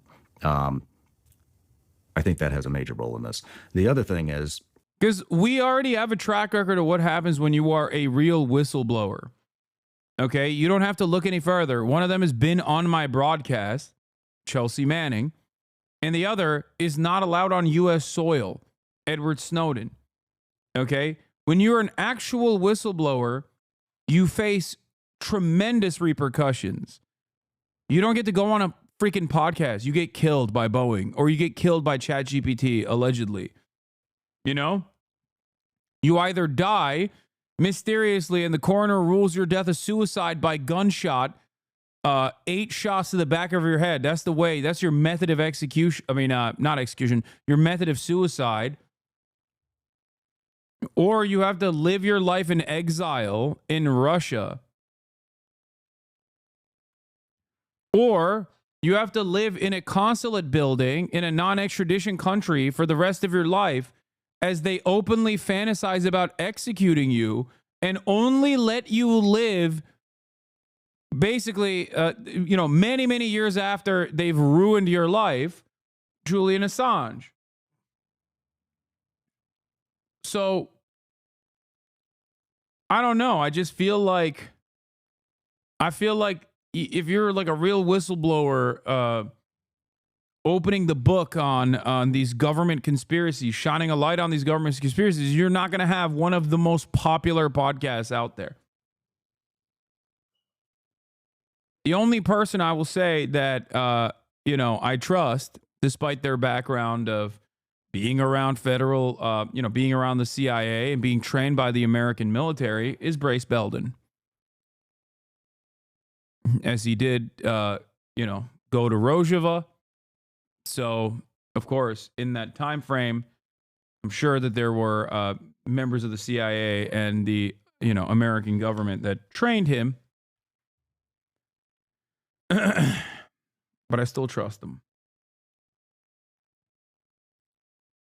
No, I'm saying, you're saying in Chelsea, but no, Chelsea served her time. That's different. I'm saying Brace didn't get into any problems. Well, I guess Brace wasn't really a whistleblower either. He's not a whistleblower at all. I started receiving a lot of messages from one of the redacted names, who's a DEA agent, the one that he's talking about in the email to you. We got it from multiple sources, one of which was actually a videographer for me, I think 4 years ago. He worked for me a very short period of time. I had to let him go. He joined the Army, went to OCS, became an Army officer, sent me a text, super freaked out. Apparently he was on some rafting trip with somebody that knows the DEA officer and said, hey, this guy's still operational. He wants his name redacted. Wow. Not the only one. Then I received a message from another very close friend of mine who's been on the show several times saying that he got word that this guy was still operational. And so that's why we decided to redact his name. I was getting upset because I didn't receive any communication up to that point. Well, then I checked my LinkedIn I said, let me see if this guy actually messaged me. Sure as shit, that DEA agent did message me, said that he wanted to talk to me before tomorrow's interview. It was really important. Wow. We tried to contact him, not from my phone. I'm not calling any of these people, but from somebody else's phone. He didn't pick up, and we weren't going to send any text thread to show any communication between us any more than the LinkedIn message. And I didn't hit him on LinkedIn. So that also 100% checks out. Now, the weird thing is anonymous as this guy wants to remain, if I remember correctly, he posted something about the Green Beret that set the bomb off. Oh, yeah, wow. That was his latest post. Well, Jeremy, what was it? What did the post? It was just a report of the story. It was just a report of the story. So very interesting how all this stuff is lining up. What do you think? I told the guys downstairs, you know, I jokingly said this to my wife the day that I got that email, because I read the email to her. You all have heard the email now. You realize without context of who this person is, how just crazy it sounds. And I told her, I said, well, I mean, I guess if the dude ends up getting rolled up by the feds or he gets killed, we got a story, huh? Man, famous last words, right? That's your dude. Like, no, one, it still sounds just as crazy. And two, you're betraying the severity and the veracity of the email, the contents of the email, by saying you only care about the story element of it. Because if you truly thought what he was saying is true, you're like, dude, the government has anti-gravity technology that they're hiding. And double dude, China also has it, and they're deploying drones on U.S. soil. Clearly, even you don't believe, even now, what the contents of that email was. This is what I don't understand. Elon called you a stupid idiot? Oh, hell yeah. Do we get... What did he say? Here, give me roll the clip. Elon said school is capitalist on Connor. It's not Elon, guys. It's Alan Dittman. Definition of Asperger's to, just high functioning autism effectively. Yeah. So as to eliminate the Nazi history of defining what this narrow part of the spectrum is. I didn't even know all that. I just knew that, like, I just knew, I knew I was cut from a different cloth. That's what I knew. Yeah, it's like Adrian what I said Dittman. About, general knowledge about the world. History gives you a very good insight. Of course, history itself has an issue with accuracy in many ways because, the victors are the ones who write history, not always everyone. Today, it's a little bit different, where even some of the losers get to speak, which I think is really good for, some of the losers versus wait, hold on. What do you mean? Like say for instance, if you are in a war or something and you're on the losing side, and someone is able to talk about what their experiences are within that war, some of it's going to be obviously propaganda, of course. I think actually large percentage is going to be propaganda, but some people would actually be able to, give you an understanding of history that otherwise would not have come to the forefront. The propaganda always exists everywhere, and I think one of the I think that, like, if you're smart, you can look through it now, though. No, not necessarily. Smart is a broad term. Why is this man calling me? You have, like, media literacy. Not everybody's really smart. Hello? Media literacy. You're on stream. Like, and I am. Look at your ex. You're on. I'm listening. I'm listening to Alan Dittman, or Adrian Dittman, who is not Elon Musk. Talk to him, my friend Connor Eats Pants. Okay, sorry. Yeah. Wait, why are you responding to my tweet immediately? Did you have notifications on so that you knew when I tweeted? What is this? What are you talking about? Oh, me as your friend keeping you accountable for your lies? You fucking lying to my community, but most importantly, lying to yourself. I'm not lying. I saw the X payout and I was like, Daddy's gotta eat. I'm not on the HasanAbi payroll. You're just trying to get fired, dude. That's what you're trying to do. You just like being unemployed. It's your most anarchist tendency. I do like being unemployed, but no, I like my job very much. I am it's good. I help gay people, unlike you. Yeah, no, I keep you employed by harming gay people every day with my commentary. Yeah, that's true. That's fair. It's a delicate ecosystem. Yeah. I ruined their lives, and then they seek legal help from you. All right. All right. I hate you. Goodbye. All right, bye. He said he hates me, chat, and then he doubled down on it. He was filming in his office yesterday. He has not learned his lessons, okay? He has not learned the lesson. Yeah, he did. How? He was like, all right, we're going to march down. And then he like got his people to go there. He like had like his fucking assistants or whatever. What's his name? Giuliani was helping out a little bit. You had what? Helping how? He was like, we got to fucking save the country. You know what I mean? America's mayor, dude. You know Rudy? Did you, but how exactly did this person try to overthrow the government? I'd like you to define that specifically.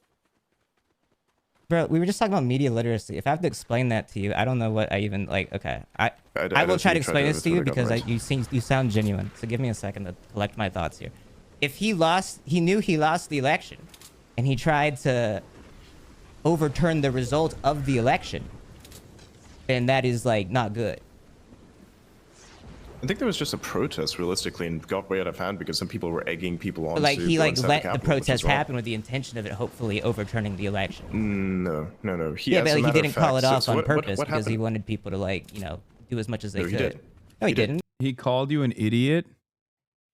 Realistically speaking, you know, if you are trading with someone, you're always going to trade. Even if you like try to impose brain dead systems like socialism, what happens Wait, why is that is brain people dead? will set up a I have a black friend market. that likes that. So it is brain dead.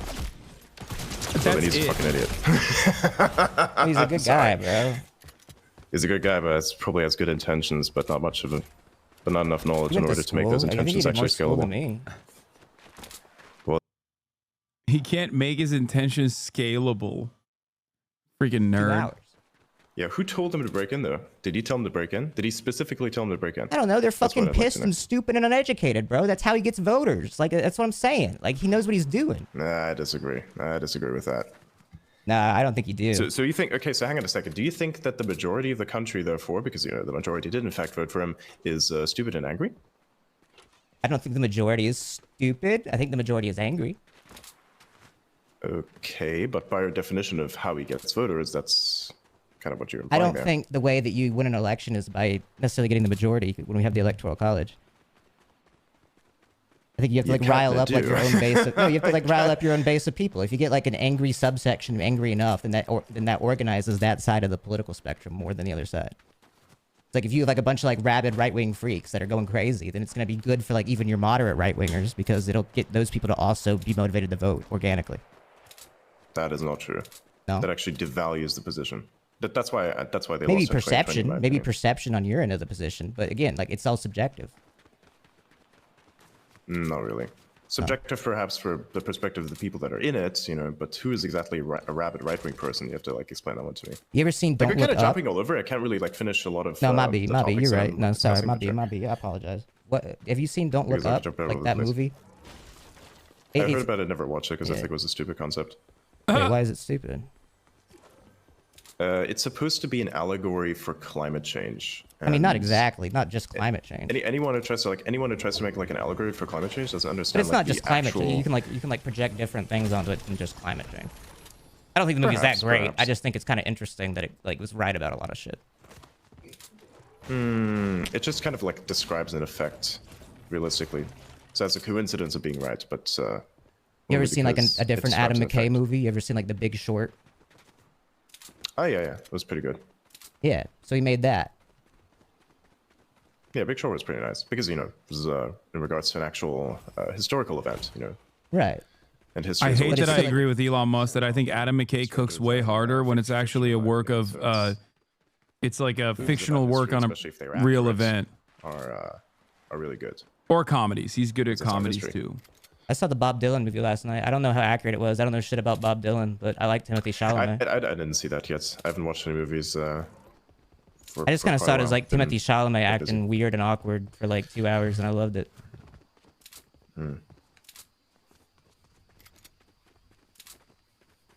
Wait, where are you? You're dead. Yes, I am. Bro, you keep dying, man. I don't even have your card, I don't think. No, I think that expired a while ago. Did you see I'm Mr. Beast? Yeah, it's kind of funny. Do you know Mr. Beast? Know of him, yes. He's sick. I think he might be like top 5 guys. That's so stupid. He has had a lot of impact. I think this guy definitely understands how to work systems that manage information and the people that interact with them. I think he's like he's good at like understanding like the culture and how to like play into like algorithms. That's got to be a bot. That person that he just killed has to be a bot. Yeah, that's what like you're trying to do. To an extent, but realistically speaking, I just want to get my point across. That's what I do. Like, for instance, with something like the show that I have, what we do is we take apart various What is things. his and we have job? a discussion around What them. is Sometimes Adrian's I supposed approach things from job? a little bit of an abrasive perspective, because that often gets people to reveal their positions. Because when they're angry, they actually reveal a lot of the truths that guide them. You know, truths, their own personal truths, even to a certain extent. It could be ideology, it could be anything, but they tend to reveal what their position is. You know, Why do you I'm feel pretty you need sure to may like have get seen a your few point clips. across as like Adrian Ditterman online? Why not? Well, like, If I have a good understanding like of the why do you use world that and, instead of like your real name? Wait, What do you his job? Oh, you said it's not a real name, right? I never said that. Yeah, you did. It was like you said like, what does my name mean on that? You tweeted it. Like my name No, means I like. said I'm the most. Yeah. No, I said that there are many people that have my name, you know, but it's the name is independent from. I've never whoever heard your bears name it. before. There's multiple Really? Adrian Dittermans.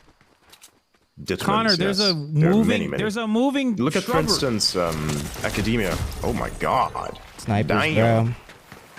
They fucking tracked your ass. That was great. Wait, do that again. Do that. Damn. Do that. Why? It was funny. It was a good meme. Damn. Dude. Yeah. Hell Dude. yeah. Dude. Are you on crack? I'm not gonna check Sean Strickland's Twitter, dude. Okay. Oh my God. Are you actually on crack daily? Is that what it is? You must be a crackhead if you think that Sean Strickland has ever said anything of worth. God damn, dude. Shut up. It's like your favorite music. I have a bunch of others What that music I do like, you like?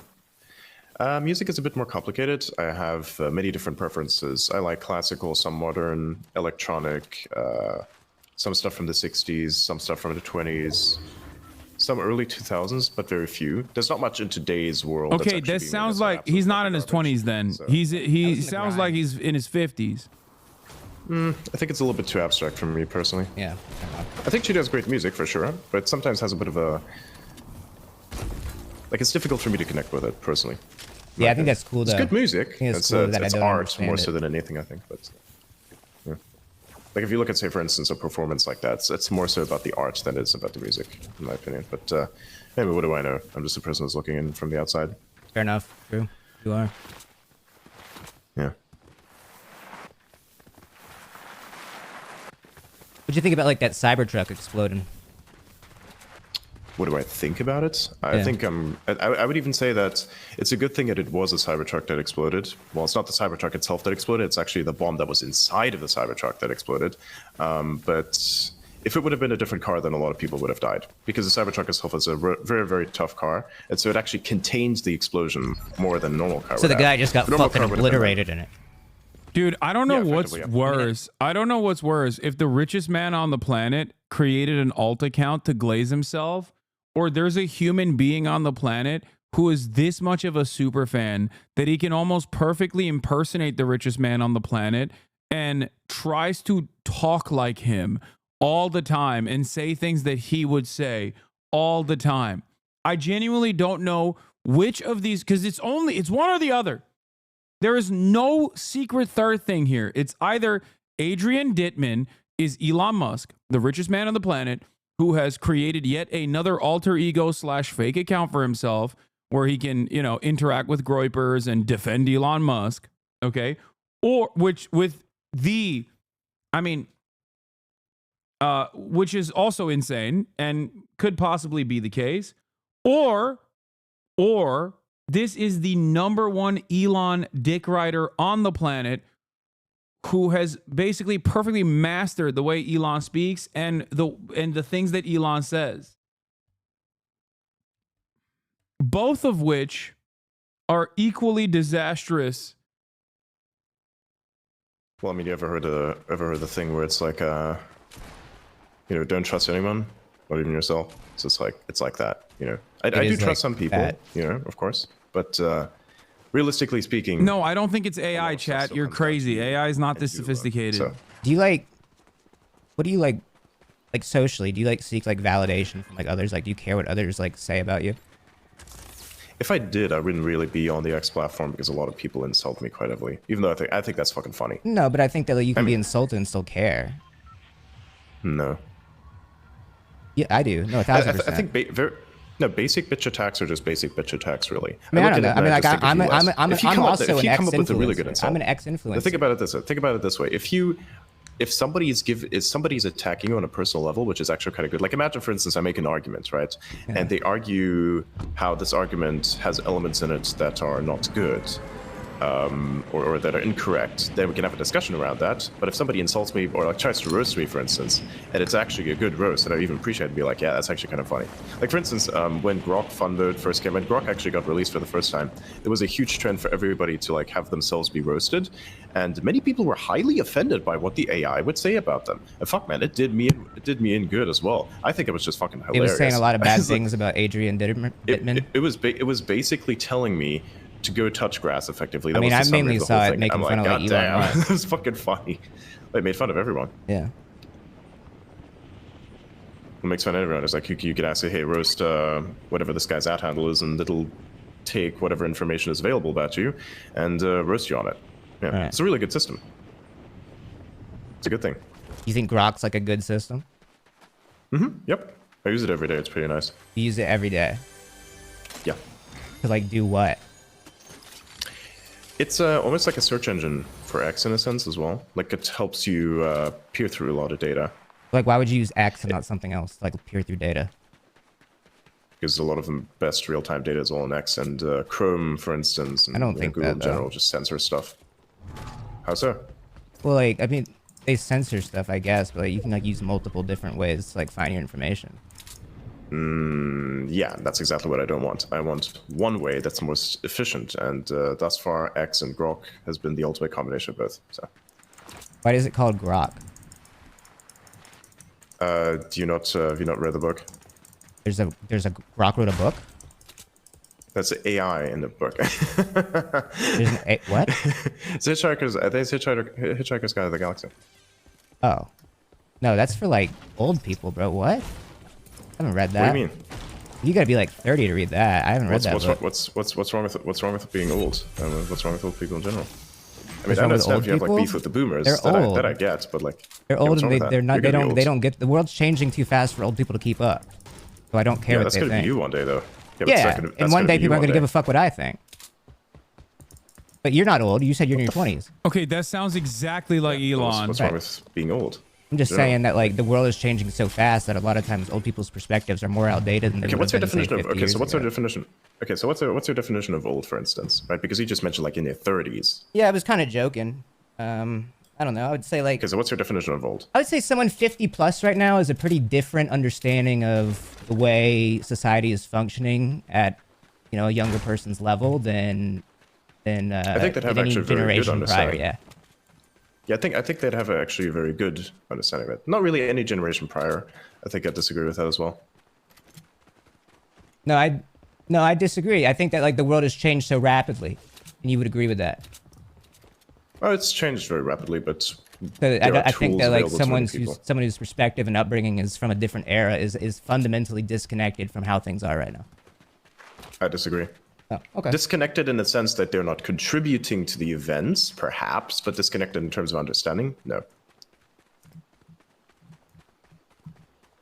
You can't deny he's just Elon. He only sounds like he not only sounds like Elon, but holds every single opinion Elon has. Yeah, that's why I said.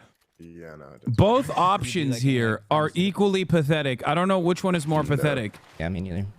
RFK is gonna like ban those. Which ones? All of them, right? Which? No. Oh? Well, what do you mean? He's gonna ban them. You gotta. No. You gotta be. Which pharmaceuticals do you mean specifically? Catches like bad. Bro, I don't know. They have like long names. I don't know. I don't really know, man. I mean, if you don't know what they are, it's kind of. Yeah, it's a fair point. I'm not a doctor. You don't have to be a doctor in order to know which pharmaceuticals are gonna fuck you over and which ones don't. I have Grok for that. Okay, cool. Have you used it? For my medical advice, yes. No, I haven't used it for medical advice, but I would say, like, if you want to understand which pharmaceuticals do which things, you can find some information on that, and it helps you start out with research that you can do, perhaps, for instance. And that would be with any other system that helps you search information. You don't need to be a doctor in order to understand what the fuck's going on. I fundamentally, doctors are just other humans as well. I think Grok might be fucking with your brain. That is a typical dumb guy take, and it is exactly something Elon would might say. Be worse than the woke mind virus. Like, I think the real mind virus might be Grok and like relying on AI tools to like determine your position something. Ooh, good point. What the hell does this do? Why did you say it like that? Wait, what the fuck? Is this? Why did you say it like that? Why did you say? Sorry, I didn't mean to. Sorry, I didn't mean to talk about Grok like that. No, hang on a second. What the fuck is this? Oh, yeah, so I just picked up a random ass bush. One bush. Use the bush. Yeah, the bush is funny, right? Do you remember that meme where somebody got super drunk on like New Year's or something, and then they was like, I'm a bush. Yeah, they got Atlanta drunk. Not a bush. Yeah. I'm a bush. And they fucking like literally face planted into the fucking bush. Yep. You ever been Atlanta drunk? Now. No, actually didn't. I've never been drunk to the point where I'd have to vomit. I avoid alcohol like the plague. Even when like you hit 21? Yep. Nope. Never got drunk. Why? Not like that. Drunk as in just, my brain being impeded, perhaps. You gotta do it one time. But never to the point where I'd actually, no, fuck that. I'm not gonna have a hangover. I don't want to feel like I'm dying. Fuck Did that. your friends like make fun of you? Did you get like peer pressured? No. Don't you want to like try things? No, you can't peer pressure me into doing anything. You have sex before marriage? This window. Yes. Sick. Not me, but that's chill. Wait, are you married? No. No. One day. Wait, then how did you not have sex before marriage? How did I not have sex before marriage? That's what it says in the Bible. Do you read the Bible? Yeah, that's what it says in the Bible, but not a religious person. You read the Bible, but you're not a religious person? Yeah, I read it. I read a lot of religious well, the scriptures, Bible actually. says don't have sex unless you're married. Mm-hmm. Yep. So doesn't mean I have to agree with I don't it. want to go to hell. You're not going to go to hell for that. I disagree with that. Yeah, that's the fucking rules, dude. And I think if it's like a sin, it's probably a little bit overhyped in my opinion. You think sin is overhyped? That's the fucking rules, No, I think dude. that the specific rule is probably a little bit overhyped, just a little bit. Who are you to determine that? God said it's a sin. It's a great rule that will help society from destroying itself. You think you're smarter than realistically God? speaking, I still make my own choices. Nope. I still make my own choices. This is what it's all about, of course. Hey, I'm gonna blow this thing up real quick. Oh, sorry. I can't get up there now. Adrian, I don't know how to get back up. Okay, cool. Wait, what? Oh, there you go. There we go. Okay, then blow up the rest of the house. I guess there's like this little doorway down here. What about like the Quran? You read that? Yeah, I did that too. Yeah. Like the sequel. The sequel? Yeah. What do you mean? He's right. Connor's right. It is a sequel to the Bible. He's right. Yeah, I read a bunch of stuff. Yeah. The king. Actually, a lot of the philosophies. I actually read most everything. I just like. You read You know how you everything? do binge watching. It's like how you do binge watching. I just decided I'm just going to read stuff from cover to God, cover. he's in so some ways. smart. Wait, that's like super smart. He's I so kind brilliant. of forgot a lot of it because just like with binge watching, if you ask somebody, hey, can you recite what happened in episode this, season that? It's like, Right. there you go. You kind of get the problem. Well, I mean, So like, think, you can in some kind of like way, digest lot like of a what I've show read or has like a shaped me little movie. bit. You can like listen to that like in the background, and like a Yeah, you can book, get, you like, have to. A book kind of requires your full attention. Yeah, exactly. Yeah.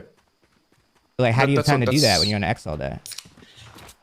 I did this like years ago before he wasn't on X, and even then, like if you have a random thought, you can still post it out there and it could be on X. You can read, say, like say Years 10, ago, 20 before pages he of was book on and X, so what? When he was 4? do that, you'll be able to get through most books. I thought you were like 20. When were you reading these? Whenever, I mean, you can read whenever you'd like. You have So you were like have many 13, reading like hours in the the day. Bible and the Quran, like cover to cover. Something like that. I read a lot more scientific books when I was like 13 and shit like that. That's fair. A lot of mathematical stuff is pretty nice. I just felt it was entertaining. It's nice. I had like books from the 1960s. The modern math books are absolutely fucking dog shit. The books from like the 1960s are a lot better. You should read a book on how to get some hoes, bro. Am I right? Nah, I'm just playing, I don't do bro. hoes. Fuck hoes. Dude. I'm just playing. I was actually about to play. There's like this meme about hoeflation. Oh wait, describe it, please. It's basically that. It's hoeflation. You don't know What does the that mean? inflation of hose, as in there's. Don't Google that. Don't grok that.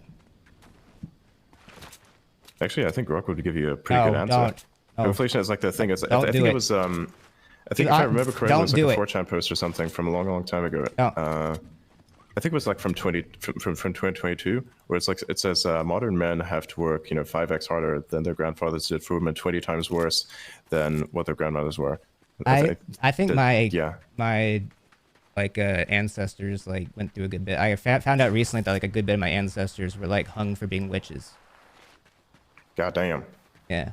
Well, you also had a lot more kids back then, so there was a lot of death happening.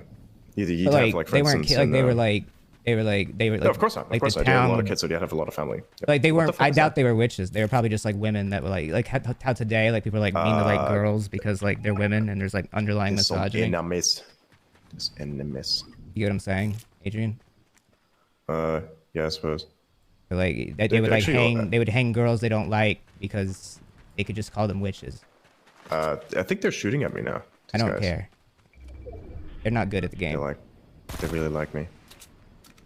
What if I did this? Adrian, come this way, bro. Nah, fuck that. I guess them seeing a random bush moving around is not really convincing. I was trying to talk about like witch trials with you, and you changed the subject. No, because I'm seeing enemies. They're not gonna shoot you, bro. They suck. What the fuck are they We're doing? literally doing good here. It's better to be in the. You know what, Adrian? If you sit in the bush, it's better because then you look like a bush that's not fucking moving. Bushes don't move. Crouch. Press control. Which button is crouch again? Press control. Oh, that's crouch. There you go. Gotcha. And just stay there. Honestly, that's your best move. Okay, let's see. Yeah, they're definitely sniping each other down there. Interesting. So we're like waiting for them to do something? Like, what is Elon doing right now? Tua? What is Elon Musk doing right now? Technically, I wish I knew what his calendar looked like today. You know what I mean? Because we could address whether or not this is Elon Musk or Adrian Dittman very quickly. You know Hawk Tua and you know Grok, and I just literally replaced one word with the other. You get it? Kinda. Stop moving. It is a spectrum, bro. Did I actually hit this guy? No, no. Did you? I don't know. Maybe I did. I might have. There's a lot of people up there. It's gotta be. There's probably people up there. Wait. Bro. I'm gonna text Connor They're just camping something. So what made you want to come on my show? What made you want to do Fortnite Friday? I thought it was gonna be funny. It's been pretty funny. It's been a good time. I've laughed a good bit. Yeah. Relatively, yeah. Did you not find By the it way, funny? who did you vote for? Who did I vote for? I voted for Kamala Harris. That explains a lot. I didn't like her though. I thought she was kind of stupid, but I thought she was better than the other guy. What did you vote for? Better than the other guy. How so? The other guy is like stupid and evil and old. How so? How's he stupid and evil? Okay, well he's stupid because he just. Fuck's sake! He shouldn't be the president. I don't know. I mean, there's so many different ways I could go. Yeah, but why? why shouldn't you be the president though? Well, I'm not the guy to What's debate stupid? this with you. I'm gonna say you shouldn't be the president because he tried to overthrow the election. I will say that will be my lock-in on that. Say that is disqualifying. He didn't overthrow. He tried to. to. The election. I think that's He a tried to. misconception. No, he tried to. We talked about this earlier. Like a lot of people will say, various he's a rapist things, too. including like insurrection, for instance. He was like ruled a rapist in a court. Was he convicted though? He's about to be. I thought it was innocent until. Well, actually, he was convicted. Yeah, no, he literally was convicted. I don't know. Hang on a second.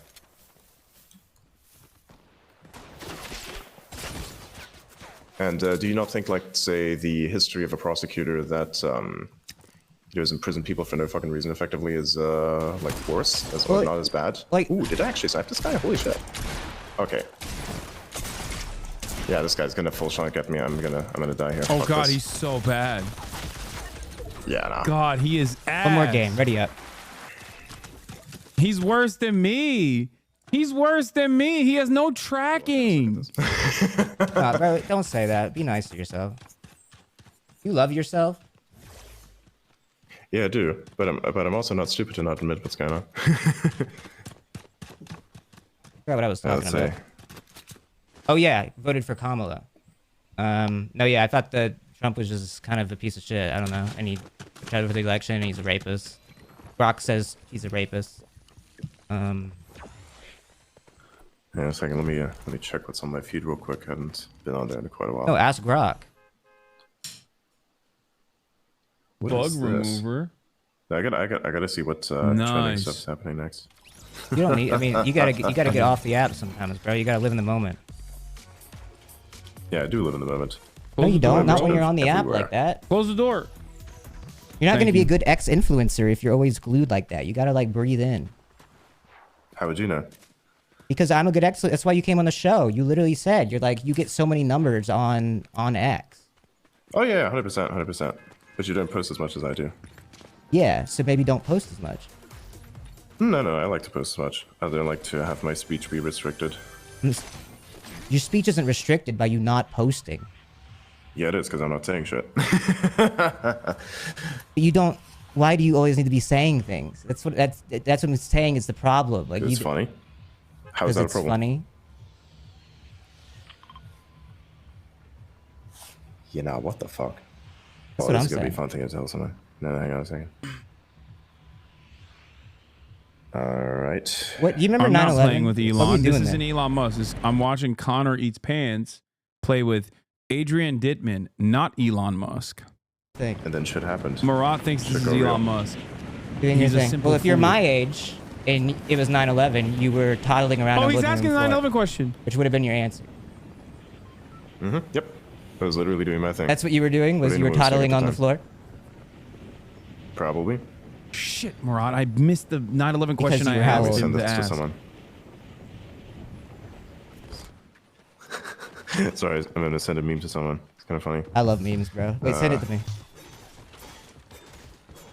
No, it's a controversial one. Wait, You I would want get to. I want to see it. I want to see it. Nah. I won't share it if you don't want me to. Nah. That's gonna nah. I want to see the meme, dude. I'll share. I'll give you a meme if you can send me one. No, not that one. Not that one. That one's No, dude, send it, bro. I mean, I literally just like gauged your political viewpoint. But You like, I even can like laugh it, at both, trust me. dude. I'm like Lex Fridman, bro. How are you like Lex Friedman? Because I can laugh at both. That's my Connor is so Really? good. Yes, I promise. 100%. Send me the tell me a meme. good joke about Democrats. Tell me a good joke about Democrats. Democrats be like LGBTQ to the polls. Am I right? And we're gay. That's Kiss good. boy, That's you a know? banger. That's Something a like that, banger. right? Oh my fucking god. Am I right, Okay, bro? that's a little bit funny. It's I pretty don't know fun. about Yeah, that, it was man. good. Are you saying all Democrats are gay? I think everybody's gay. Are you gay? No. I told you, I'm Then from a how different is it cloth. Alright, so then if everybody's gay, how are you not gay? I'm cut Would from you a even different know that you're cloth. gay if you were? The not gay cloth? Yeah. So some cloths are gay and others Send are me not? the meme. Nah. Bro, you're such a buzzkill, That's dude. good. Absolutely, and I love it. Does this give you like Okay, what is fulfillment?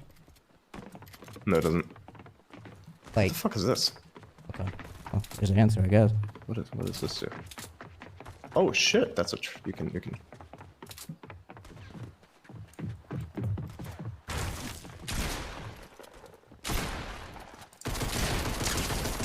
God, they are so bad. Shoot bullets through this.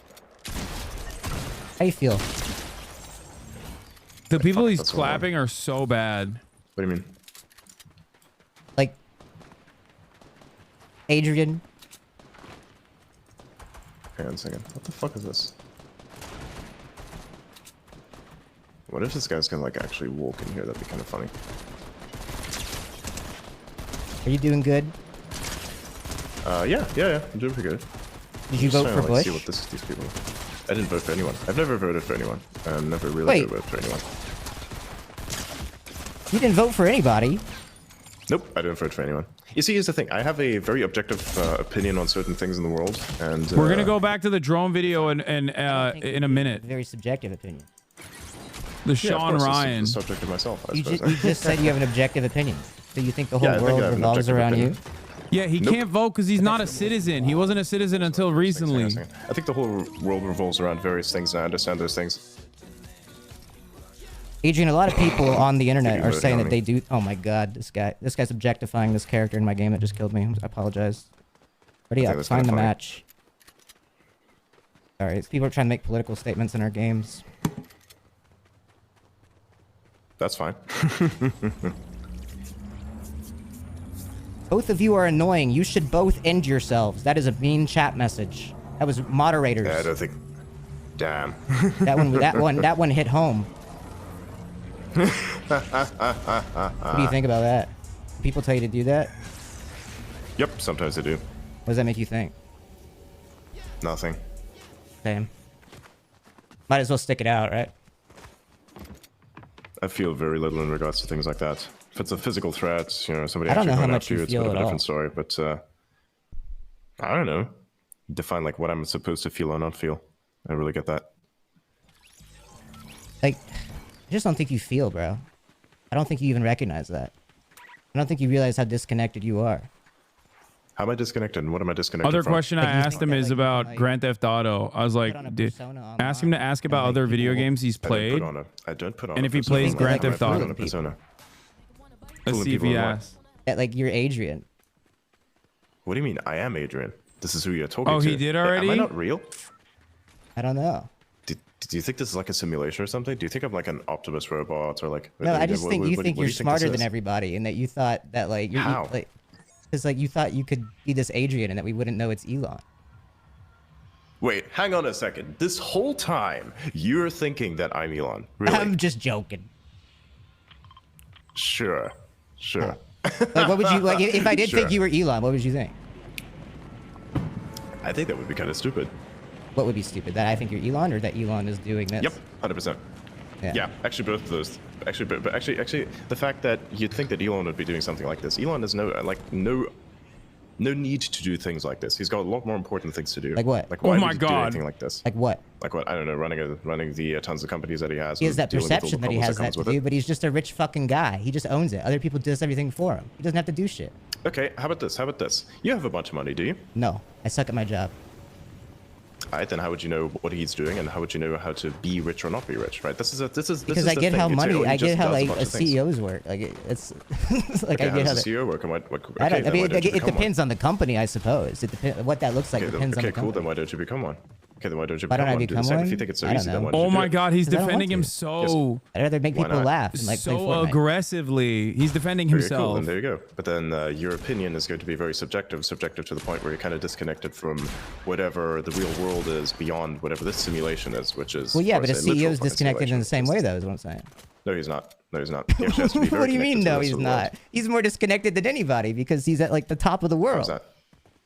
That is not being disconnected at all. That actually It makes you is. fundamentally connected to the system that upholds said world. You No. think?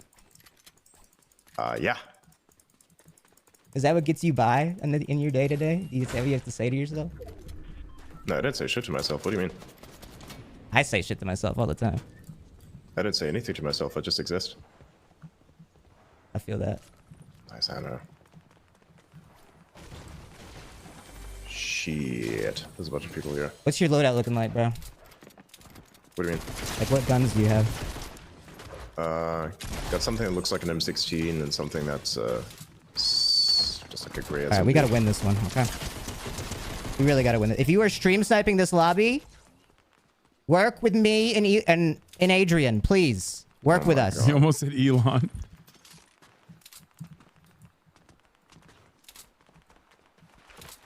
I'm sorry. That was actually genuinely a mistake.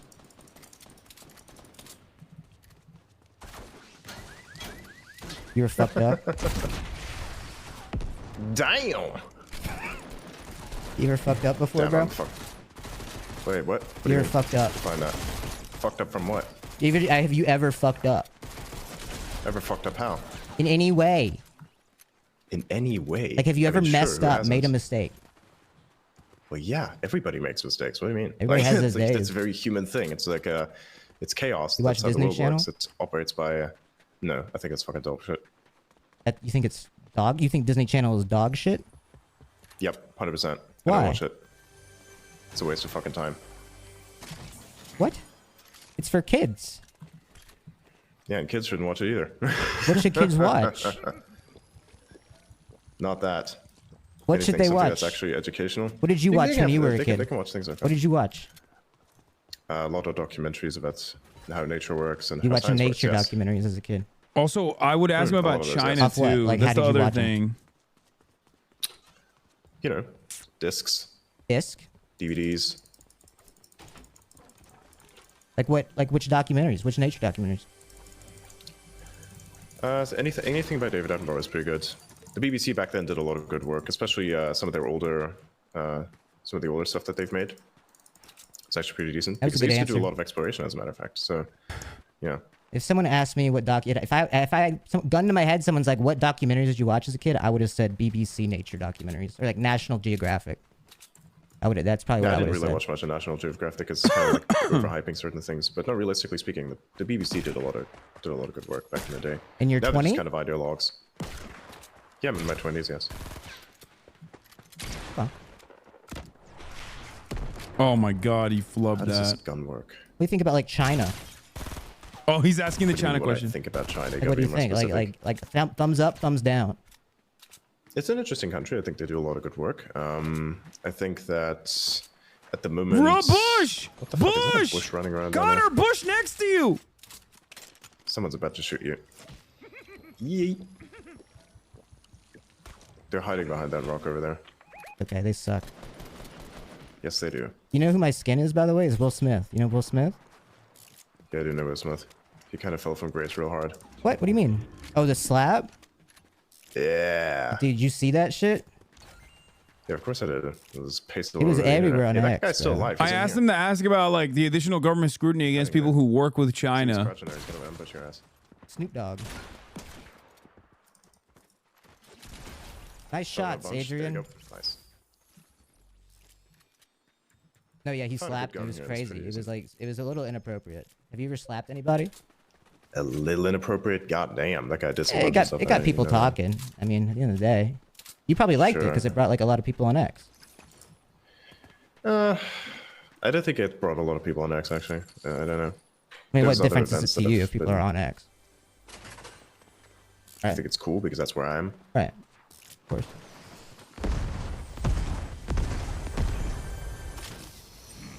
Do you think that like the Republicans like Elon? The Republicans? Yeah. It's a very broad term. I think there's You a think few Trump Republicans and that his dislike him and a friends lot like- of Republicans that like him. Do you think they like him? I think so, yes. He works in the interests of America, I believe. Elon I think definitely operates I within think the they interests probably of talk about him behind his back and make fun of him. Some of them might, perhaps. Perhaps, I mean, I wouldn't know. I bet they How all would I think know? that he's just like the biggest like just loser. Nope, I don't think so. Like, well, they just took all his money to like advance their own beliefs in politics and like to like justify his own like self-worth. Like, I'm important, I can fund this election. It was not about that. Well, he doesn't think it was about that, but he can't psychoanalyze himself and he doesn't do any introspection. So I think, yeah. Oh. How would you know? And we can tell. We can see him on X the entire day. Yeah, but how would you know? I mean, like, what is your I understanding mean, you of the can world? psychoanalyze somebody when they're on an application like 48 hours a day. Are you a psychologist? Could be. No, you're not. No, I am a psychologist.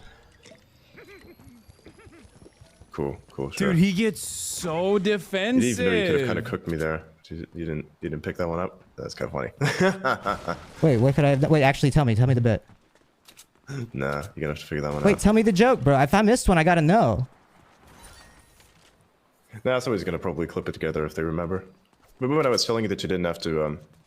Yeah, sure, I'll tell you. Remember when I was telling you that you don't have to be a doctor to understand how things work? There you go. I don't have to be a doctor to understand how things work. Is that Oh what you were god, his referring jokes to? are so bad. Yeah, He yeah. thought Wait, that so that was a if you're callback. referring back to that, then you're saying that like I could be. I don't have no to be one a is gonna clip psychologist to that, dude. psychoanalyze you, is No what you're saying. one. Yeah, but your psychoanalysis might not be the most correct. Sorry, not what you, kind of Elon. experience do you Not have? you, not you.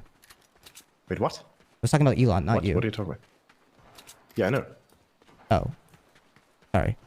You're saying a lot of confusing things. Hang on, what the fuck is that shooting that's going on down here?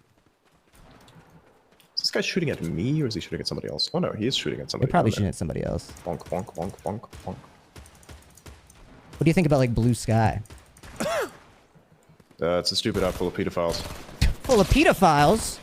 Oh yeah, 100%, man. There's a bunch on X too, though. Not that I would be. Like Elon, like unbanned one of them. Elon restored the account. Who's supposedly pedophile? It's a very who? There was like the guy. There was like these conservative like commentator or something. Dom Lucre. Which conservative commentator? Someone messaged me and told me. I mean, that's a very serious allegation. If you want to have like a someone messaged me. I am messaging him. Someone messaged me. But you're calling a person who got on that on Is that his name? The chat room saying Dom Lucre. I don't think he was ever banned. Oh. Oh. Well, shouldn't he be banned? Why should he be banned? Because of what I just allegedly stated. You didn't allegedly say. You didn't allegedly state something. You literally stated something. So apparently, the chat room is relaying that this guy posted inappropriate imagery on the X platform, and then you ban them, but then you unban them afterwards. Who's you? Sorry, Elon. Shit. Excuse me. Sorry, I got confused. Yeah. You're confusing me. I don't know. I don't know what he posted or what he didn't post. I don't really look at a lot of his stuff. It's definitely Elon. But he'd have to come up with some sort of evidence. Like Matt Gaetz as well. Matt Gaetz? Wait, what's wrong with Matt Gaetz? I mean, what isn't wrong with Matt Gaetz? I know. You tell me. You're the one who's making the accusation. Have you seen his face? Or the proof is on you. What's wrong with his face? Come on, man. No, seriously, what's wrong with it? It's like, it's kind of scary. How's it scary? It's like, are you like scared it's by not other like dudes' made faces? out of skin. What? Wait, are you one of those people that believes in like the mask conspiracies? Is that your play?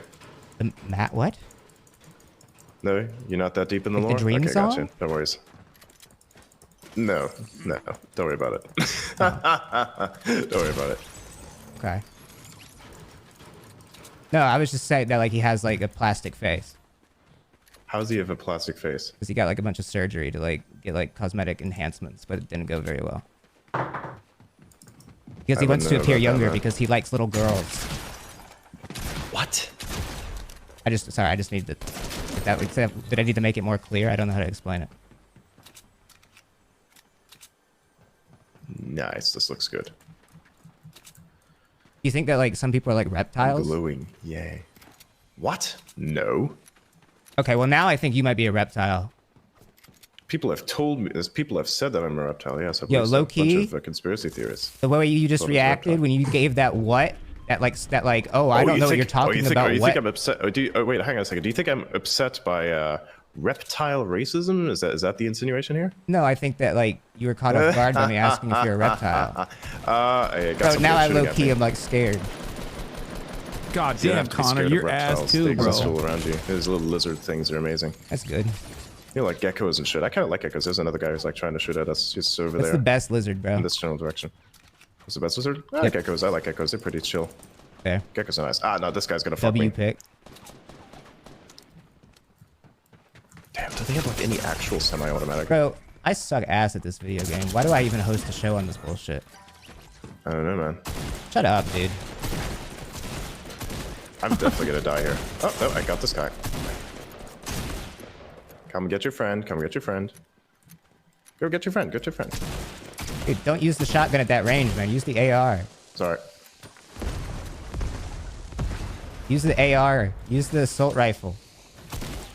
He doesn't know how to change the gun. Sorry, my aim is dog. Oh, it's not your aim. It's your problem-solving skills. There you go. Holy shit. Be dead. Get my card. Wait, where'd you die? Oh, you're dead over there. Do you think you're like a smart guy? I suppose I am.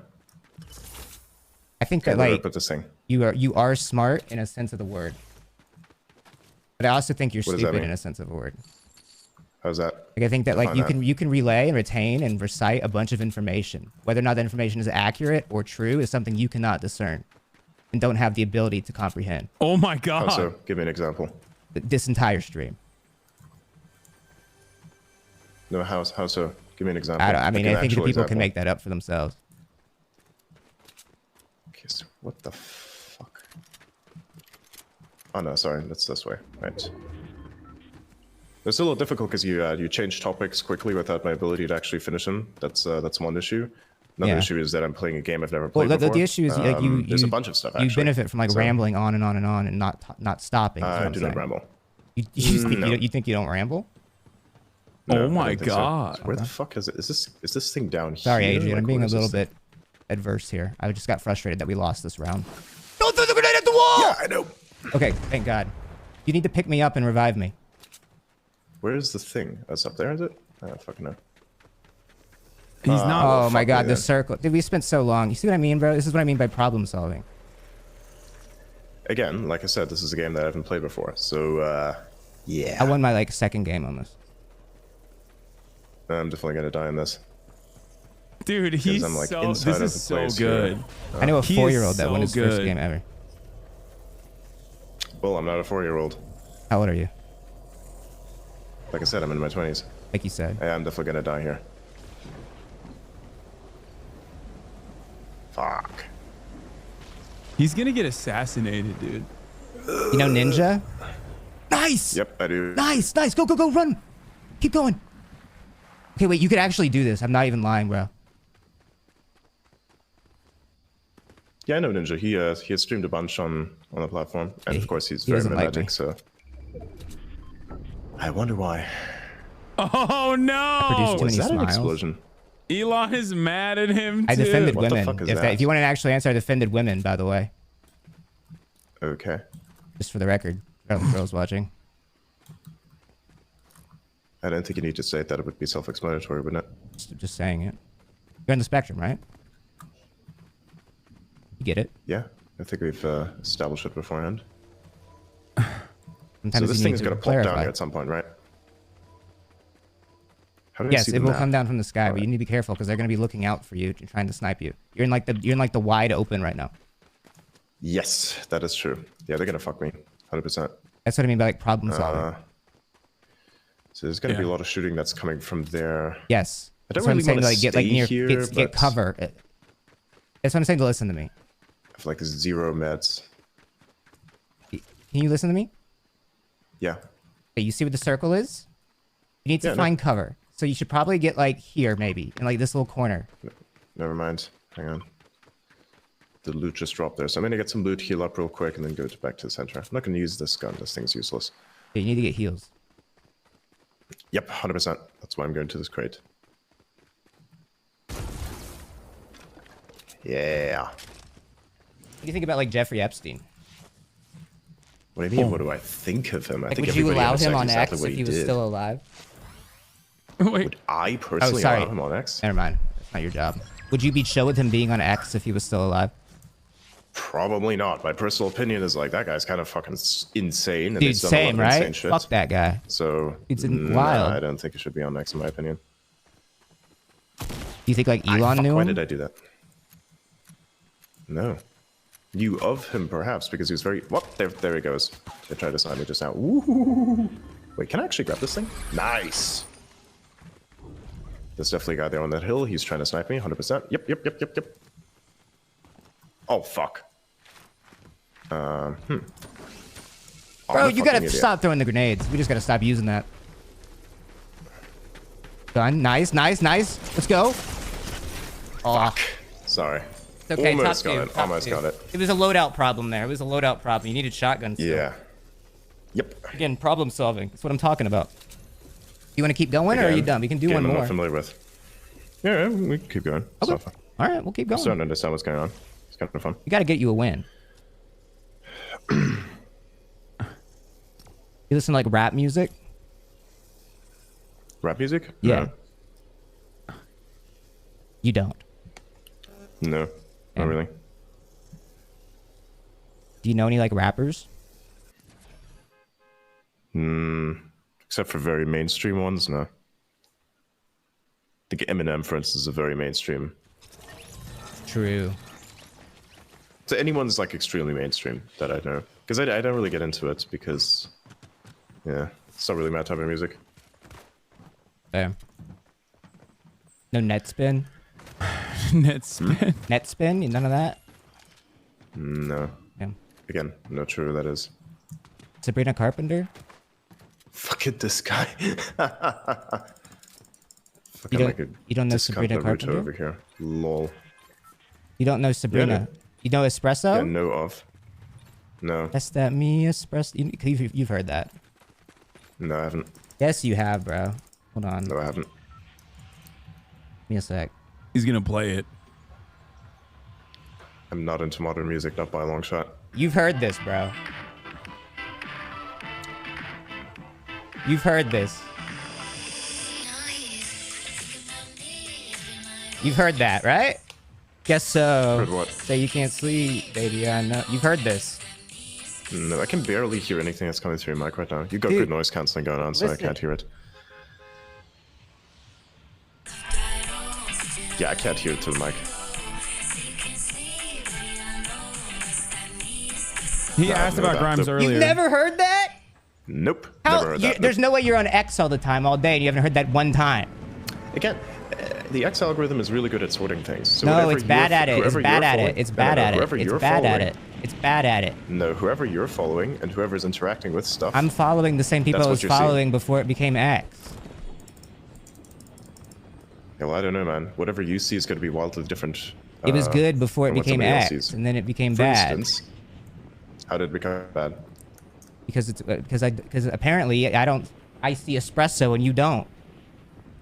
Yeah, what's wrong with that? Nobody needs to listen. That's what to I'm asking, bro. Who cares? Like seriously, who cares? True. What I see is completely different than from that what you would see, right? Because we don't care about the same things. You get like Mozart on your timeline? No, I don't get any music on my timeline. I got a lot of stuff about technology and things such as that. Like, name new technology. Anything. Any that's Whoa. it's a Chills. It's a very how do I explain it?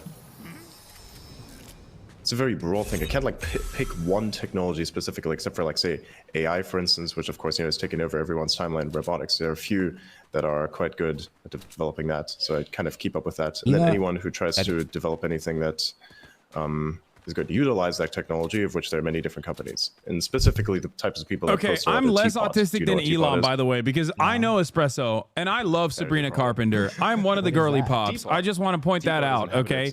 As someone who's a notorious not music listener, I do listen to music to the, you know. It's left 4chan, like the and then founding went fathers. on to X. Wait, I thought you didn't know went 4chan. to X. You didn't know 4chan I until do yesterday. know. What do you mean? You didn't know until That's yesterday. wrong. That isn't correct. Where did I say that? I thought you said that. No, I didn't. Okay. Oh, I know exactly what I've said, and I haven't said that. You know exactly what you've said? Yep. Is that I what you haven't have to said tell that. yourself to like reassure yourself you're not making a mistake here? No, I definitely know I'm not making a mistake here. Okay. I know 4chan very well. I even recited to you a post from memory. So you want to tell me that I don't know it? And that post I think was that's from really 22? impressive that you have a photographic memory, but I don't think it makes you Lame-ass, smart. dude. I don't have photographic memory. Oh. Well, then how did you remember it? That's how the brain works. People have it. Some people know how to utilize it. I mean, I don't know. Yeah, got me. Do you not know how to use your brain? He's so lame. Just shotgun this dog. That's a point in your book.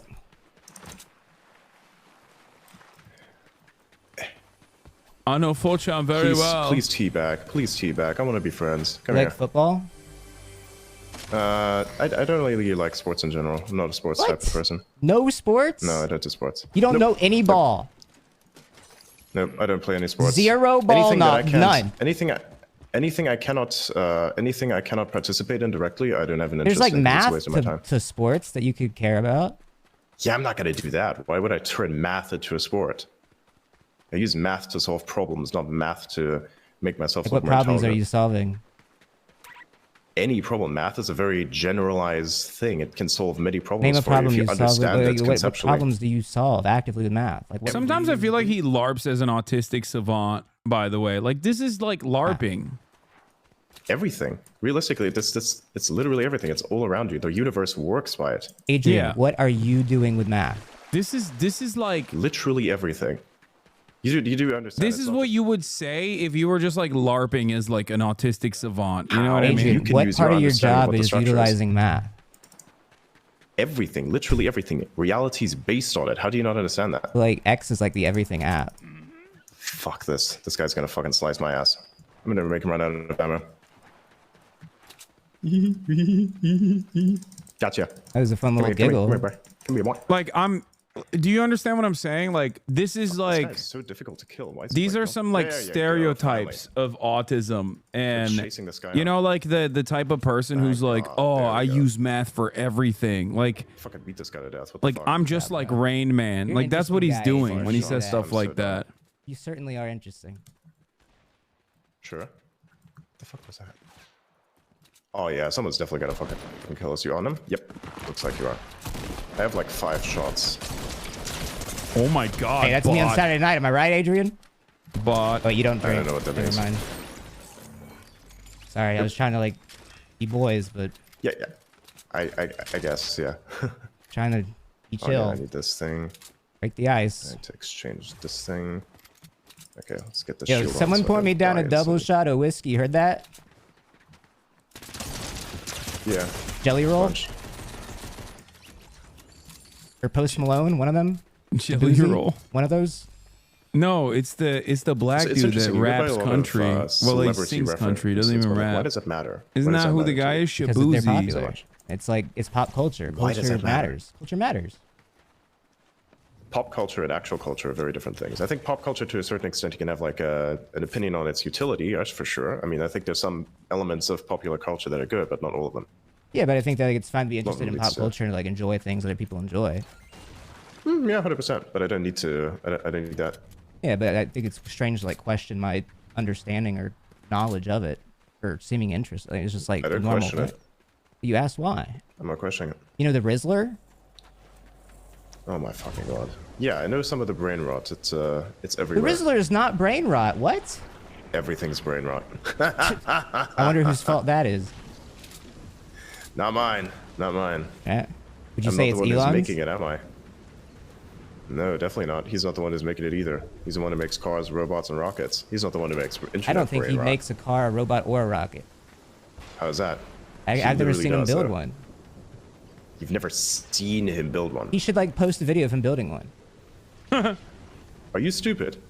You do realize it's like a national security problem if you were to post things directly about how these systems I mean, work. he could, you like- do realize I mean, that's a also one of car. the He could reasons- be- you know, like, that's also one of the he could make a reasons why you car. can actually Oh not my god! He should make a car. Maybe, say immigrants work on the rocket. I think not just immigrants. I'm not themselves, talking but you about. actually- This is actually what I have mean to by be you going on US tangents, Adrian. I'm talking. This is what you're No, doing. I'm it. literally trying to tell you why he cannot post anything about how he's constructing a rocket. Besides, he's I'm not telling the you, person he that can directly post builds them. himself showing how to make a vehicle. Why? Because you just said he does it. Yeah, he does. Okay, I want to see him do it But why should he post it? because I don't Why? believe he does it. He's Well, then just that's your rich. belief, He just pays the people that do it. Okay, then how's he- Sometimes less okay, money than then they why did- deserve. Okay, how about this? How about this? How about this? How about this? How about this? How about you get a loan from a bank somewhere, get a bunch of people to invest in your I don't thing, believe and in the then also make a bunch of money. I don't believe in the bank. Well, there you go, and that's your problem. Even though the bank is literally the thing that holds all your I money. don't believe you in like the any bank. currency. All that stuff's going away. You don't believe in any currency. All of it's going away. It's not. Okay, then why do you do anything? It's all going away. Why am I doing anything? Because my life doesn't revolve around Exactly. the capital I accrue. Like my family, the people Literally I care about, does. people I love. It literally No, I care does. about If my you have no family money, and you like the have people nothing. around me and like putting a smile on people's faces, getting a little. Yeah, 100%. you know, Because produce even some if you good were to run out of emotions. money, then probably they will. Yeah, because then they would probably support you with their money, even if you didn't care about your own money. I don't give a fuck. Because But money like is that's what I'm still a saying. thing Like that you money need. is more like a problem. It is not. Yeah, you like it, don't you? I don't like money. It's a Little thing that bit. you need in order to do more things. I get a That's little it. bit. No. It's I mean, how do you, I just explained to you what I think about money, that I think it's a, wait, what the fuck? I'm just gonna throw this grenade at him and see what he does with it. Do it. Nice! Wait, you, don't, Random hit. you got him? Oh, there's a guy Good there. job. Well, it wasn't a Yeah, I random think I hit. did, You yeah. did throw it right at him, but yeah. I'll give you that still. Yeah, something like that, yeah. Fuck, I'm an idiot. Die. Yep, you did. Okay. There we You go. gotta stop laughing, bro. Why? What's wrong with that? It Why gives can I it- laugh? I thought it was about It gives it putting, away, bro. It smiles gives on it, people's like if faces. you're trying to keep this up, like Okay. it gives it away. What gives what away? I'm very confused, man. I don't want to be the one to tell you. Super machine gun. Nice. Okay, I'm keeping that thing.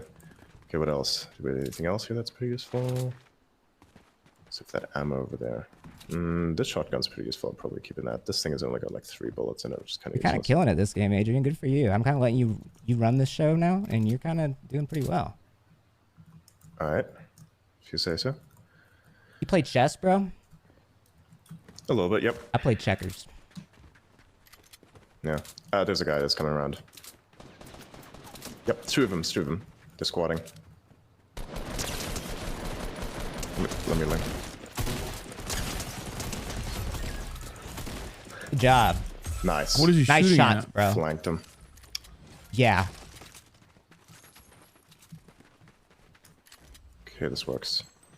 What is this thing? You gonna get married technical someday? shot. Oh, yeah, that thing. Yeah, why? I don't know. I just wondering, like, what do you think about like I marriage? picked up a sniper rifle. You think someone can have like Nice. multiple That's pretty good. partners, or like just like one? Yeah, you can definitely have multiple partners if you'd like. Definitely. It depends on what your specific what your preferences are. You can have multiple partners, I think. I don't really go for that, but you can if you want to. A lot of people pull this off successfully. kinda and, woke. It can work. Multiple It's not partners woke, is a it's bit woke. very, very, very. No, it's a very old thing. You have to look it up. That's been going on for centuries, maybe Oh. thousands of years. Like that's a very Yeah, but very that old was, like, thing. Not before, like, everything's working. iPad. That was If before, you like, live in a work iPad. echo chamber, yeah, of course. Like if you live in a work echo chamber, that everything's work to you, of course. But that's just not work. Work is also based on something. What work was is something that's fundamentally. I think you're in an different than what anti-woke it is. echo chamber. No, I'm not. No, how do you know? How would you know? I'm in a tech. I'm not in any other echo chamber other than the tech echo chamber because that's like where I like to be. Because everything that defines everything is literally based on it. Oh, and this guy's about to fucking kill me. You're so interesting, Adrian. Yeah, I got fucked. You got to keep going, I guess, until you don't want to do it anymore. No, I'm fine with this. I'm starting to like kind of learn how it works a little bit. Oh my God, he's gonna have him on for so long until there's literally an emergency Kinda at funny. Tesla. Imagine Fortnite 2. What would you do? I don't know. I'm not really a person that does much with first-person shooter games, so I really wouldn't know what to tell you. Shooter. A third-person shooter. Sorry. When did you have your first kiss? Got a story? There's not really a story around that. I mean, there's always a Find story behind it.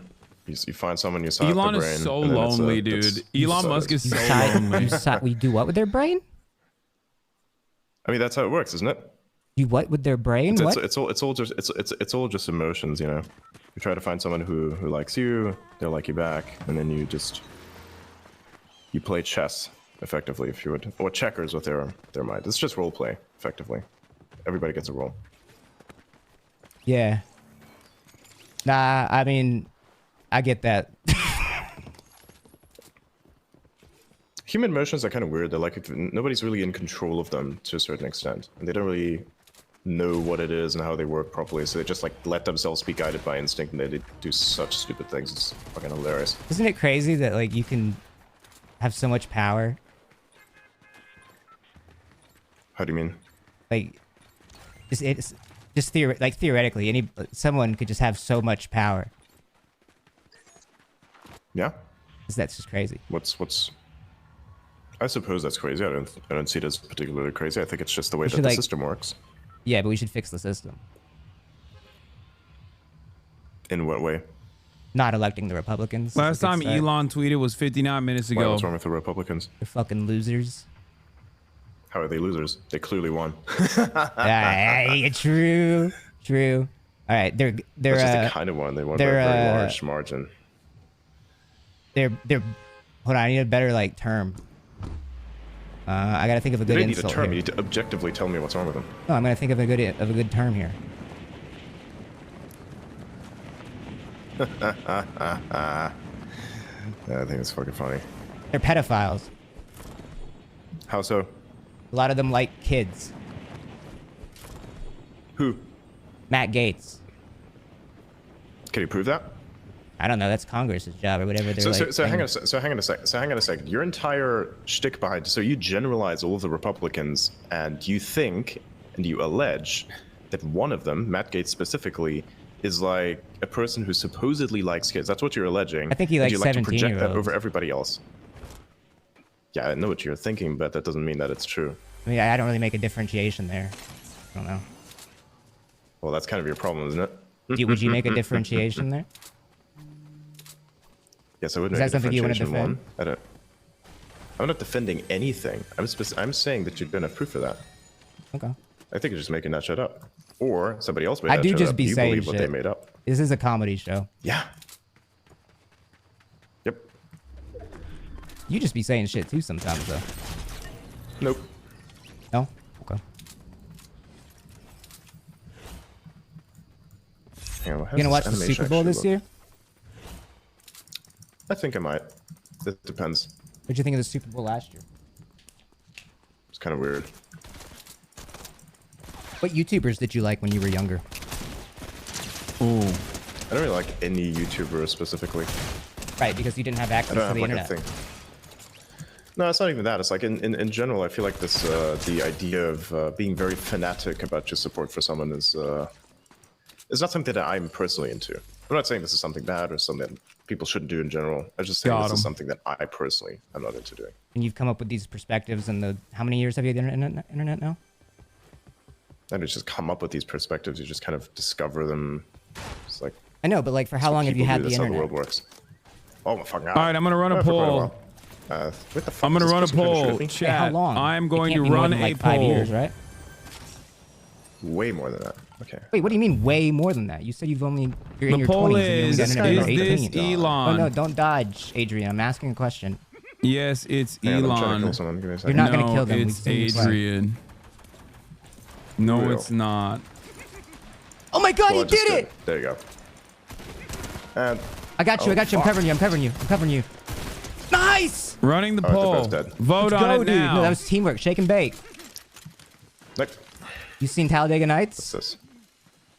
Saying what? Talladega Nights, the movie. Will Ferrell, No, I don't think I Ricky have, Bobby, no. whatever, dude. It was really popular when we were kids. Like, if you're in your 20s, you would have seen that all the time. Again, totally different way to grow up. It's an Adam McKay movie. It's like, don't look up. Grew up in the fucking desert. In the desert? Wait, why is that Practically, so you could funny? say. We're in the desert, bro. Practically. Don't worry about it. What does that mean? Don't worry about it. Like It's a Walter White, funny- like it's a in New funny slice Mexico? of- Nah, like Walter White.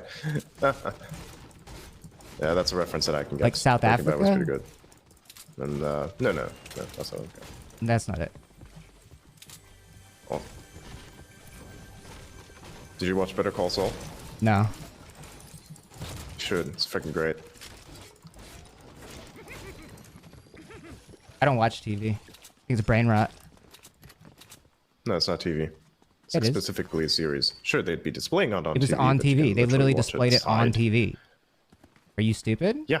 That doesn't mean that you have to watch it on TV. You can literally subscribe to various of What the does it matter? What? video demand providers. All Yeah, right, it does matter 85% because, say I yes don't like is to have my brain Elon. be inundated with ads and news that's all lies. Yeah, like on X. No. How's it a lie? You have to point to There's examples. tons of lies on X all the time on the timeline. Which ones? Like, I don't know, Fox News. Oh yeah, but that's mainstream media though. Right. Or like, I don't know. That's the problem. I have a problem with mainstream media. Yeah, I think we can agree here.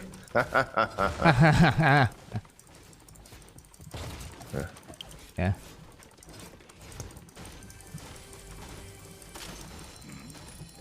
Who's like your best friend? This is my best friend. Yeah. There's a few of them that have accounts on X. You know, my You co-hosts. only have I'd say, friends on pretty good X? Friends. No, I'm not gonna tell you who my friends are in real life. Get fucked. okay. Absolutely not. I was just wondering if you wanted to talk about it. I don't know. Nope. I value my privacy. It's fair. Pretty sure you can understand that. No, totally. Where's the fucking crate?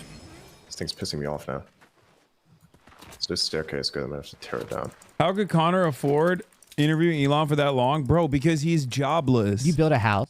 How like Connor has more of a fucking job than Elon does. Understand that he is a friendless, holeless, Twitter addicted, pathetic individual. And he also happens to be the richest man on the planet. Like if you need to like build shelter right now. He is the most unemployed man, dude. He's a CEO of like 3, 4, 5 companies. That's all he does is tweet all day. To kind of throw shit together. If you are in the wilderness, you are in the wilderness, how do you make shelter? What resources do I have? And You're which in the wilderness woods. specifically? You're like in like a forest. I don't know, like a generic forest. Okay, so generic forest. You read Hatchet? North America. What Surely tools do I you've have read at my Hatchet. disposal? You read all these books when you were younger. That's like what book everybody reads. You've read Hatchet, right? No. There's no way that you have not read Hatchet and you read all these books and you're in your early 20s.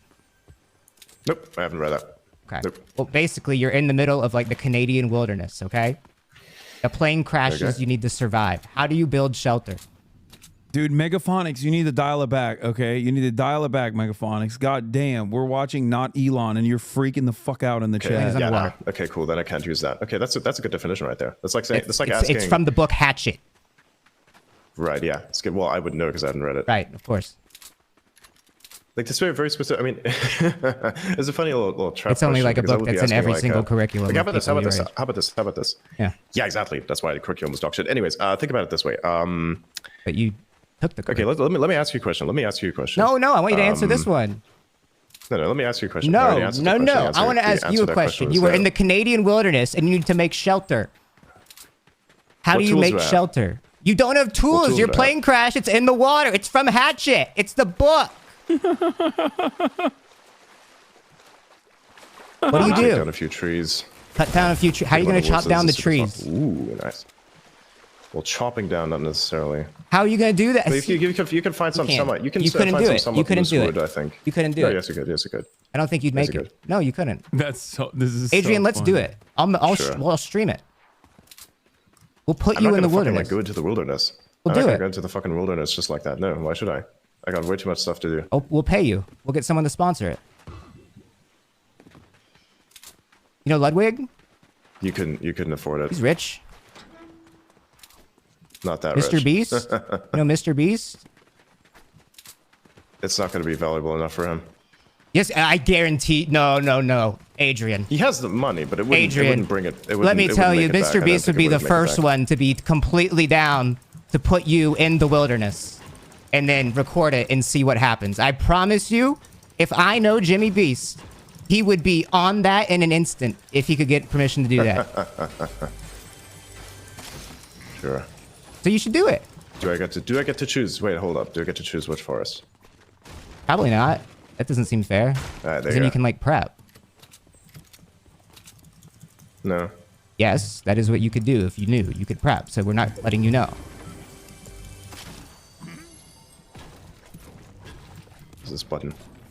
Wait, why How aren't you much- answering how much the of an question? explosion does this make? Let me. I'm sorry. Am I making you uncomfortable? No, you're I'm not. getting like a vibe Yeah, this thing that I'm kind of making sucks. you I thought this Use was the I shield. thought it was gonna blow up the whole fucking building. Use the shield. We have to go to the circle. We need to win this. You're pissing me off. Not funny.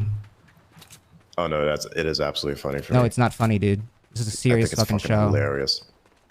Serious I shit. bet it is. What is a porta bunker? What does that thing do? I don't give a fuck. Fuck you. Sorry, I'm just joking. Just joking. Just putting on smiles. Oh, that's what this thing does. Okay. Oh, that's actually kind of nice.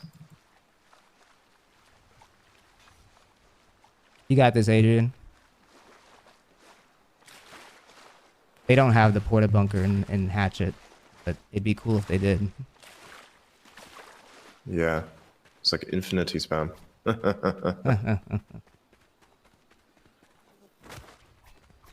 So what's your issue with right-wing people? Like, what's your issue with them? I grew up like around like a lot of people that had that ideology and thought it was like right growing up. And as I expanded my horizons beyond the world and met people around the world, I kind of realized how narrow-minded it is and how lucky I was to be in a position where I benefited from right-wing politics.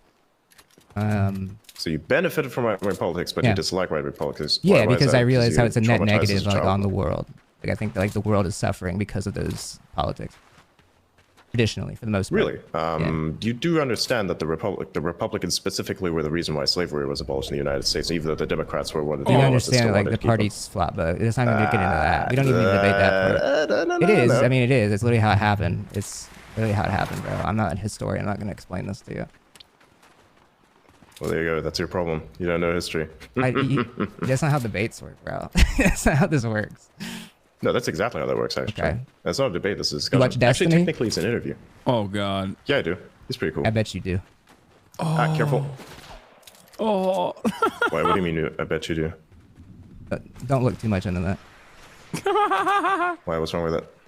What's wrong with Destiny? I just don't like the video. I don't like StarCraft.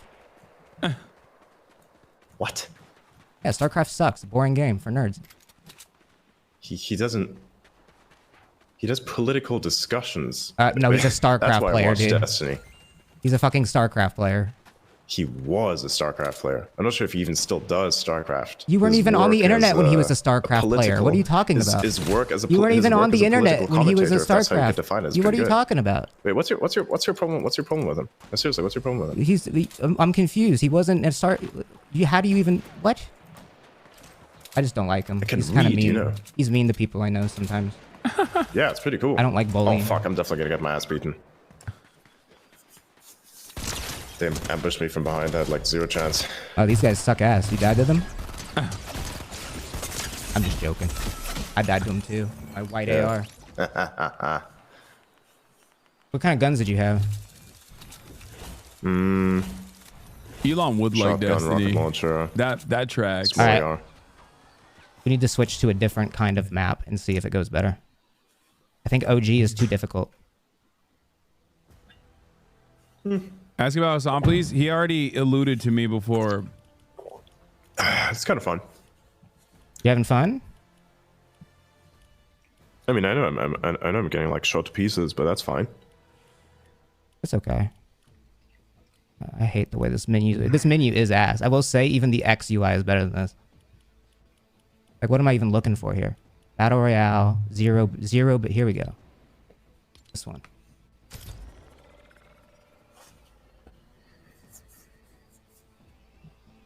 Are you ready? I need you to click return to lobby if you can. No, I already read it up. How do you return to lobby? Like, press B, I don't know. Oh, there we go. There we go. You got any questions for me? Not in particular. So what's your goal? What's your goal with this? And I'll ask you another question afterwards when it comes to like the survival Fortnite Friday or like interviewing like you? No. Which one? No, actually, I'll ask you the first one that I wanted to ask you while we're still like on the Hatchet book. Oh. I was like, you kind of asked a trick question there, and the trick question was almost like I would ask you this question right now. It's like, imagine it like this. You know, if you had a plane that crashed between Canada and the United States, where would you bury the survivors? A plane crash between Canada and the United States, where would you bury the survivors? Wherever their family wants to bury them. What?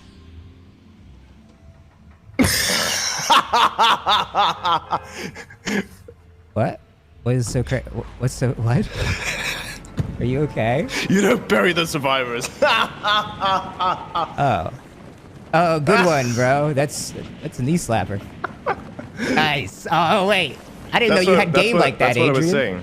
I didn't know that you were that funny, You were bro. asking me a question like that. You were giving me like a bunch of stuff, but it didn't really make that much sense. That's you see such what a dad joke, dude. That's what I want to do. Oh my god. Yeah, 100%. Well, it worked, didn't it? That's the joke. That's the type of joke you make after your 11th next of kin is born. What else? That's not just a dad joke. That's an Omega dad joke. That's the father of 12 children. At this point. Actually, no, I do 12 remember. children, one of which you've disowned. Like interviewing you specifically. With interviewing me specifically. What was your intent with this? Well, I thought it'd be interesting because I didn't know if like you were Elon or if you were Adrian or what that even meant or what that looked like. And honestly, I'm still not 100% either direction. But you know, once I started, it's like very obvious that I'm not. I think that you think you're a lot smart. Your ego is very, very big, and you think that you are a lot smarter than you actually come across to anybody with a brain. And now that you've put yourself on such a scale that you can be perceived by so many and not just in private locations with other rich billionaires, that now it's so easy for people to hang on. Are you see how stupid you are? Are you insinuating? Hold up. Are you insinuating that I'm a billionaire? Are you insinuating that I'm a billionaire? No. That's literally what you just did. It's kind of ironic. I don't know what that. What does insinuating mean? You don't know English? What? No, you're confusing me. It's the language you fucking speak. You want me to finish my thought? Twin fire auto shotgun? You don't want me to finish my thought. Oh, nice. Now go ahead. Explain some more. That's what I was think saying. You have like the beef. I think you have like beef with some billionaires. Which billionaires do you like? All of them. Every single billionaire. Every single one. No one should be a billionaire. Like all of them. Wait, so you don't being like a billionaire is morally corrupt inherently. Nice. Yeah, that's bullshit. It is because it's literally too much money to comprehend. You do not need that much money.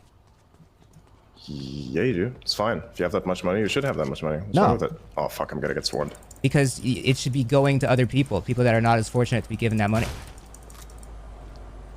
Do you not understand how business works? You have to have a business be profitable, and you are hiring people within that business. I do, but I'm not defending how businesses work either. With money. I'm not defending how businesses work. Then. Oh my god. I know you're like obsessed with like capitalism and like business, but corporate structure. But like I don't care, bro. I care about vibes, bro. I care about the Super Bowl. I care about the Super Bowl in sports and like Fortnite. And like which Pokemon are going to be in the next game. The Super Bowl and, is like, literally my one of the beautiful most wife. capitalistic events. And like my future and my family. That's what I care about. I don't care about businesses. You should. It's literally everything around you. Oh, maybe to you. Fuck this thing. Hang on, sorry. I'm like reloading my shotgun and it's not really working out too much.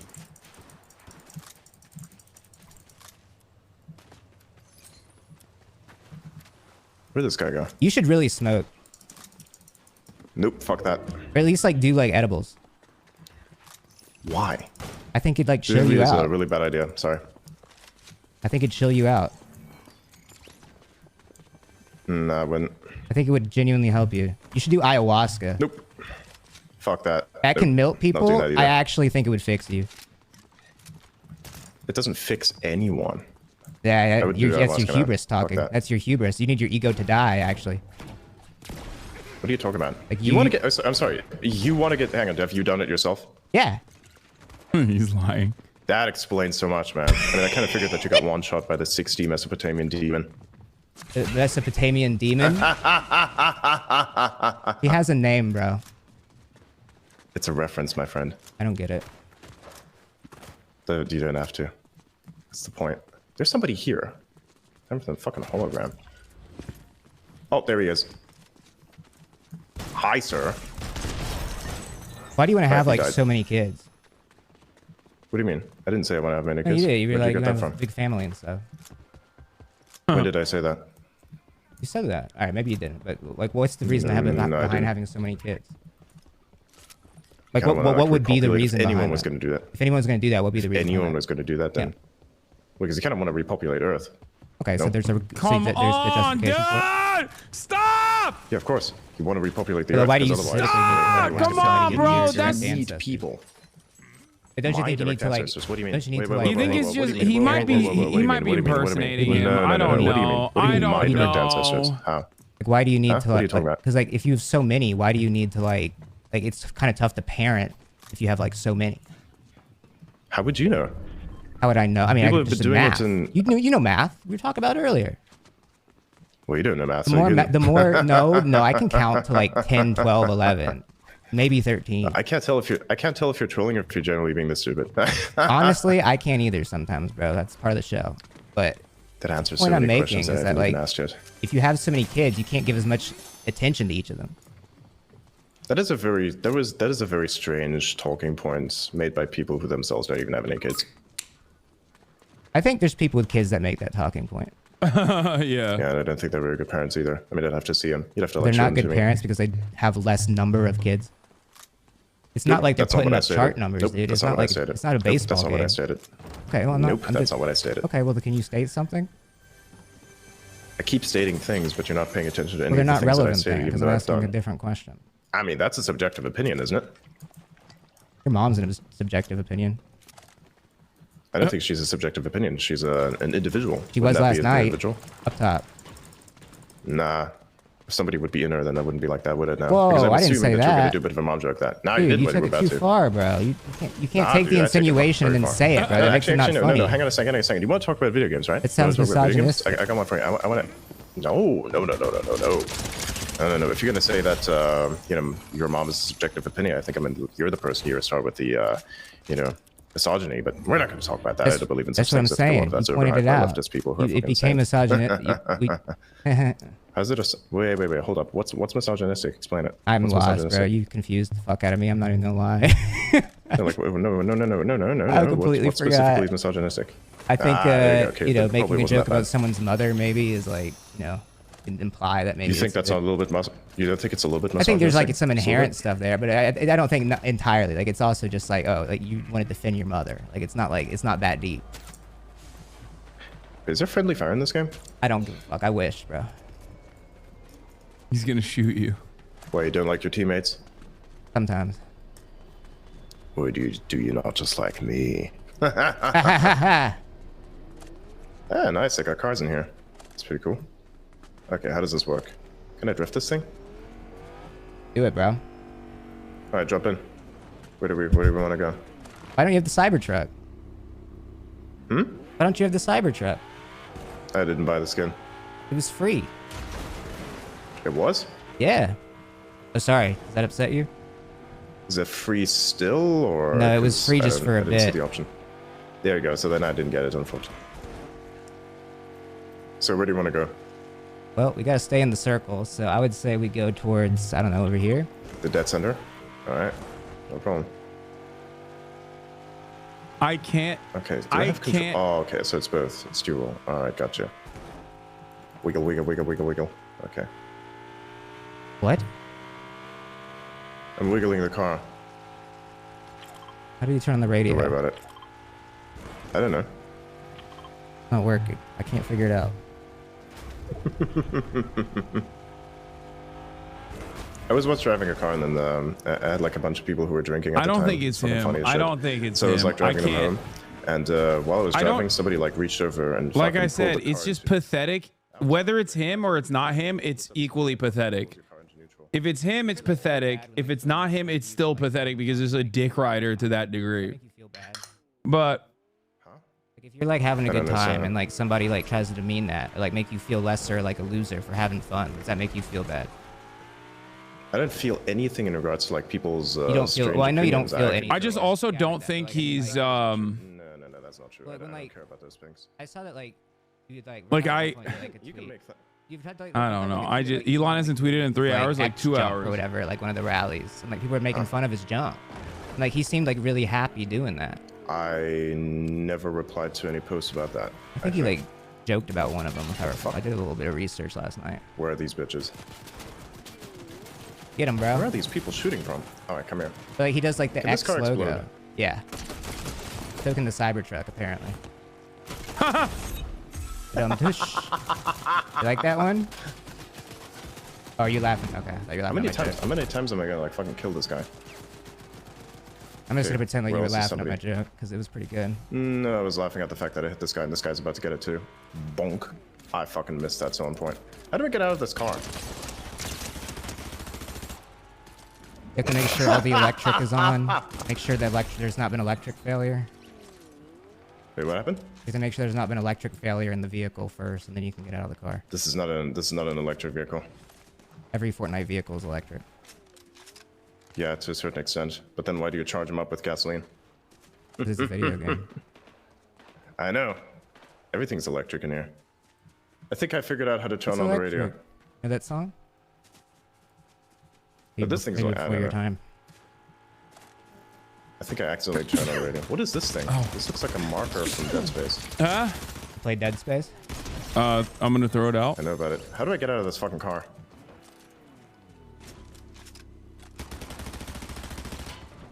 You're out. You did it. Oh God. What we did I even do to that guy? Hit my face bro. on the, We need to get a win. on the I'm tired mic. of this game. He tweeted when he was dead. I like Fortnite, don't get me wrong, but like you can only do so much. So what is this thing? What am I looking at here? What do you think about like Vivek Ramaswamy and your Emmy? What do you think about him? Wait, hang on. Before Stop we doing do that. that, what is this thing and how does it work and what does it I don't do? know what it. I literally don't know what it does. I don't know shit. Reveal nearby spirits. I literally don't know what it does. Talk about Vivek What is this? Ramaswamy. Why? What's up? What's up with him? Like, what do you Why? think about him? I think he cool. He cool? Huh? Yeah, he cool. You like his vibe? I didn't see anything wrong. Yeah, he's an alright dude. He's okay. He cool. Yeah. I think he's kind of funny. Why? What do you think of him? I think he's just a funny guy. He knows how stupid his Like any of voters his- are, and he kind of just plays into it. It's kind of, I kind of respect that. What do you mean? Like he knows exactly what he's What do you doing. mean? You can tell in his face and his eyes. He knows exactly what he's doing. Huh? I don't think that he thinks his voters are stupid. Oh, he thinks they're the biggest idiots on earth. How so? I just know, bro. You can see it in his eyes. Nah, I don't know, man. What the fuck is this?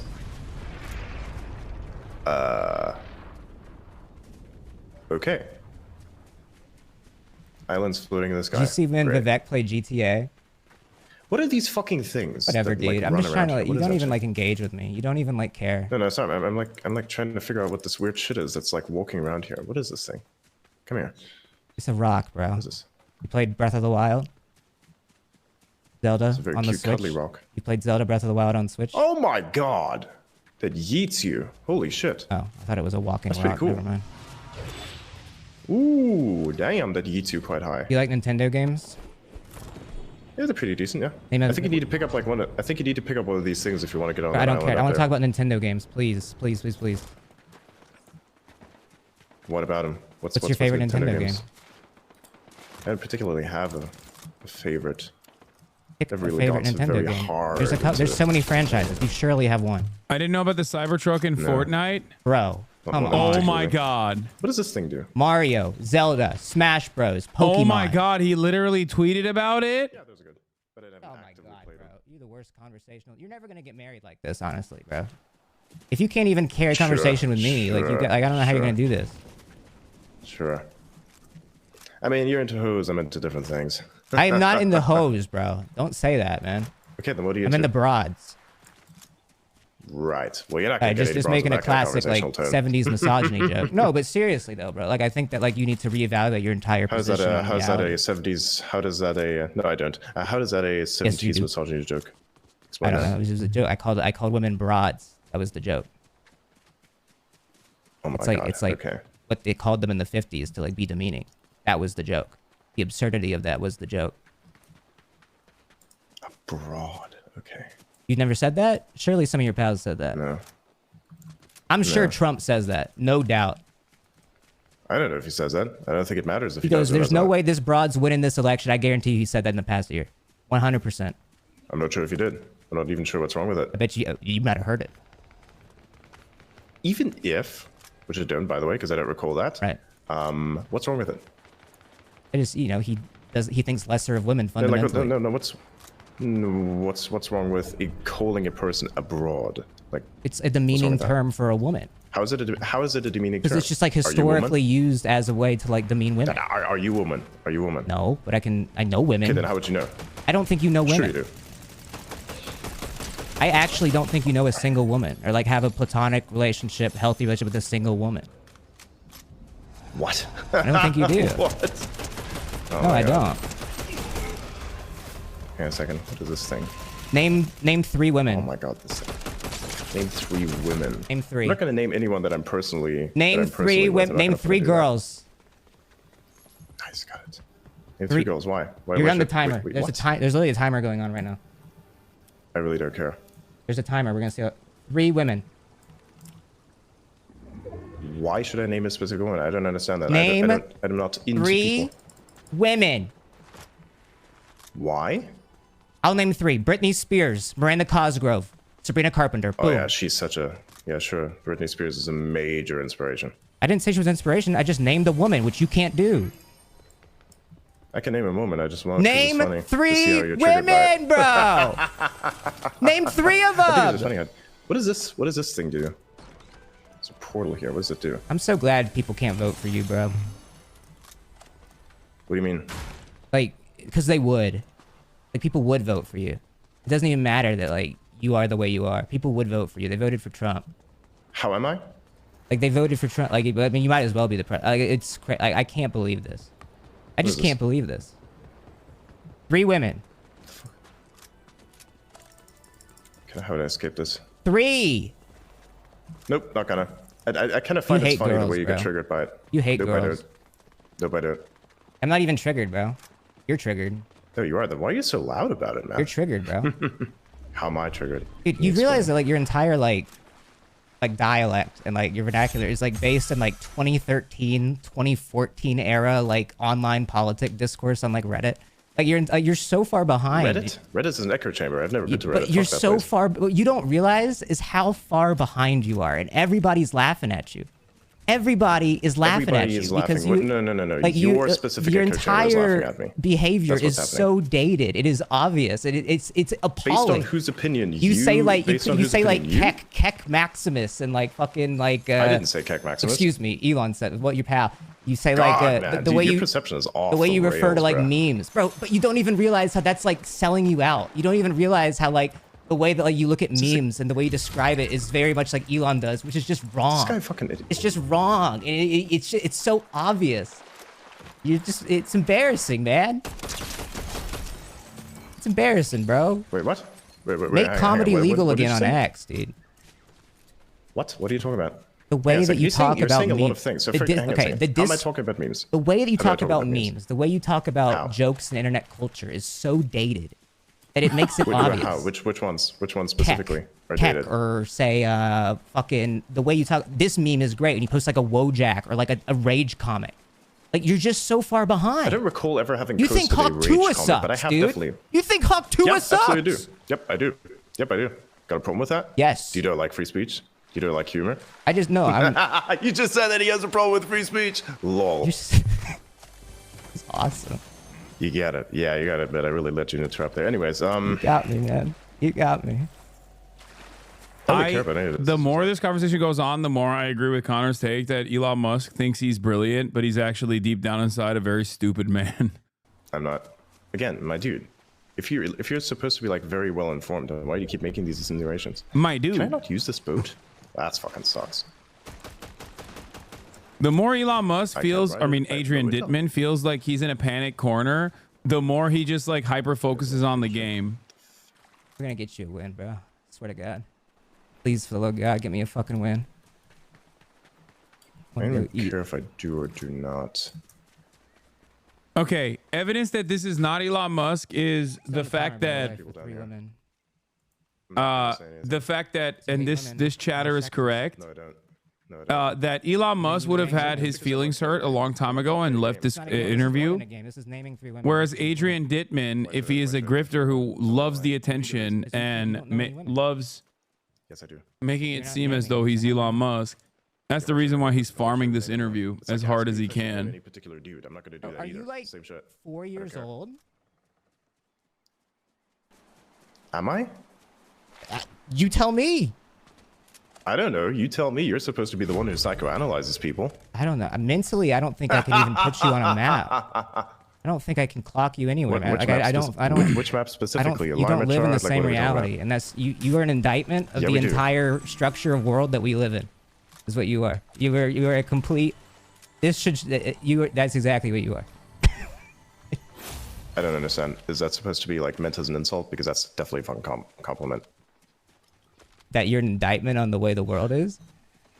Yeah, coming from you, that's just like the max level compliment.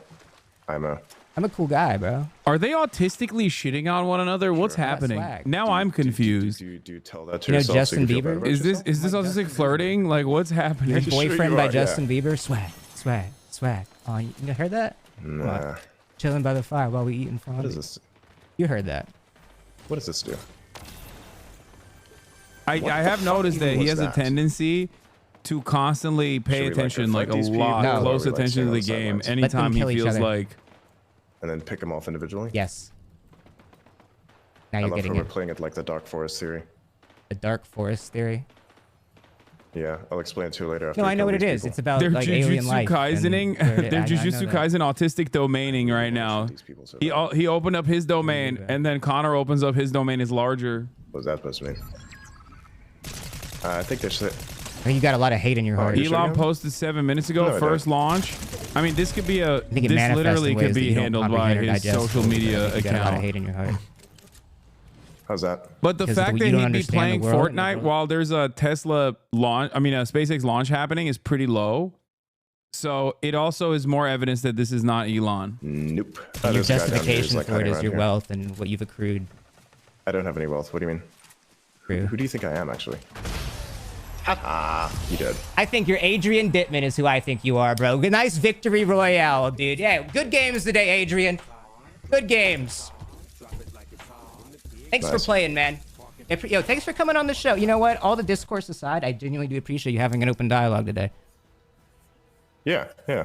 I thought it was badass, and I think it's cool that you do that. Now, I do think, again, that I do think you are Elon Musk, and I do think that it's really embarrassing that you do I'm this. definitely not.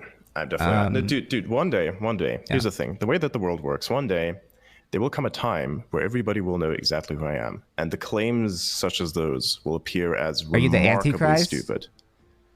What? The Antichrist.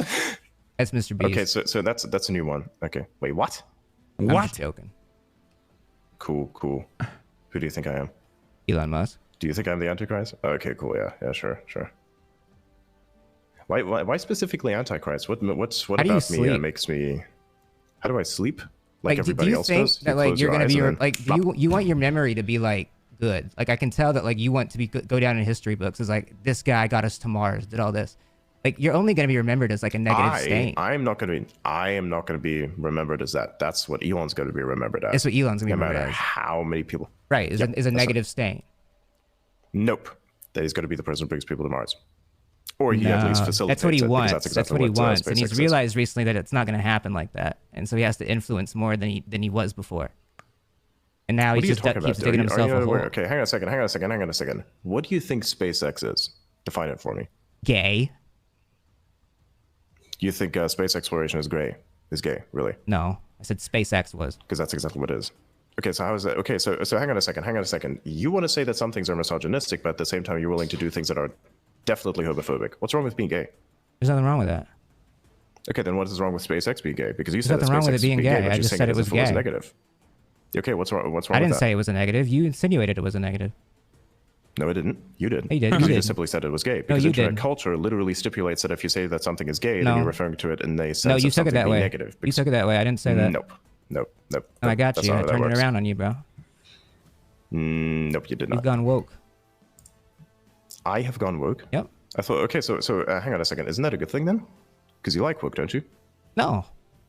No, you said, you earlier you did say that woke is kind of badass. Woke's, I mean, sometimes. So then what's wrong with that? Am I becoming I guess better? there's like. Is that what you're trying to say? I guess there's like nuance You're to a saying lot it like of a things. negative. What's wrong with it? There's like nuance to so much in this world. Okay, that so you were- hang on a second. Are you saying that there's parts of woke that's bad? Yeah. Which parts? That like maybe you can be too woke sometimes and like alienate people from like learning about like how they can actually progress their view of the world and social systems around them. Like DEI, for instance, that would be pretty bad, wouldn't it? No, DEI was awesome. Twitter was so much better with DEI. No, it wasn't. Yeah, it was. A There lot were of less censorship. bots. A lot of censorship. Nope. Yeah, sometimes Not you the need words. censorship though. So like Nazis don't like run the site. No, Nazis run 4chan. Yeah, the 4chan came There's to no X. Nazis. There's no because it was there's no free Nazis speech. that run X. No, the good parts of 4chan came to X, and then a bunch of people who'd like to, of course, spread their I thought you strange didn't know views, anything such about as, 4chan. people are Nazis. Again, you keep saying that, but it's not true. When did I say that? You said you don't know anything about 4chan earlier. I did not. When did I They're say that? having Point an me to it. autism. You They're got a going bunch of ban people for that ban. that We clip your do. shit. When did We I say do. that? Yeah, we do. Okay, then find that moment for me. I'd Okay. like to. Well, I'm sure that I'm trying to. I've got to end the show, bro. I got plans. Gotcha. You free next week? You free next week? Perhaps. We'll see. Yeah. I'm gonna try I'll Deadlock. let Let me you know. It's the Depends on next what I'm big gonna thing. perhaps. Like, Yeah. if also Adrian Dittman wasn't Elon Musk, though, I feel like Elon Musk would stamp it down. You know what I mean? Because he speaks for him, and enough people think he is Talking Elon. about girls, or you're talking about women specifically? Because I Either. don't know any girls, but women specifically. Either. I don't know. I'm literally like, it's not hard. But why do you want to know it so bad? It's kind of Because funny. it's weird that you can't name 3 girls. Oh, I can definitely name them. I'm just not gonna. Because it's Okay. funny, the way it makes you feel. The way it makes you feel is funny. That you can't name 3 girls. Yeah. Okay. This is just funny entirely. I think this is funny. I get it. It's like, you just name him, just name him, just name him. I get it. I'll name like, 3. by Grimes, which, Vivian, Ghislaine. Huh? Just name 3 girls. Don't do the other. Don't know the other 2. No. You want me to name women specifically? That's not a problem for me. I can do it. I'm just like pushing you because I know that you're trying to push some sort of thing, and I would like to figure that out. And I just discovered it, I believe. What'd you discover? Don't worry about it. Dick. All right. Well, hey, thanks for coming on the show. We appreciate you, bro. One more thing I want to ask. Do you know Teapot? Do you know what Teapot is? No, I don't know what that is. You talked about that earlier. I didn't know what it was. Yeah, it's kind of funny that you don't know what that is. It's literally called this part of Twitter, and it's like the tech side of things. Oh. You should look into it. It's pretty cool. The tech side. They won't like you too much. Are there girls there? Oh. Maybe. Oh, Probably not. he's so 53 years old, which is suspiciously how old Elon is. One of them? Wait, You named one woman in the hang on a teapot? second. Hang on a second. Are you not into chicks who do programming? No, I am. I'm into all You don't think kinds that's of. hot? You heard the song "Girls" by the Dare? Look that up. Is that you think? Look up "Girls" by the Dare. Connor. You'd fuck with this. Huh? Wait, he Song. said Twitter. He said this part of that's Twitter, true, not for me, T-Pox. Listen to this. I can barely hear it. Your noise canceling The kind of point is, isolates it it. talks about the guy likes all kinds of girls. It's what it is, bro. I'm trying to end the show. Thank you for coming on the show, Adrian. Thank you for coming on the show. Yeah, cool. All right, see you around. Bye, dude. Thanks for coming on. We'll talk to you soon. Bye. Sure. That was crazy. I don't even know what to say. I think there's a lot to process from that. That was crazy. I think it's him. I don't know. It could not be, which would be crazy. There's something about it, bro. I think it's him. I think his brain is so cooked. I think he is so obsessed with his own website and has no life. And he is just completely, he thinks so full of himself that he can create an alternate persona online and that people wouldn't. I don't think it's him, dude. He's figure it probably out. at the SpaceX And now he just launch. keeps digging his hole. That's the only thing I think. I mean, SpaceX launches a lot. That's what I think. Right? So he know. probably doesn't go to every, obviously he doesn't go to every launch. But He tweeted while you were live? No, I know. But like, I think someone else can tweet for him. Or he can even, it's not like his tweets are like hard to like do. Like he's just like concerning to like the fakest shit you've ever seen in your life. Anyways, thanks for tuning into the stream, guys. If you're new here, welcome. I'm Connor Eats Pants. I play Marvel Rivals and Deadlock and Nintendo games and movie games on Monday and Fortnite on don't you Friday. think the bigger indication is that he doesn't sound like Elon? He does. He just has a different by the way, shouts out to Connor Eats Pants. Go follow him. What a remarkable, incredible ongoing show. Big things are happening in the HasanAbi Head universe. What? You want to listen to Hasan? You want to listen to HasanAbi? Okay. What the hell? That's crazy. I do have this impact on cats. There are clear differences. I know Elon just tweeted. I know, I saw. His plane took off from Florida like 10 minutes ago. That doesn't mean he's in it, chatter.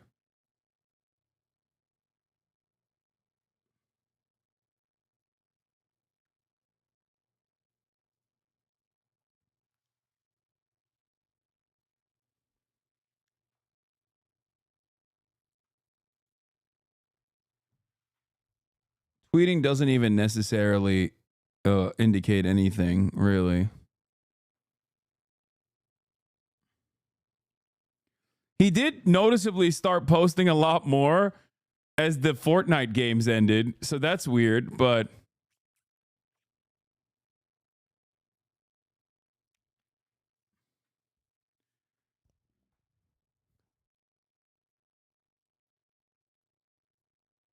also Starlink is a thing he'd be playing on his PJ. That's no. No, he would not be able to uninterruptedly play video games or be on Discord. Like, he would have had to be in the PJ the entire time.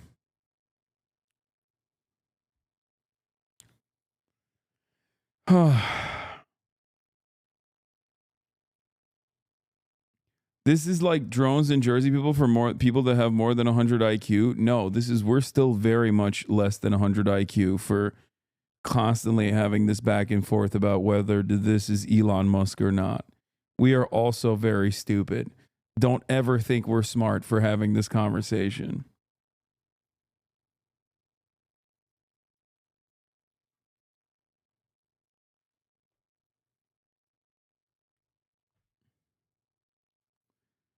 Algorithm tweet coming soon to promote more informational, entertaining content. We will post it. Oh my God, that's literally what he was just talking about. No! What? Okay, I'm losing my mind. Oh my God. Oh my God. Come on, dude. They just talked about it. Dude. Stop!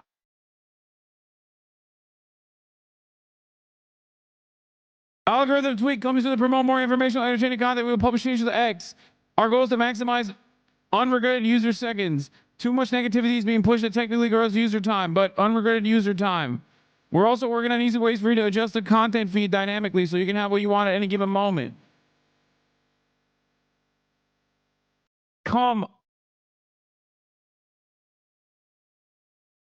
No, I still don't think it's him. But also at the same time, it's just like so frustrating.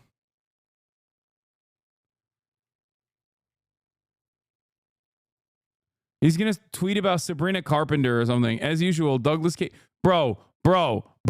He literally has started posting like crazy. He has started posting like crazy. What? He just started he was not posting that much for the past hour. 2 hours ago, worth doing. A couple of retweets. And then now he's just back to his crazy posting.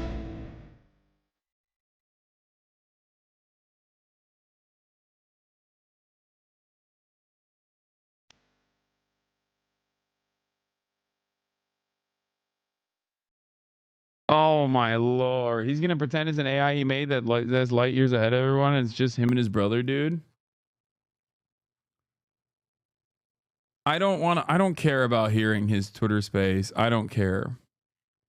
Why are you in denial?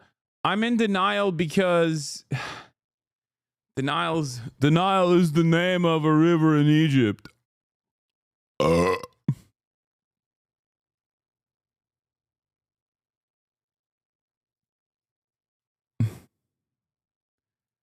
H-1B visas? It does. I think with the kind of political stuff. Cheating what MAGA is between you doesn't matter.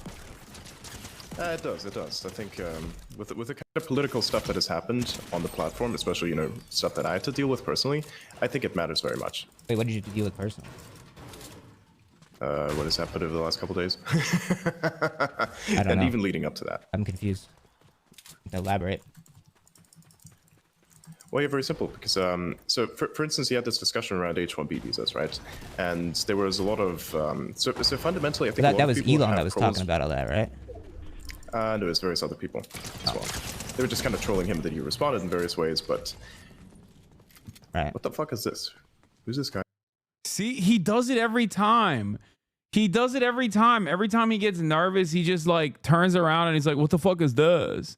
No, this is fake, chat. Stop. This shit is fake. Okay?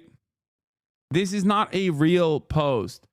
Please, you're getting duped by 4chan. That's not proof. I don't believe that one.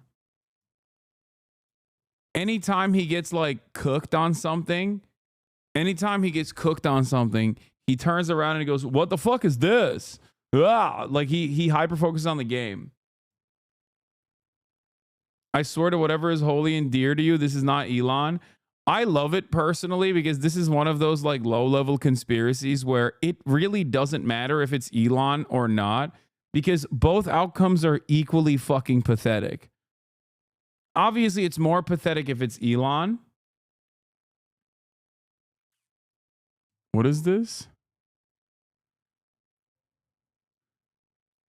Autism Capital, Lil X playing with Elon, head like bongos. They're having the time of their lives. That's love. Hello, I hope this is in trouble, but could I kindly ask you to please take this down and refrain from posting images or videos of my children in the future? I'm asking with respect and love. I know it's an odd request, but I believe fame is doing something. Fame is something that should be consented to as an adult. Have tried contacting media sites privately and not gotten responses. Not you. So going to start gently poking people about this in hopes that a mother's request can be honored. I know his dad wants to bring him out and I can't control people filming. I just like to make the situation slightly safer for his brain environment in any small ways I can. I hope you understand. Happy New Year. I'm sorry, Grimes, but I don't think that's going to happen because Elon Musk is his father. Therefore, there is very little chance that he's going to grow up to be normal on that alone. Have you seen this? Is basically not just a problem with the product, but it seems to be a problem with Elon and anything Elon like, given that I was literally the first thing she posted about. It's kind of obvious at this point that you have more of a problem with the person than you do with the product, which I think kind of invalidates any data point and position of. I mean, he says I, but also he says person, which is the most German he's ever sounded. Yeah, I don't know, man. I don't know. I don't think so. Person. The way he said person is very German.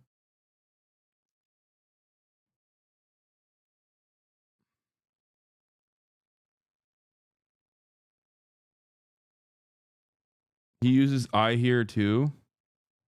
When I was like small on the internet, I would like make smaller accounts of myself and like be a fan of like myself and like make myself seem cooler than I actually am. Oh my god. That was like what I would do. I'd be like Connor Eats Pants Fan 32. That's fucking funny. Yeah. A little sad, but funny. Yeah, I never did anything like that. I didn't think you did.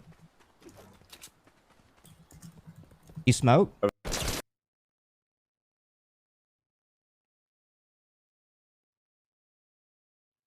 When Elon knows he's wrong, he responds with anger and defiance. When he believes he's right, he responds with derision. He definitely is not Adrian Dittman, but people should keep saying he is because it clearly annoys him to have to share attention with a random guy.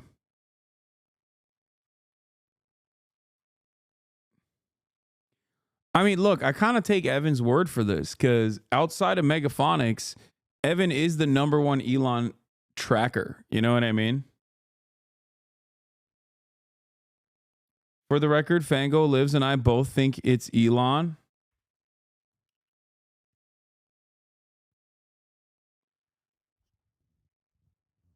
He's definitely cringe as hell.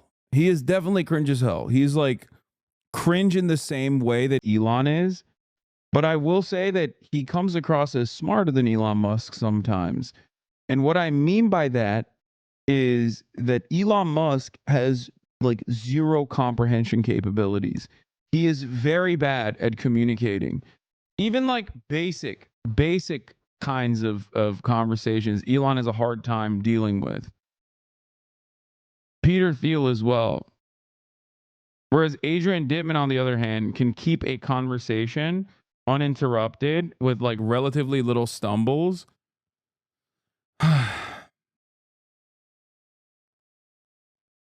Nice catch on the curse word, bro. Thank you. Yeah, I am. That's a New Year's. That is a New Year's resolution. Now, we are going to get back to the Sean Ryan podcast. But before I get back to the Sean Ryan podcast, I'm going to do the New Year's predictions and New Year's resolutions. Okay? For 2025, it's time. It's officially time. I'm busting out the Notepad application. and we're going into New Year resolutions and predictions. Okay, it's finally time. We'll start off with goals. Okay, we'll start off with goals. Ladies and gentlemen, let's go. Okay.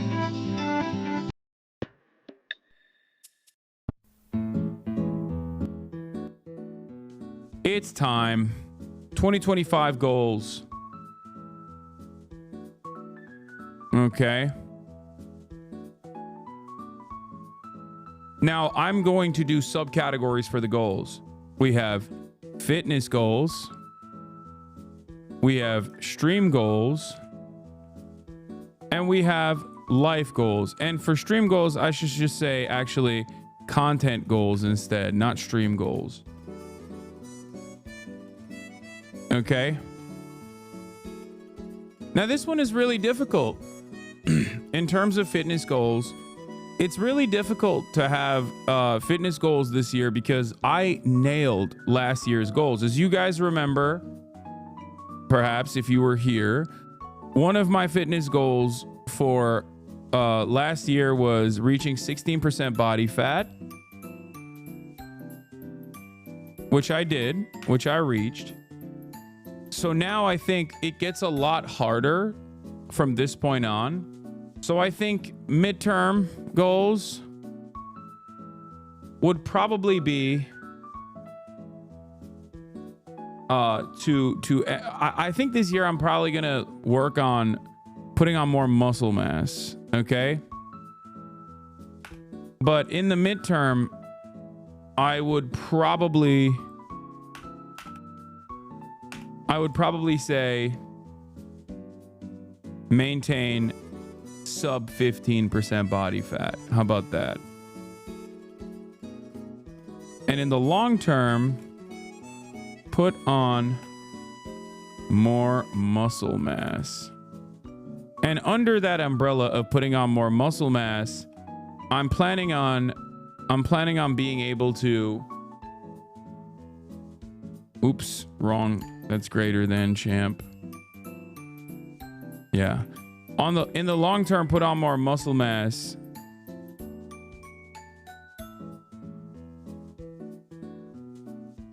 In terms of putting on more muscle mass, I'm planning on not compete. No, I'm planning on hitting hitting targets, right? Weight goals for different compound exercises. So what I mean by that is on the bench press, on the BP, hit PR, okay, which would be not even PR, but it would be my goals. I think realistically should be to be able to do 225 pounds 15 times. And I used to be able to do it 10 times, like even during my cut. 225 is 2 45-pound plates on each side, which would mean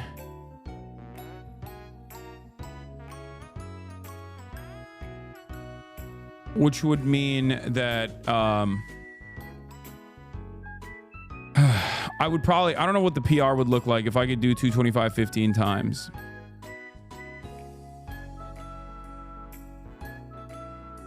I've done 225 for 29 reps. What are you, an NFL linebacker? That's like an insane number for even you. You would have to be straight up the biggest roid head on the planet / one of the strongest athletes. That's like NFL combine. People can't do that. Someone said could just be an Islander. Nah, I've done it. Okay, good luck. I would have to see that to believe it. Okay. For deadlifts, let's say 315 for this PR. One rep max. Okay. For deadlifts.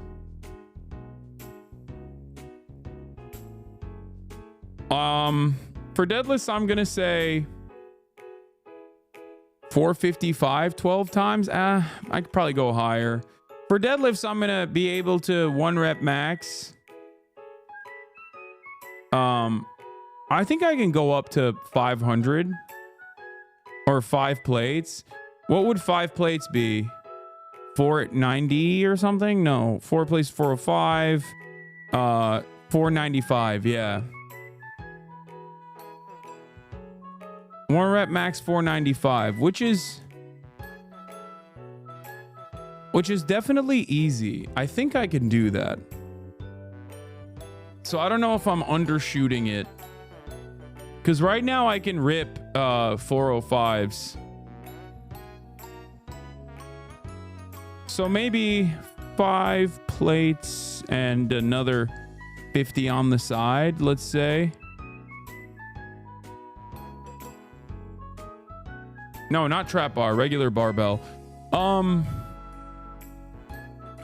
Regular barbell deadlift. Let's see. Yeah, 550. 5. Be able to do 555 1 rep max. And then squatting, I think you can do 545 times 2. I don't know if I can do that. I don't think I can do that right now. For squatting, I want to be able to do 305, or I mean 315, sorry. 12 times. So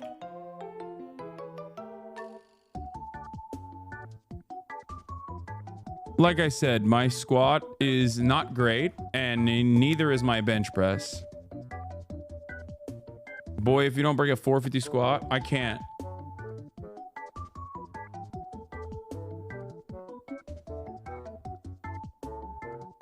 I want to increase my vert for basketball. I want to become more explosive. Dunk consistently / in a game.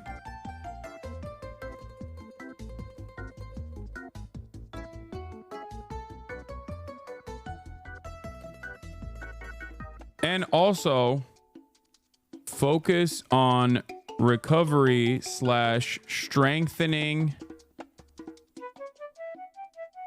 knees, or strengthening lower body in general. Because I do have issues with like knees and ankles, things like that.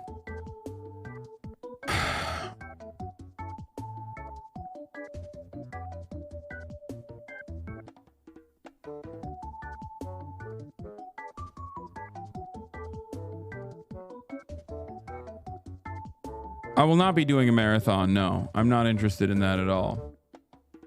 Any chin-up goals this year? Not really. Knee stuff can get tough in your 30s, so good idea, yeah.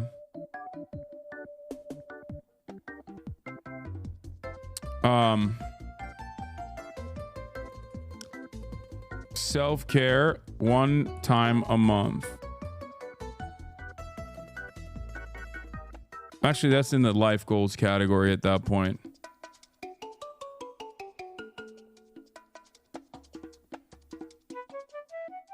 Take more time off. Lol.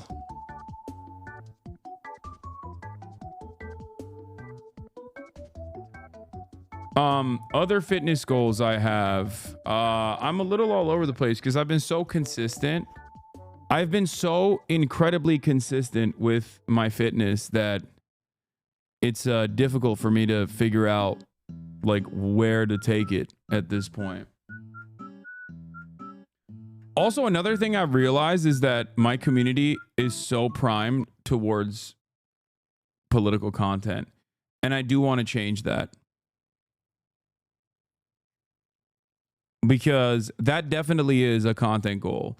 What I mean by that is like, even after the Connor Fortnite thing, like back in the day when I used to swap from like politics to, you know, reacts or whatever, we wouldn't have this much of a massive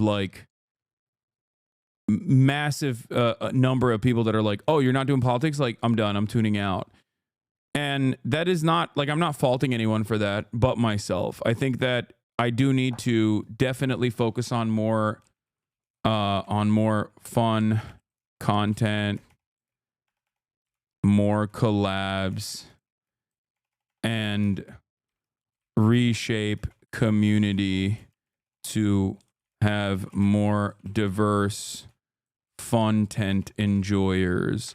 Because right now we are so primed as a community. Like, look, when politics is happening, it's fantastic, right? Everyone is like locked in, dialed in.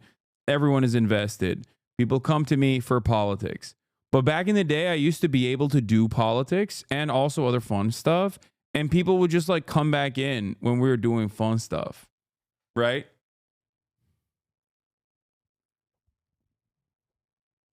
I only suggest not to replace it with drama stuff because that's always where politics frogs want to do if it's not politics. I know. We need to bring back that balance. And I think we're about to hit 7 hours. People are man, stop. If I literally went from the Connor stream directly into this, everyone would have stayed. Okay, stop. I know I'm the professional here. Please trust my opinion on this. Okay, please, I beg of you. I know as a matter of fact that if I went directly back to news and commentary, people would have stayed. They wouldn't have been like, oh, fuck this guy. I don't give a shit about his New Year's predictions, which is fine. Like, I understand that. But this community used to have like, 30 to 40K people when we were doing fun stuff as well. Yeah, ever since Russia invaded Ukraine, it's been a minimum of 6 hours of politics. Most chatters since 2022 don't know HasanAbi as a variety streamer, but entirely the news streamer and nothing else. Exactly.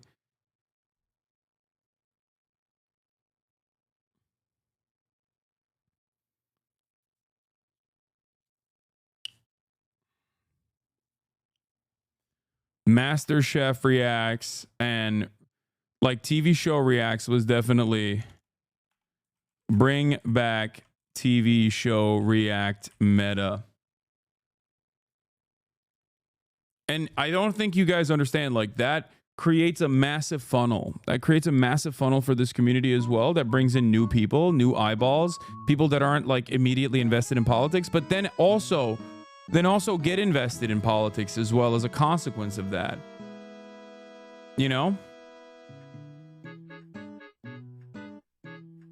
And there was a point in my career where I used to do that and more people would come in. They were like, oh, hell yeah. Finally, it's time for like MasterChef reacts or whatever. And now it's like, oh, if I know for a fact that if I swapped over from politics to MasterChef, people would be like, oh, dude, this sucks. I don't want this at all. I want politics. Get back politics. Bring back politics. Wouldn't you say that it's different because that was a platform-wide meta? Of course, you would have more people. The whole platform cared. Kind of.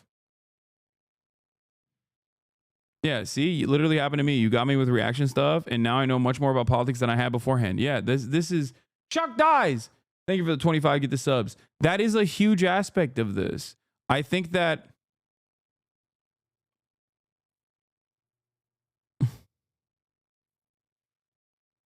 I think the more I do exclusively politics, the more people are shocked whenever I do collaborations with other people.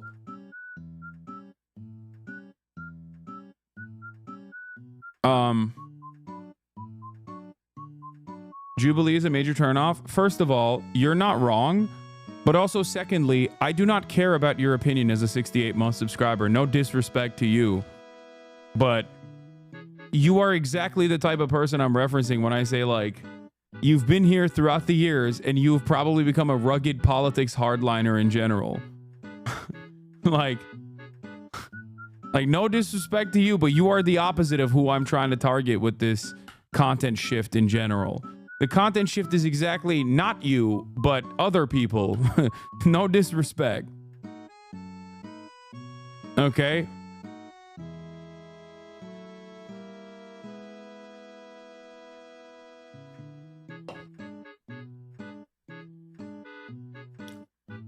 Bro, you don't want us?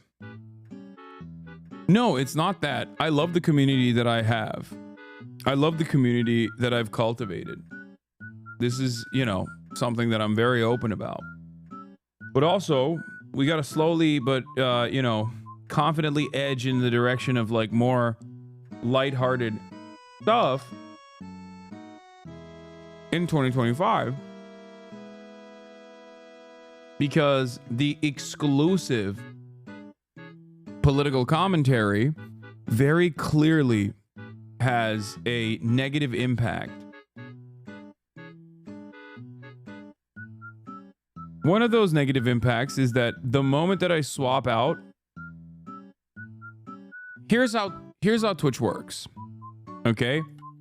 When you have 30,000 viewers, you are more likely to get 40,000 viewers. What do I mean by this? Twitch is a very top-heavy platform. So when people immediately trickle out, when I swap over to variety content, I'm no longer a variety content streamer, and I'm no longer at the top of just chatting. So more random people don't tune in for variety content. I also don't churn out variety content on YouTube and all the other platforms where people clip stuff. And therefore, people don't know me as a guy who reacts to random things or a guy that has fun. People only know me as a guy that does politics. So the expectation from my audience is only politics. Now, that's normal and good. There's no issue with doing only politics. I love politics. I do it all the time.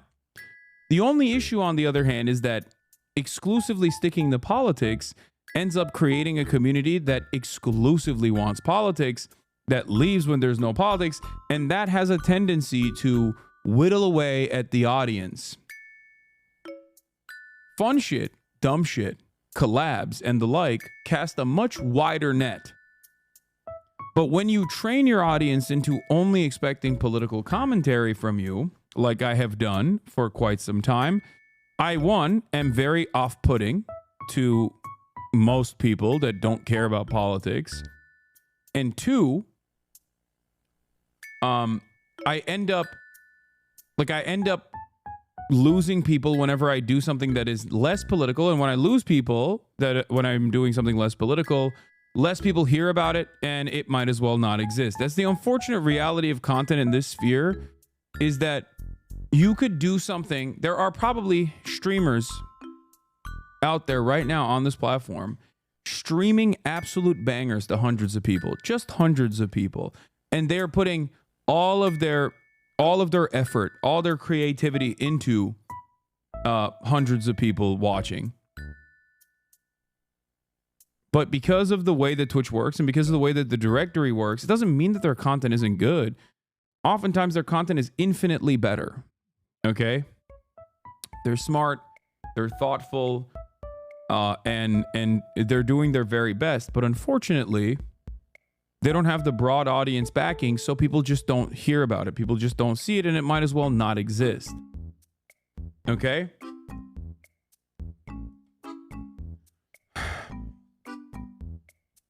That's it. That's the reality.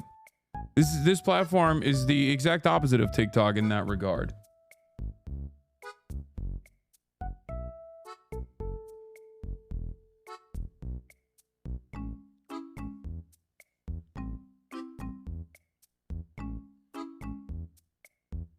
So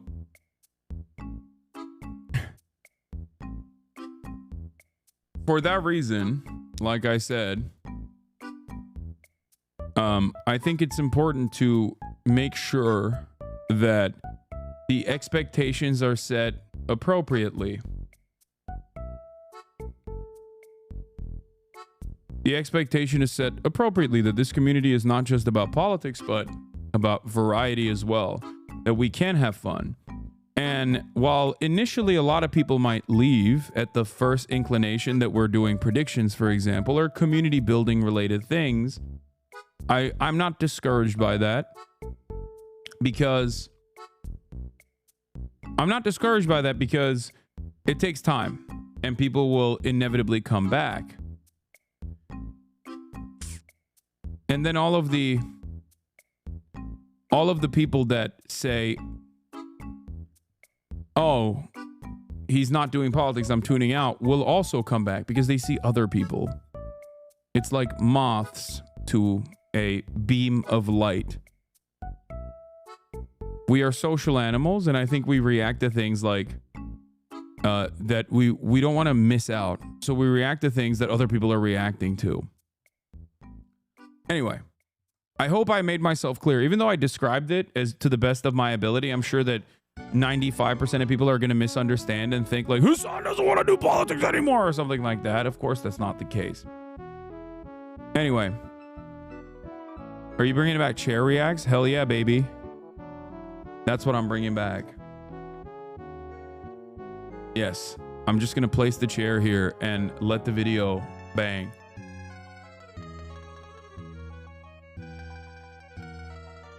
Can I give some good faith constructive criticism? I recommended you to an IRL friend one time and he tuned out after watching you only 1 hour since you were talking about some D drama for a portion of the stream and he was just so confused. Obviously, you understandably got to bite back when getting flamed by DG and haters, but perhaps maybe you did give too much stream attention to them sometimes. Yeah, no, that is not good constructive criticism. That's bad constructive criticism because in the process of doing 8 to 10 hour streams, I think the coverage that I've done on that issue is like so marginal and so minimal. It might have been a, unlucky moment, I guess, for your friend.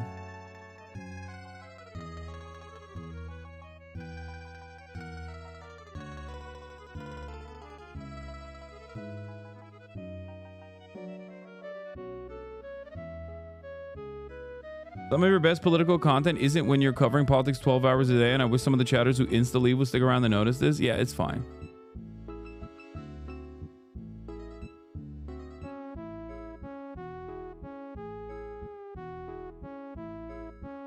Bro, that's the most constructive shit. Okay, again, look. No disrespect, but for the 45-month subscribers, I'm not talking to you. I'm not talking at you. I'm not talking about you. Okay?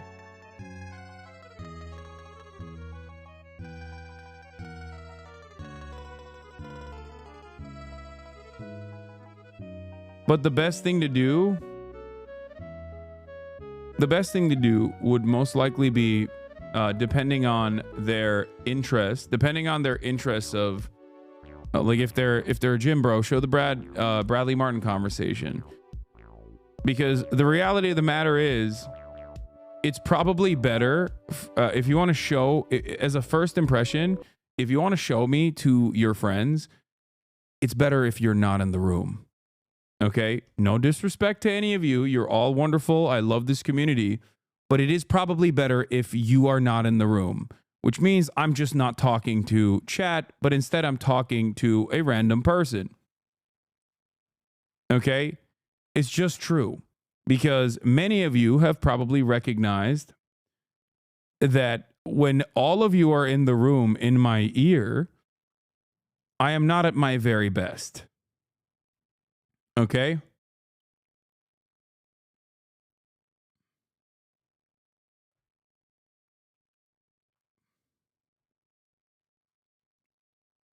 Do you feel me? You understand what I'm saying?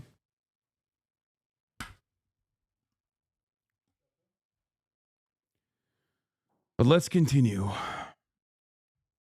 My friend said you don't smile. It's true. I used to a lot more, which is, we're going to get back to that. Okay? Smile more. More travel content.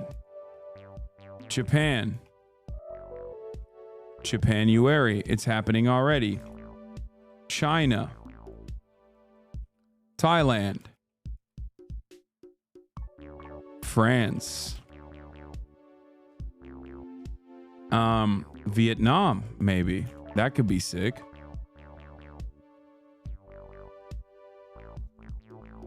Korea.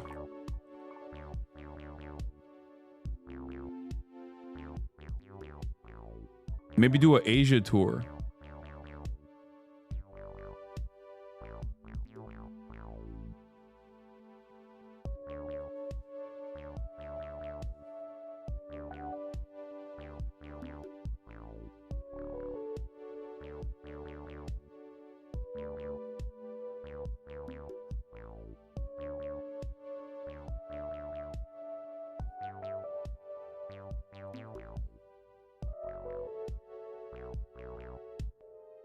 So that's a That's a option. Bingo. You take relative news and can apply materials and make a political conversation based on theory about anything current. You make it digestible for Zoomers who can't read. Like everything can be dialectical materialism.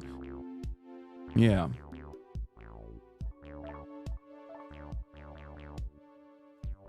Hasan, will you maintain 50% body fat while you add muscle, or will you bulk and cut? I would potentially bulk and cut. Or main gain and cut. I want to see more of this, Hasan. No, let it out the closet. Have sir make it through. Well, you're yeah, I'll be looking out for you guys. I know, you gotta finally know. Let it out the closet. Have sir make it through. Well, you're all right? Yeah, we got to do more. We got to do more stuff like this for sure. For sure. For sure. For sure. For sure. For sure.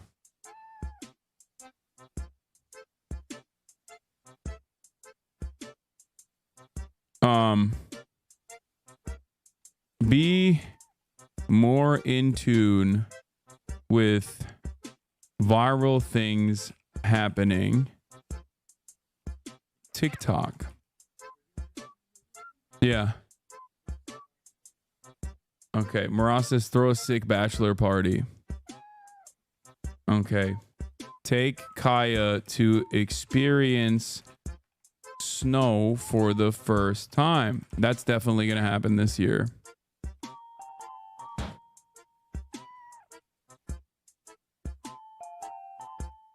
Kaya second. Well, I guess, would it be third? No. Second B-Day party. Yeah.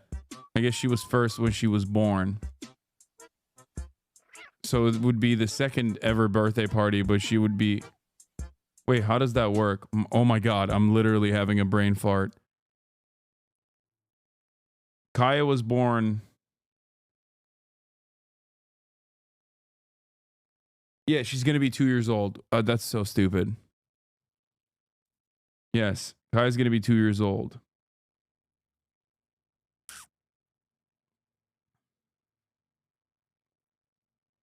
Bro, her first birthday was at 1. She is going to be 2 years old. I need to take a break. Sorry.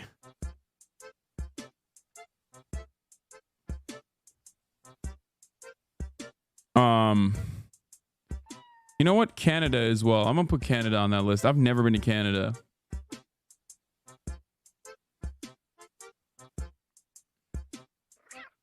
Would you ever go to Russia? No.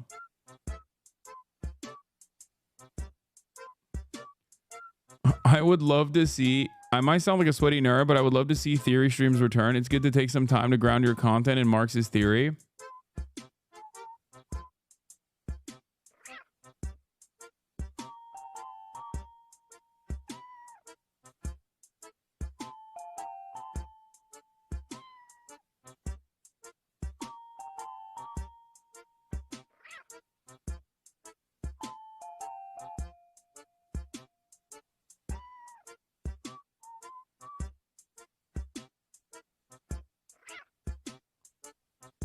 I like that the average chatter is in a permanent state of scaring the hoes. Like, they just can't stop.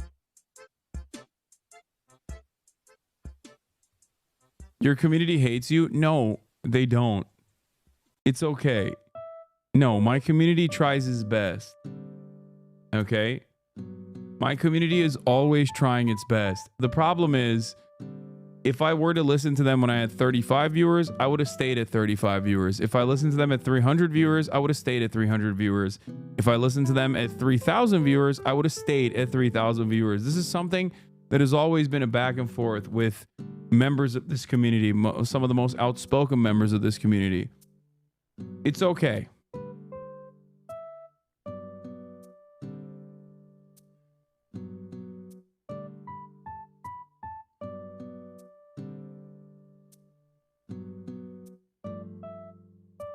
There are competing interests here. I think some of the competing interests come from people that desperately want to be hipsters about this and like want this to remain like a tiny community that's more, you know, where they can be heard more, or other people that just genuinely think that this would be good content. I don't think it will, but it's okay.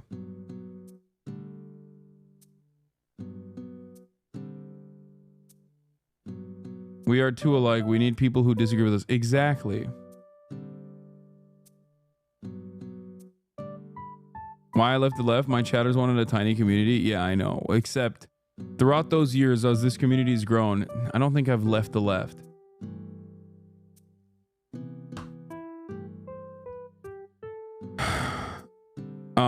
Oh yeah, DreamCon.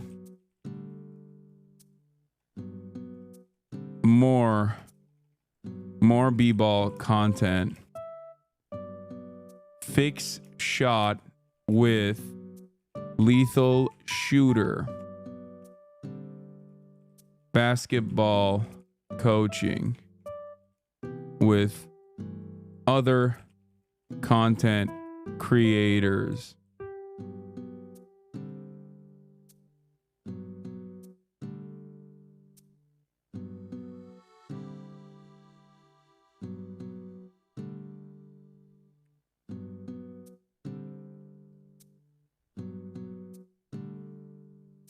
I'm not going to do a D&D stream. Cooking streams with Cutie.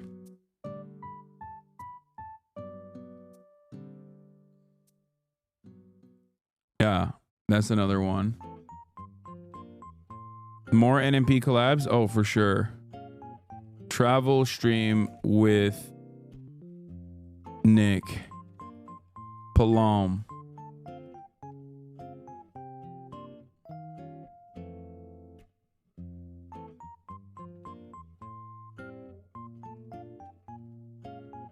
Okay.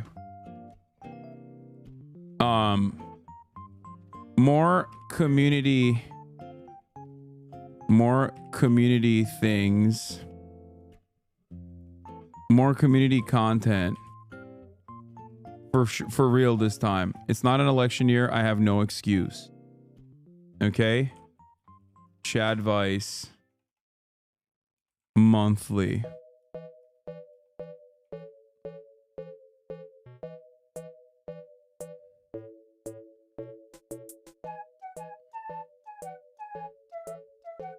P.O. Box.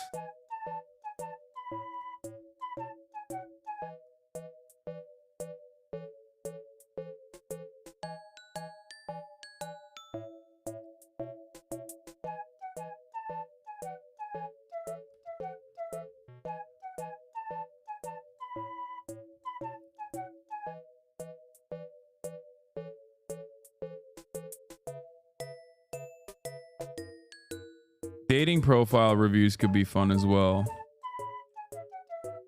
Dating profile reviews. Yeah, no, YouTube content is up here. Focus on more fun content, more collabs, reshape community, have more diverse fun content.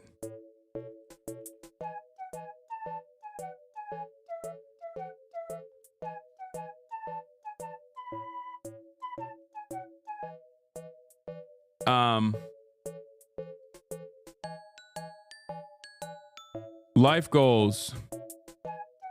Take more time off from streaming. Self-care 1 time a month.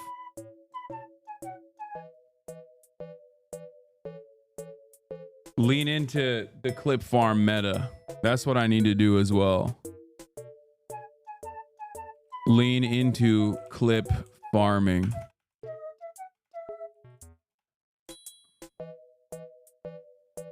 Okay, buddy. Twice a month, at least.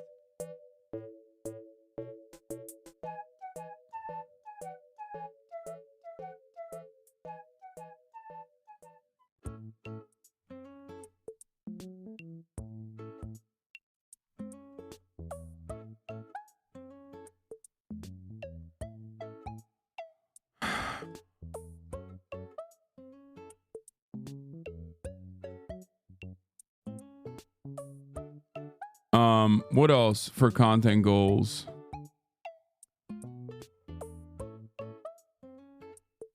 Oh, cosplay with Emaru. Yes. That's easy.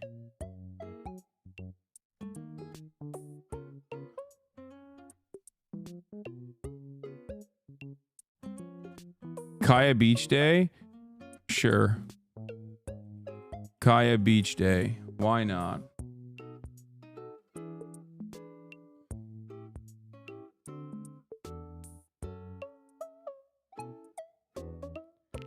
Also, dating games, scary games, more gaming. How about that?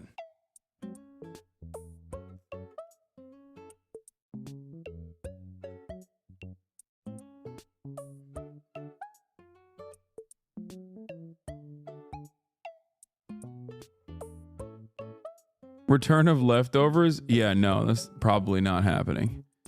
Anyway. Finish Elden Ring DLC. Finish Elden Ring DLC.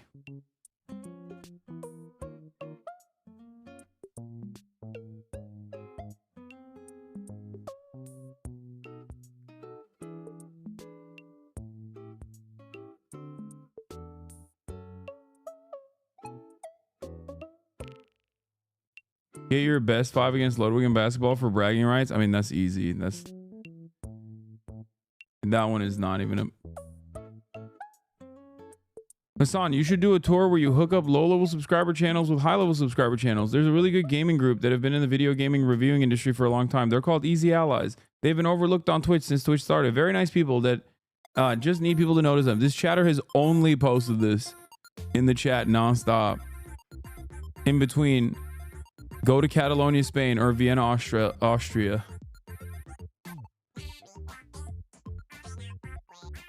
Can you give girl advice on dating? You're hot. Please don't ban me. Yeah, we usually have girl guests on as well.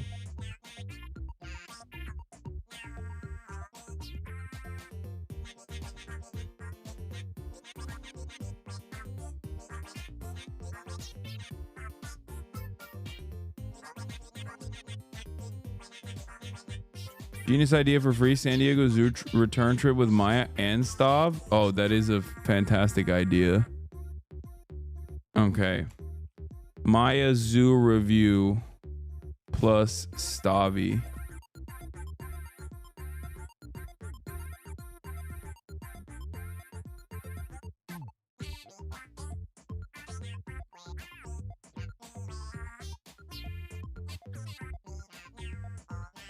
Bring back leftovers, but every week bring on a new guest co-host that your community dislikes. Maybe for the first week you could have Brett Cooper on. Okay, you said community dislikes, and then you mentioned Brett Cooper, and I feel like this community likes Brett Cooper more than me. So that would not backfire.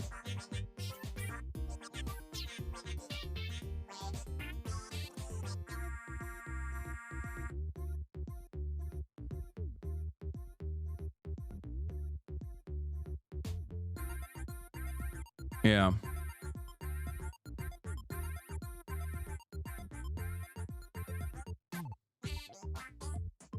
More Will Neff streams, am I right? Yes, you are right. But we're doing that already.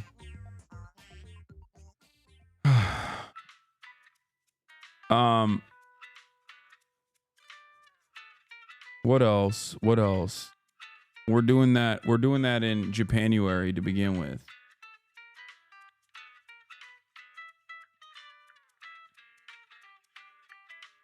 Oh yeah, collab with Keizo as well.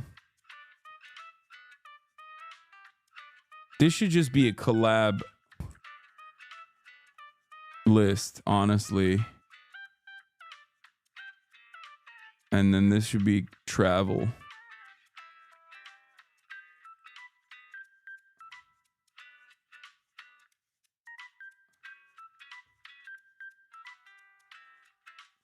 Keizo.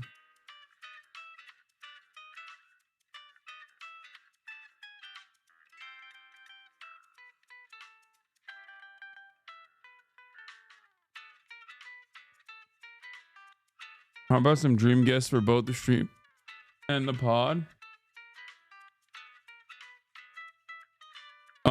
Yeah. Also, overarching content stuff. More content on the second channel. Also rebrand the second channel. More TikToks. More TikTok exclusive content, unless it's banned. In parentheses, also in parentheses, it won't be banned.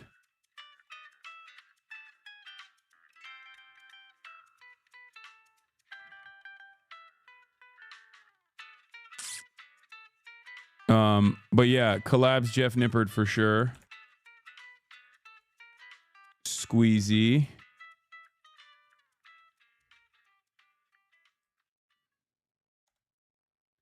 More shit like you and Will going to the Heart Attack Palace type shit, just hanging out will be fun. Yeah.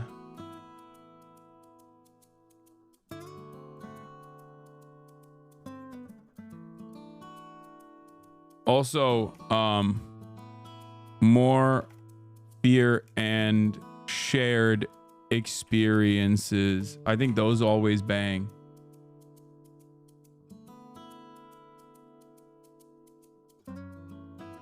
I want you to put me back on your chair to the left on one time as a New Year's resolution. Wow, the Connor Eats Pants in here. The Connor Eats Pants, Mr. Fortnite Friday. That's crazy. What the heck is the Heart Attack Palace? Oh, it was Heart Attack Grill. Here, this is what they're talking about. I used to do so much fun stuff, man.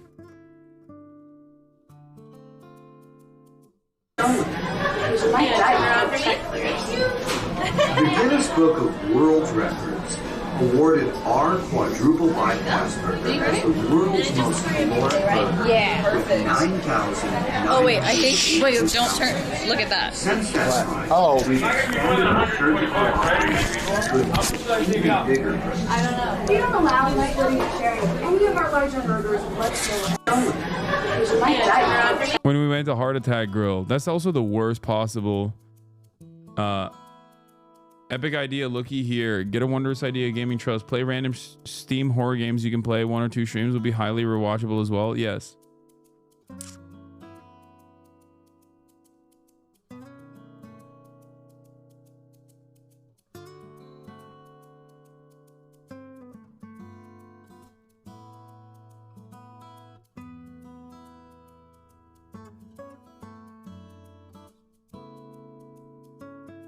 Meet Paramount leader Xi Jinping? Yeah, no. That's a stretch goal. It's not going to happen.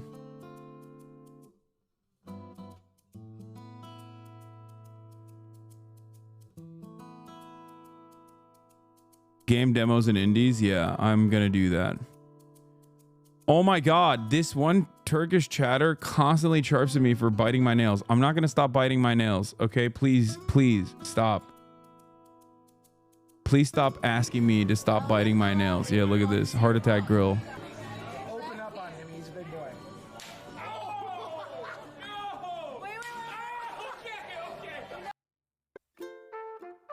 Yeah, we used to do fun stuff. Speed will meet G. Collab with Speed. Speed. You're more likely to... Wait, what? You're more likely to get a Presidential Medal of Freedom than get anywhere near CCP Politburo? I think CCP Politburo, yes. CPC Politburo, yes. But higher level CPC Politburo absolutely won't happen. It will never happen. I wish it could, but it will not. That would be amazing.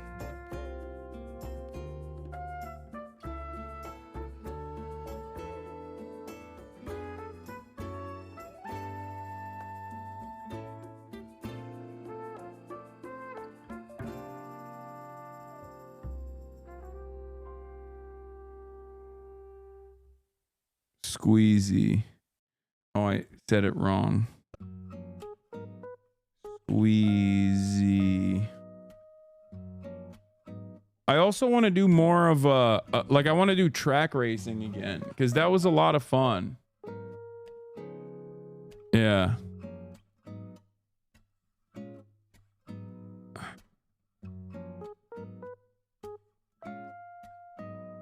This is already so much of a, this is a massive list already. Track racing. Take Austin to a straight bar.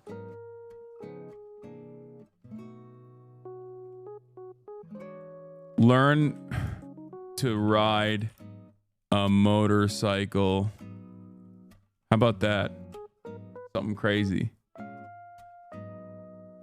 Off-roading with Murat. I mean, that's so boring. Off-roading when you're in the car is not as fun. Like when you're in the car, it's fun, but like you're not going to get pleasure out of it when you're watching.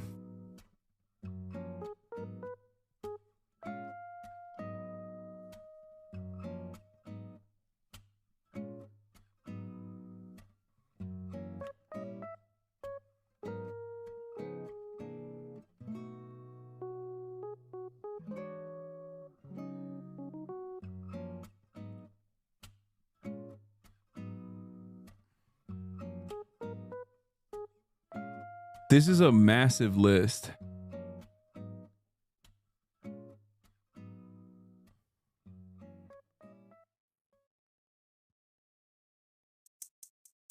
Anyway.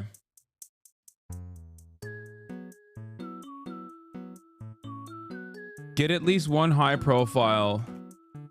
Get at least one high profile interview that seems insane. Luigi Mangione, or the guy who shot Shinzo Abe.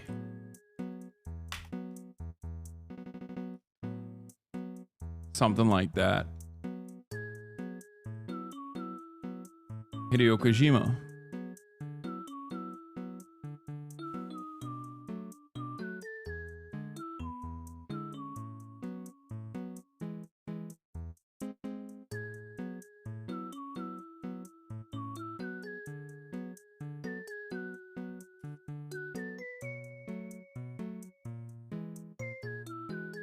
Interview Abu Muhammad Al Jalani. Okay, that's insane, and I don't want to do that.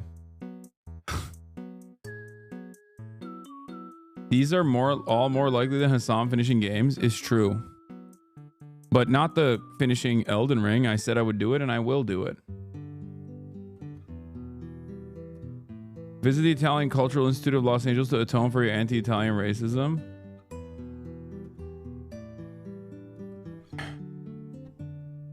Swim with fishes to defeat your fears.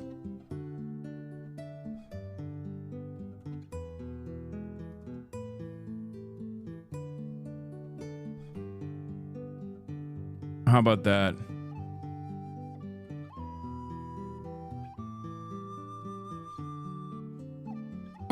Okay, life goals. Let's get to life goals. We did so much content. There's so much content goals here.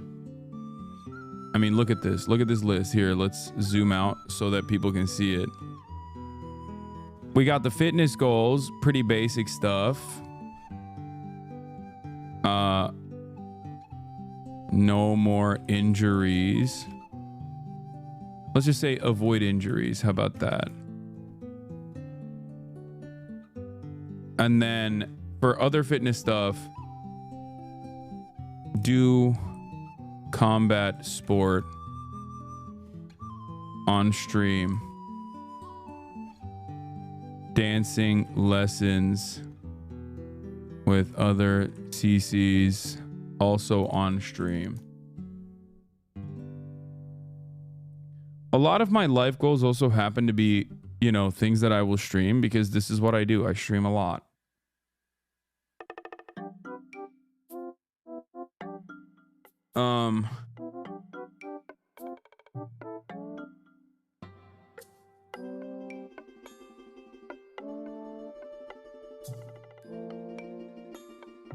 Okay, life goals. Take more time off from streaming. Self-care.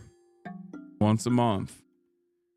Get less angry at chatters. No more cursing.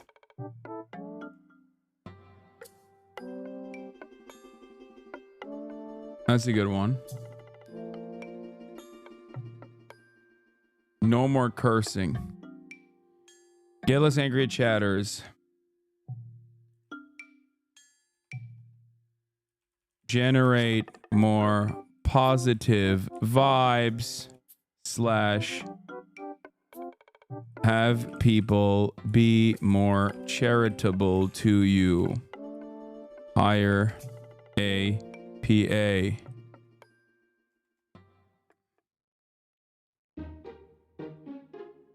Get a new car. Bro, perhaps do a Hajj or Umrah stream. Go to Saudi Arabia and visit Niam at least? Yeah, no.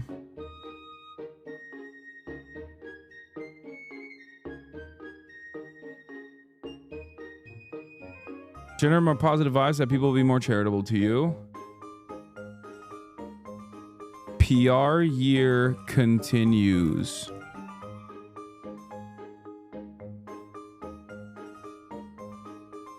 Get less angry at chatters.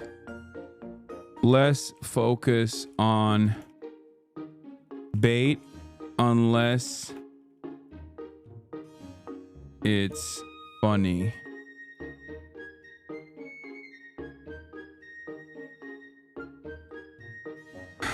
You not cursing is going to be creepy. For the past couple of days, I've already been doing that. I don't know if you guys have noticed or not. I just didn't make a larger point of it.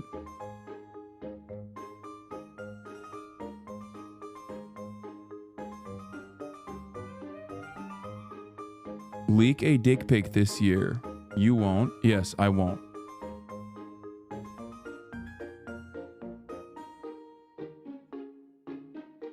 It's almost never funny. Stop trying this shit in chat. It's not an invitation for you to debate. I know.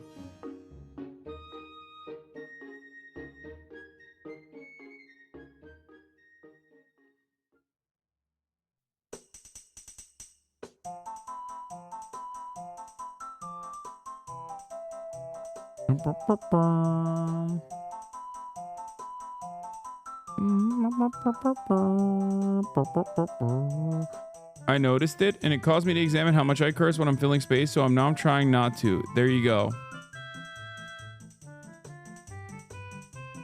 Why less cursing? I think I curse too much.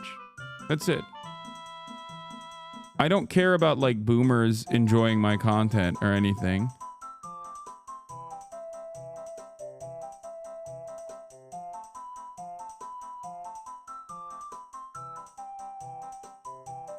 But that's it. Explore bisexuality? Yeah, no, I'm good. I don't think there's that much to explore there.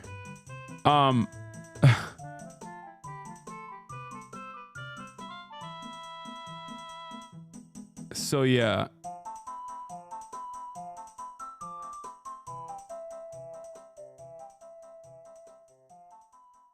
More debates for content? No. This is a bait, right? I assume it's bait.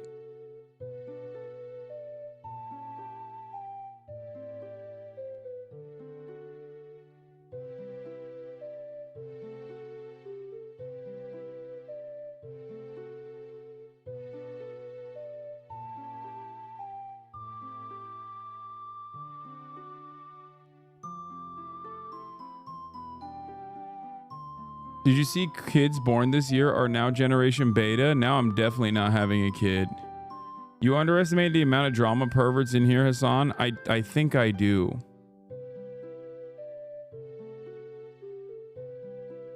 Please make more content around feminism. Maybe it will make people realize that you are not sexist, please. Probably not. I will continue making content around feminism as I do. And I think people will still continue to say I'm a misogynist, which is fine. It's okay.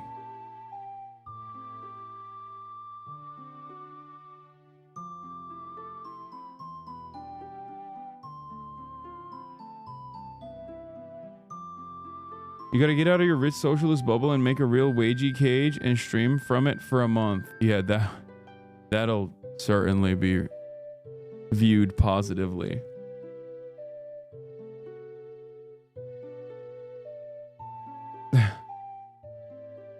Yeah, this rich champagne socialist LARPing. LARPing is a everyman.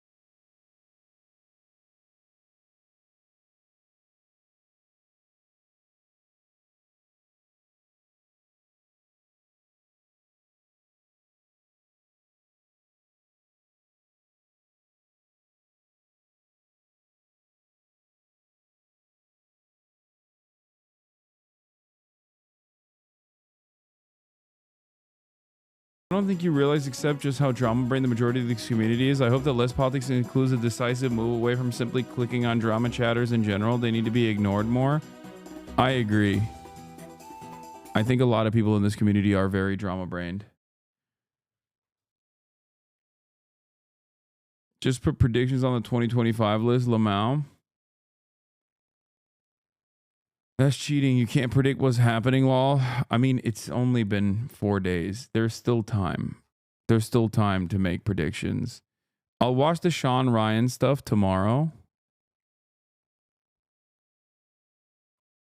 You're going to look so cool on a motorcycle. Yeah. Reinstall the embargo on Destiny Reacts. Yeah, I haven't been doing Destiny Reacts for quite some time. And I don't think I will do any time soon.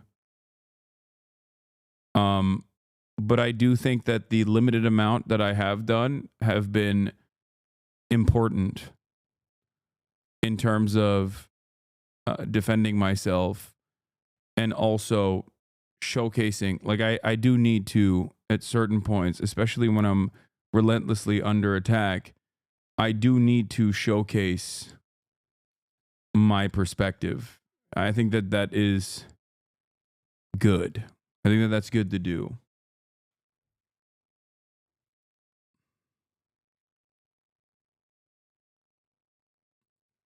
And I think it's been relatively successful. So glad we stopped reading a terrorist manifesto to watch a twink and an Elon impersonator argue on Fortnite. I don't know if you're saying fuck you. Wait, what? You're mad about that?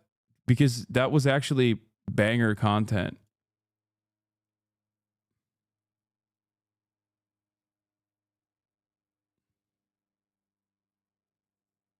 It's actually so insane how their mass brigade stopped as soon as the election was done, almost like they wanted you banned for that specific event. I think that was part of it.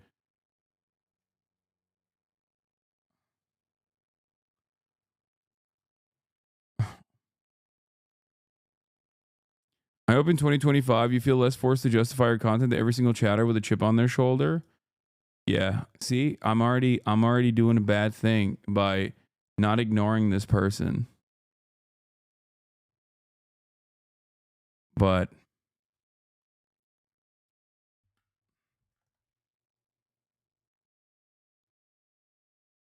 you know, it lasted 2 minutes. It didn't last for that long. But hey, listen, I said I'm going to get better at it. It's going to take time. We'll outline what your schedule definitely needs to be this year. 11 to 3 p.m., read Capital in a monotone voice. 3 to 6 p.m., debate random Discord trolls. 6 to 9 p.m., scold people for enjoying things. I failed to see how this could be anything but beneficial for your growth, honestly. Yeah. That's what I should be focusing on. Scolding people for enjoying content, I think. This will surely yield success in fostering a much larger community. And it won't make me look like a gross, unapproachable weirdo. Leftist final boss. Yeah.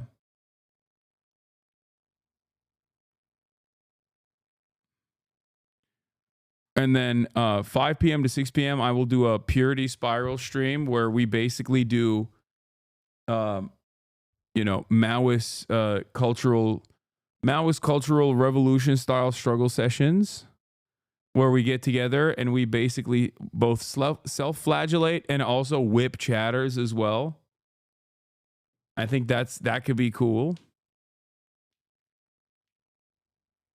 Followed by Fed jacketing and inventing numerous new ways of engaging in wrecker behavior. Because no leftist movement is complete without sectarian infighting. Okay? We have to find new and unique ways of hammering in identitarian talking points into any sort of classist, into any sort of class analysis. And also, we must do it in a way where we accuse each other of not being sufficiently progressive. In a world where most people just either laugh at or openly and actively despise progressive politics, partially because of how unapproachable, boring, and also smarmy and self-entitled, self-aggrandizing it is. I think this would yield the most positive outcome for community building. This way we will do some real praxis for once, which is not when you go out and do things, engage in mutual aid, but instead endlessly critique others who are trying to do good things. I believe this will work. This is how we become max left. Marginal differences become the most consequential alienating factors that absolutely rip apart the last remains of class consciousness and solidarity in this community. That's what I'll be doing.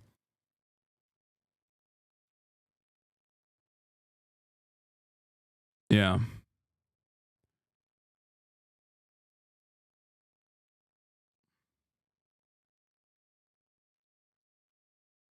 Kaya knows it's time for her. Yeah, she's already up in arms. Hello. Hello, ma'am. Anyway, on that note, it is time. Love you guys, and I will get back to predictions and more updates and the like tomorrow. Peace, everybody. California, says Hasan. The starlight to the starlight to the topic just begun. There he is again, Hasan is streaming. Hasan is streaming. There he is again, Hasan is streaming. Hasan is streaming. Reviewing the P.O. box, Uncle Uger's face. Sudden Discord agitprop, great names take embrace. Tiny Bernie Sanders, LGBTQ Air Force. The whole left at your fingertips, on at your door. H3 crowded debate, the Young Turks online show. 3 full fucking years of this, plenty more to go. 90-day fiance talks of champagne bourgeoisie. A Trump rally live reaction, a mass riot at DC.